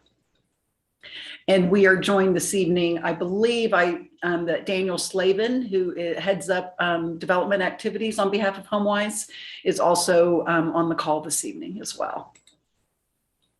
So as Lee mentioned, here's the subject property. It is 2 acres, just a smidge over 2 acres. We're just west of Kaya-Nepal. In this area, this is the River Trail Lofts project here directly to the east. We have the Santa Fe River and the River Trail that literally runs through the property, which is a really special amenity, for this entire neighborhood and for this site as well. As Lee mentioned, we are in compliance with the City of Santa Fe's general plan. So this rezone request does not kick off a general plan amendment, because the general plan calls for a density range in this area from 3 to 7 dwellings per acre.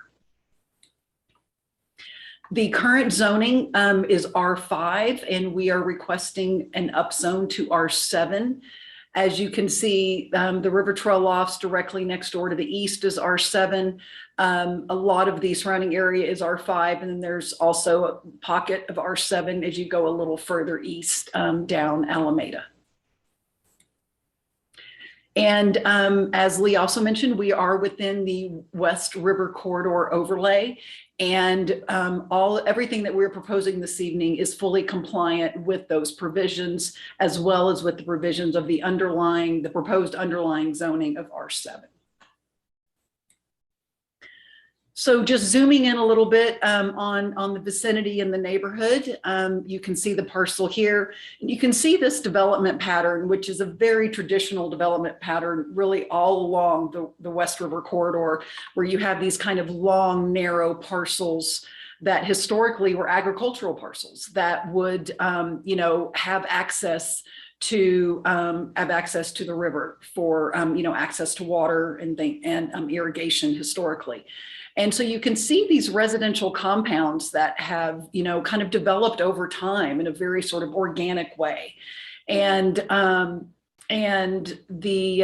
you have really what might have been the original house, and then maybe they built another house for the kid, and then maybe there was another house built for their kids. And so there really is a very kind of consistent development pattern here. And this particular site is representative of that. So I'm rotating the imagery now. So now north is to the right, and we have West Alameda because it's just a little easier to zoom in on the parcel. And the left side of the page is south, and that's the river.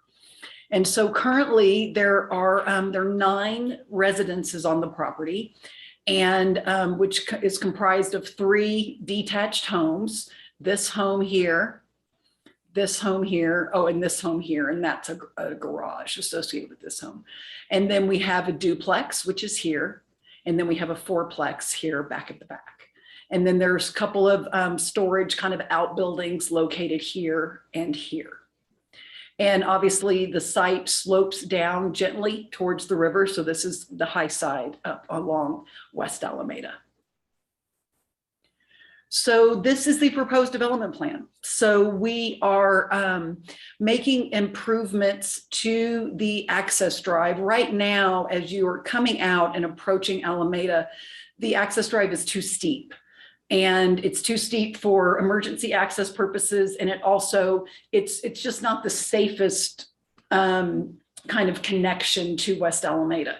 So we are going to be raising the elevation of the driveway here, which will entail some retaining walls in order to meet the fire code requirements for access and to make it safer and more navigable. And we are also formalizing parking. It's a little bit kind of loose and making sure that we're complying with all of the minimum parking requirements. And the units here in the dark brown are the existing buildings.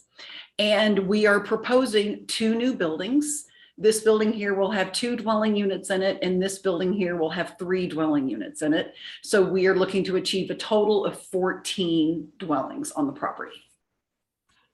And there already is pedestrian access. There's a fence here that has a gate that is accessible to the residents. So there's already access to the river trail, but we're actually going to formalize that. And because it's a little, you kind of scamper down a slope and scamper across and a little drainage area. So we are going to be doing improvements here to formalize that access to the river trail. And then of course, we are providing a requisite emergency turnaround here at the end of the driveway. And we also are adding sidewalks. There's really no pedestrian improvements in this little compound right now. So we're adding sidewalk improvements, and we're also constructing a extension of sidewalk along West Alameda. You can see the sidewalk that was constructed as part of the river trail lofts. So we are connecting to that. And so we get another little piece of sidewalk. The property next door to us to the west is also under redevelopment. And so there's going to be another opportunity for another little piece of the sidewalk to get extended. So over time, the intent is that the pedestrian amenities along Alameda will kind of get added and improved over the course of redevelopment in this area. So as we mentioned, there are currently 9 dwellings. Part of the development program is all of the homes are going to be renovated. HomeWise already has acquired the property. They've owned the property for some time. And they have done an assessment of all of the homes to determine what types of improvements might be necessary. And again, we're proposing 2 new buildings. And already talked about the site improvements that we're proposing. There is a 10% open space requirement. We're providing almost 15% open space. And we have a requirement for 28 parking spaces, and we're just over that at 29 parking spaces. And so how we arrived at the permissible dwelling units of 14 is explained here. Because of the Santa Fe River floodplain does cross the property, we actually have to subtract that acreage before calculating the density. So our net acreage after we subtract the floodplain is 1.79 times the 7 dwellings per acre per the requested R7 zoning. Arrive at 12.5 units, and then with the 15% affordable housing density bonus, that's how we arrive at the 14. So there has been a little bit of an update since we appeared before the Planning Commission in November, is that that this project has been tentatively approved for a grant from the City of Santa Fe's Affordable Housing Trust Fund, and which is going to enable HomeWise to further subsidize the units. So we're going to be able to achieve 100% affordability. Originally, we were hoping to achieve around 40 to 50%, which is consistent with what HomeWise works to achieve in all of their projects.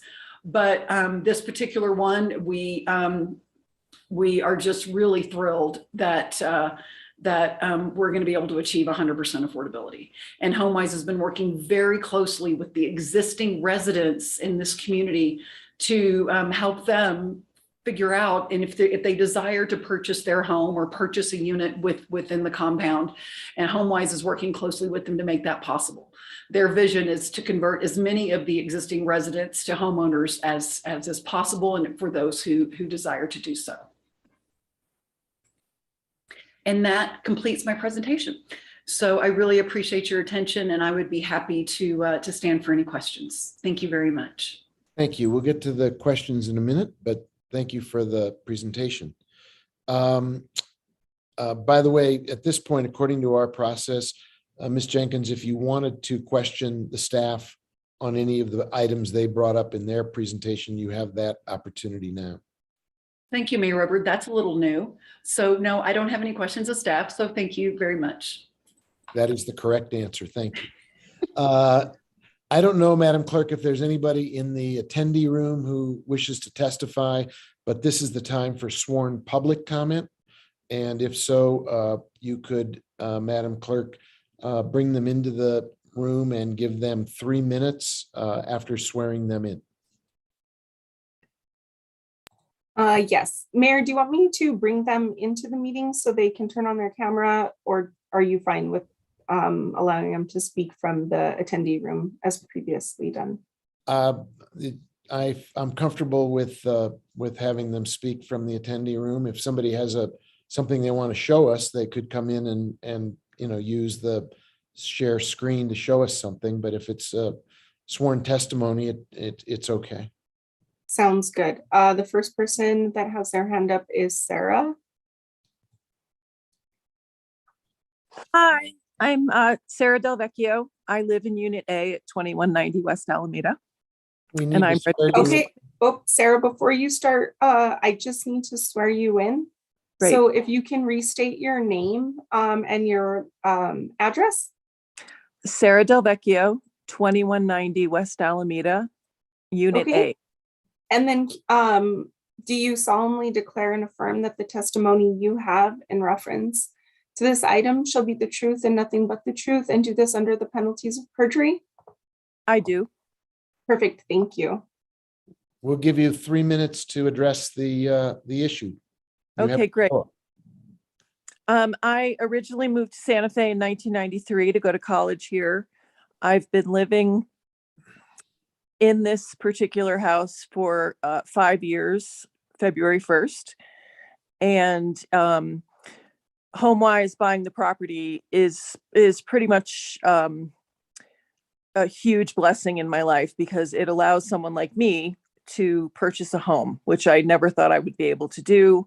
I'm a working artist. I do pet care. I'm a typical Santa Fe resident who has 3 jobs, and I work for myself. So because of the affordable housing program, I'm going to be able to purchase a house for the first time in my life, which is extremely exciting. And I'm really happy about that. And since HomeWise has purchased the property, they have already taken care of some things in my house. If there's any issues, they come and they take care of them immediately. They're very responsive. They're wonderful to work with. And I'm super excited about the project and the renovations that are going to be happening here. So that's about it. Thank you for letting me speak. Thank you. Appreciate it. Madam Clerk, anybody else in the attendee room who has a hand up to testify on this item? No, Mayor. All right. In that case, we'll go to questions from the governing body to staff or the applicant or anyone like Ms. Del Vecchio who just testified. You could ask her questions as well. Let me just see if there's a show of hands of anyone from the governing body who wishes to be recognized. Councilwoman Verreal, you have the floor. Thank you, Alan Weber. Just kidding. So I I'm really glad to see this kind of partnership. It's exciting to have HomeWise part of a infill project. I'm also excited to see that all the work we did, community members and staff, long range staff when we had it at the time, and actually me being involved with that West Santa Fe River Corridor Plan Overlay District. And I'm glad to see it's working to support the redevelopment and infill while also protecting the rural nature of this area. So happy to see that. Wanted to hear a little bit more about the sidewalk, because it kind of is a dead end sidewalk. And I know that Ms. Jenkins said that the next phase of the development adjacent would be able to keep continuing to connect it. So there is a piece here that talks about requirements to make it clear that there's a detour when the sidewalk ends. So maybe you could explain how that works in a really busy road. Alameda has a lot of traffic. And so I'm just curious how that works other than signage, because I know signage was a piece of that. But what happens if someone were to want to cross that intersection? What do you mean by detour, clear detour information? Thank you, Councilor Villarreal, Mayor Weber, and councilors. So it is my understanding, and maybe staff could speak to this more than I could, but it's my understanding we are required to sort of have the proverbial where the sidewalk ends, signage that an accessible route is ending in a certain location. That's one of the challenges with this sort of piecemeal sidewalk development. In a perfect world, the city of Santa Fe comes in there and they've got a project and they build the sidewalk. But and with these types of, redevelopment projects on older roadway networks, it's pretty common. And so the city is they're going to require those sidewalks as projects come in. And then if they need to just connect the dots, that's, a smaller project. If there's just a small project to do that. But beyond the, requisite signage, I'm not sure what else wowould be required, because you send somebody across the street, there's no sidewalk there either. So it's a little bit, it's not an ideal situation, but it is a requirement that we construct it. And then obviously we'll be working closely with the city and Public Works to make sure that, we are, doing what is necessary to ensure safety. Thank you, Ms. Jenkins. Was there anything else, Lee, to add to that requirement? Excuse me, Mayor, councilors, Councilwoman Villarreal, there's not really a whole lot I can add there. Jennifer, kind of said it just how it is, like little by little, that thing will get extended. It has an ending now. And I'm not actually super familiar with the signage that's required. We do have Dee here, and she can maybe speak to ADA requirements. She's in the attendee room. I'm not sure if she might have more to add there, but I was actually just going back and checking the DRT memo to see what it said specifically. But I can't add a whole lot to that myself. It kind of just is what it is. And it will improve over time as other things develop. Okay, I don't know if Dee's in the room now. I don't know if you wanted to add anything to that. Yes, Counselor, was the question what kind of signage is required if the sidewalk ends? Sounds funny. The book, yeah. I think it says that you could, you wrote it in the, I'm looking at it now for the, where is it? Conditions, it said sidewalks. It would provide signage at closest intersection indicating accessible route ends ahead or no accessible route. Is that what we would end up doing? The city would be putting those signs in, or the developer? Yes, the developer would have to put those signs in, yes. Okay, and then for future, I guess this is for staff, for future maintenance of those sidewalks, that falls onto the city or the developer for the sidewalk, that section of the sidewalk? The sidewalk, or go ahead, sorry. Sorry, the sidewalks are always the property owner. Okay, even though it's adjacent to Alameda? I believe there is something in the code for certain roads that the city does maintain, but I don't know if Alameda is. Yeah, I think one of we need to look into that, because what we tend to see is that people that have their sidewalks adjacent to a city road, a roadway, that they don't have to maintain it. And so there's always this confusion about who is supposed to be responsible for the weeds or whatever requirements. So if we could get clarity on that, that would be helpful. Okay. I think maybe into the next phase, what you all will have to do that to just clarify that, because I think that could be an issue.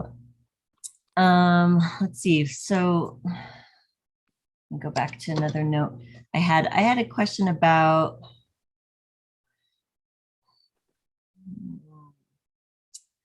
it's really about this homeowners association and private covenants.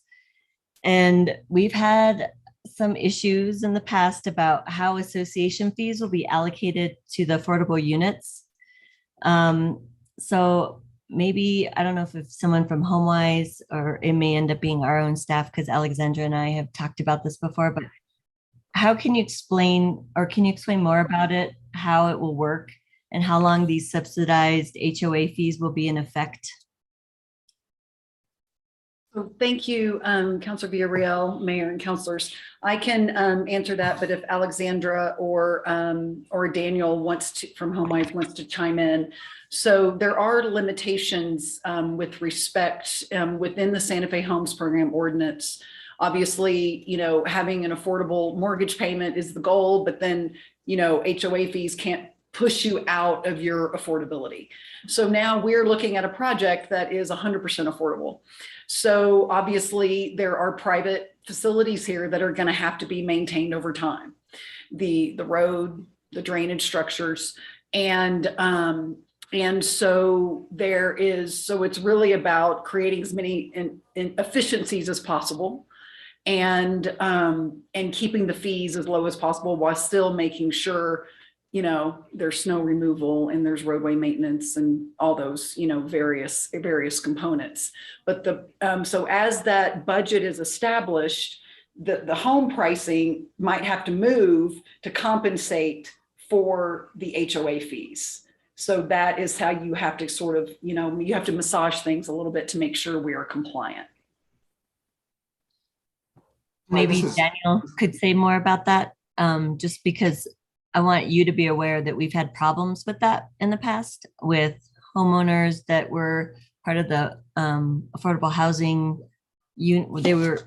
They were owning the unit that was affordable, and then after a certain number of years, the HOA decided to increase fees on certain aspects, and there's been this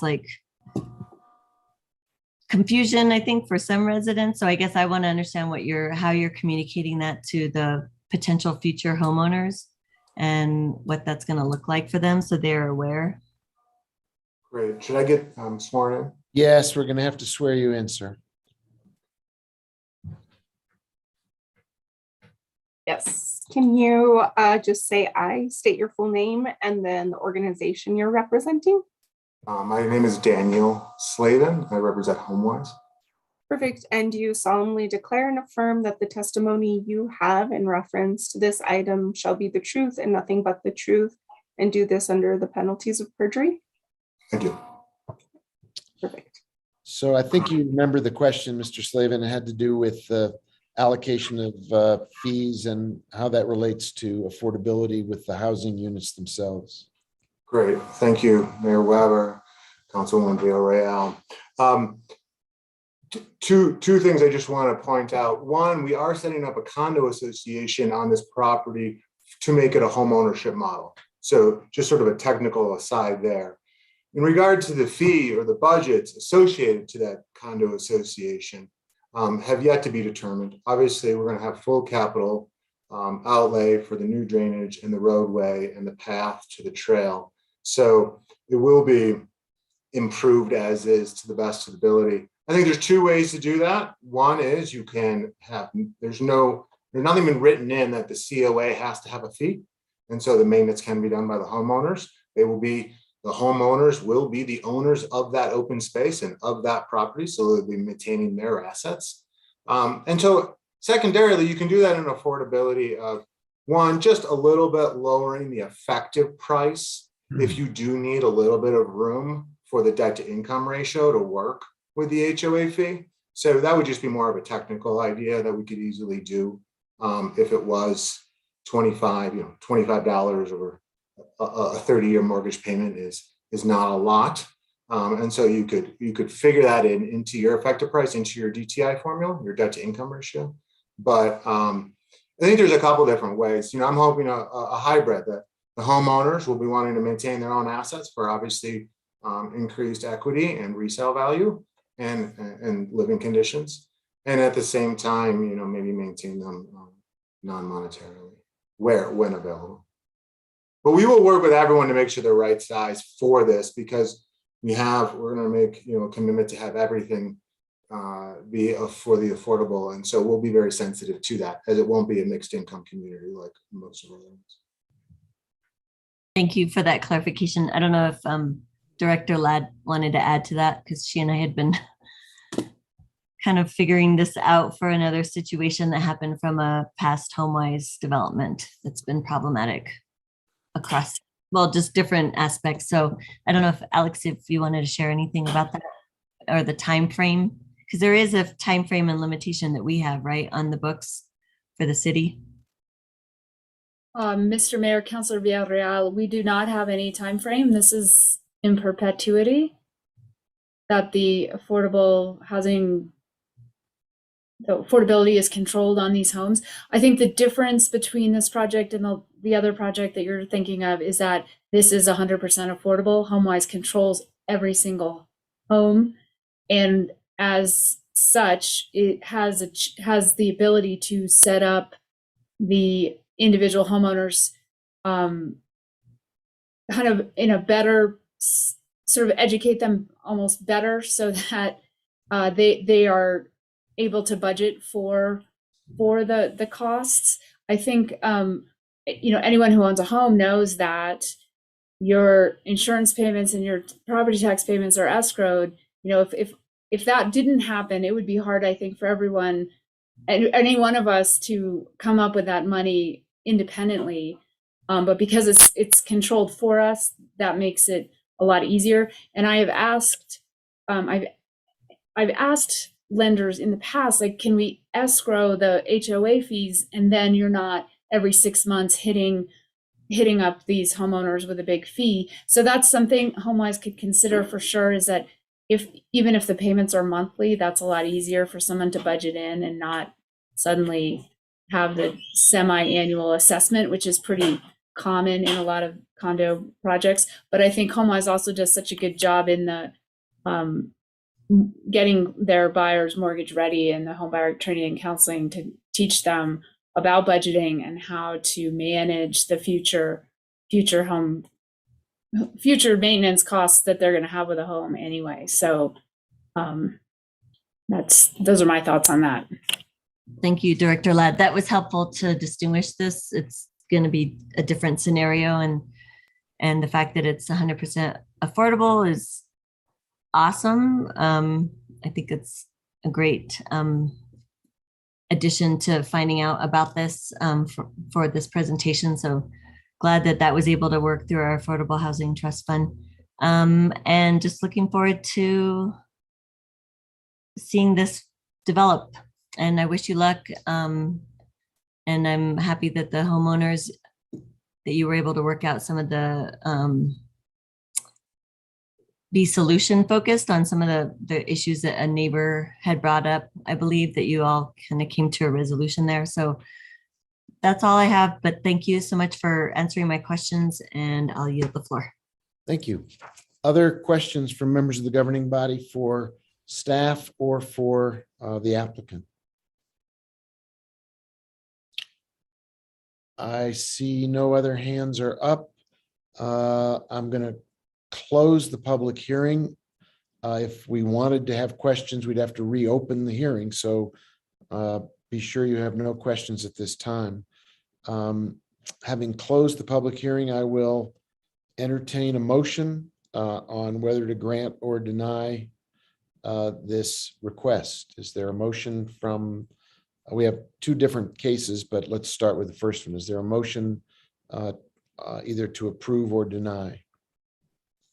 Mayor, Yes. I move to approve the rezoning request from R5 to R7 for 2190 West Alameda Street and to adopt the findings of the Planning Commission as outlined in section 2.c of the staff report. Second. I have a motion and I have a second. The person making the motion, please give us a quick overview of your why are you making this motion? Why do you feel this is the correct motion for the record? Oh, wow. I like Ms. Jenkins. This is new for me too. Well, as Councilwoman Villarreal had mentioned before, this is an exciting project. Point of order. Yeah. Point of order. Yeah. Is this really required? I'm not sure it's required, but it's what the city attorney's notes tell me to ask. Point of order. Mayor Weber, Mayor Weber, Councilor Mayor, the mayor is the one who gets to decide points of order. I just help advise. But I think the fact that the motion included the findings of fact, so if we're adopting them in the whole, that would be the reasons for the motion. But if the councilor would like to add to those or modify any that are on the record, she could do so as well, in line with any testimony we heard today or anything in the record. But the findings of fact and conclusion of the law could be the sole basis. Okay. Just wanted to offer the opportunity. I'm not trying to cut the counselor off.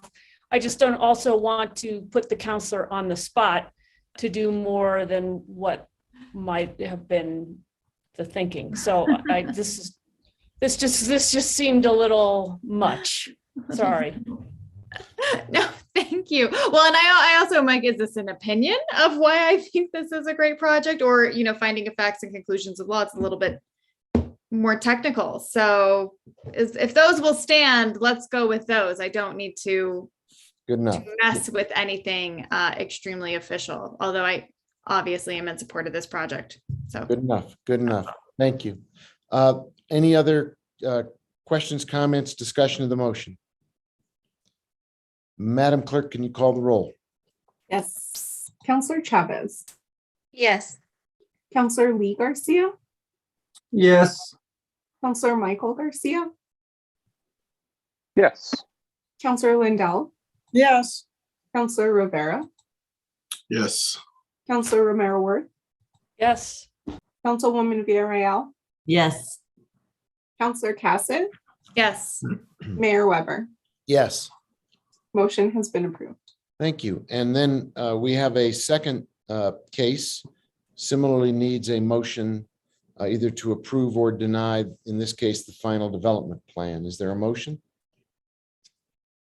Well, now I'm nervous, but I promise I'll leave you alone. okay. I will move to approve the final development plan for 2190 West Alameda Street and to adopt the findings of the Planning Commission as outlined in section 2.d of the staff report. Second. And there's a second. Discussion of the motion. Madam Clerk, please call the roll. All right. Counselor Lee Garcia, Yes. Counselor Michael Garcia, Yes. Counselor Lindell, Yes. Counselor Rivera, Yes. Counselor Romero Worth, Yes. Councilwoman Villarreal, Yes. Counselor Cassett, Yes. Counselor Chavez, Yes. Mayor Weber. Yes. Motion has been approved. Thank you. Thank you all very much. Thank you to the applicant and to staff, and thank you for letting us carry you over to this meeting. It was going to be a long night last time. Yeah. And No, I totally understand. Thank you, Mayor. thank you all. Very good. Madam Clerk, what's the next item on the agenda? Yes, I was just gonna say, please don't jump off as we normally do after public hearing. The next item on the agenda is appointments. And so item 20A is Children and Youth Commission. We have two appointments. We have William Purdue. He is being appointed for a term ending on January of 2024. And we have Sergeant Eric Ramirez, who is being appointed for a term ending in January of 2024. Can I get a motion to appoint these individuals? Move to approve. Second, We have a motion, we have a second. Is there discussion? Madam Clerk, can you call the roll? Yes. Counselor Michael Garcia, Yes. Counselor Lindell, yes. Counselor Rivera, Yes. Counselor Romero Worth, Yes. Councilwoman Villarreal, Yes. Counselor Cassett, Yes. Counselor Chavez, Yes. Counselor Lee Garcia, Yes. Mayor Weber. Yes. All right, the next item on the, or motion has been approved for appointments. Next item is 20B. These are the appointments for the Human Services Committee. We are appointing two members, Michael N. Pepper for an appointment with a term expiring of March of 2023, and Carrie Thielen as the appointment to chair. I apologize if I butchered that, with the term expiring in March of 2024. Is there a motion? Move to approve. Second. I got a motion and a second. Is there discussion of these appointments? Could we call the roll, please, Madam Clerk? Sure, but just for quick clarification, I think Counselor Garcia and Counselor Cassett both said second simultaneously. I'll defer to Counselor Cassett. I have to Okay. say I had Garcia ahead by a note, but I'll It was take it. close. It was close. Sorry, Tie goes to the runner. that's true. Counselor Lindell. Yes. Great. Counselor Rivera, Yes. Counselor Romero Worth, Yes. Councilwoman Villarreal, Yes. Counselor Cassett, Yes. Counselor Chavez, Yes. Counselor Lee Garcia, Yes. Counselor Michael Garcia, Yes. Mayor Weber. Yes. All right, and the next set of appointments, item 20C, is the Community Development Commission. We are appointing Ann Watkins for a term expiring in March of 2023. Is there a motion? Move to Move approve. to approve. I heard Councilwoman Villarreal. Is there a second? Second. Councilor Romero Worth seconds it. Is there discussion? Please call the roll. Counselor Rivera, Yes. Counselor Romero Worth, Yes. Councilwoman Villarreal, Yes. Counselor Cassett, Yes. Counselor Chavez, Yes. Counselor Lee Garcia, Yes. Counselor Michael Garcia, Yes. Counselor Lindell, Yes. Mayor Weber. Yes. Motion has been approved. Very good. That completes this evening's agenda. Thank you, everybody. Meeting is adjourned.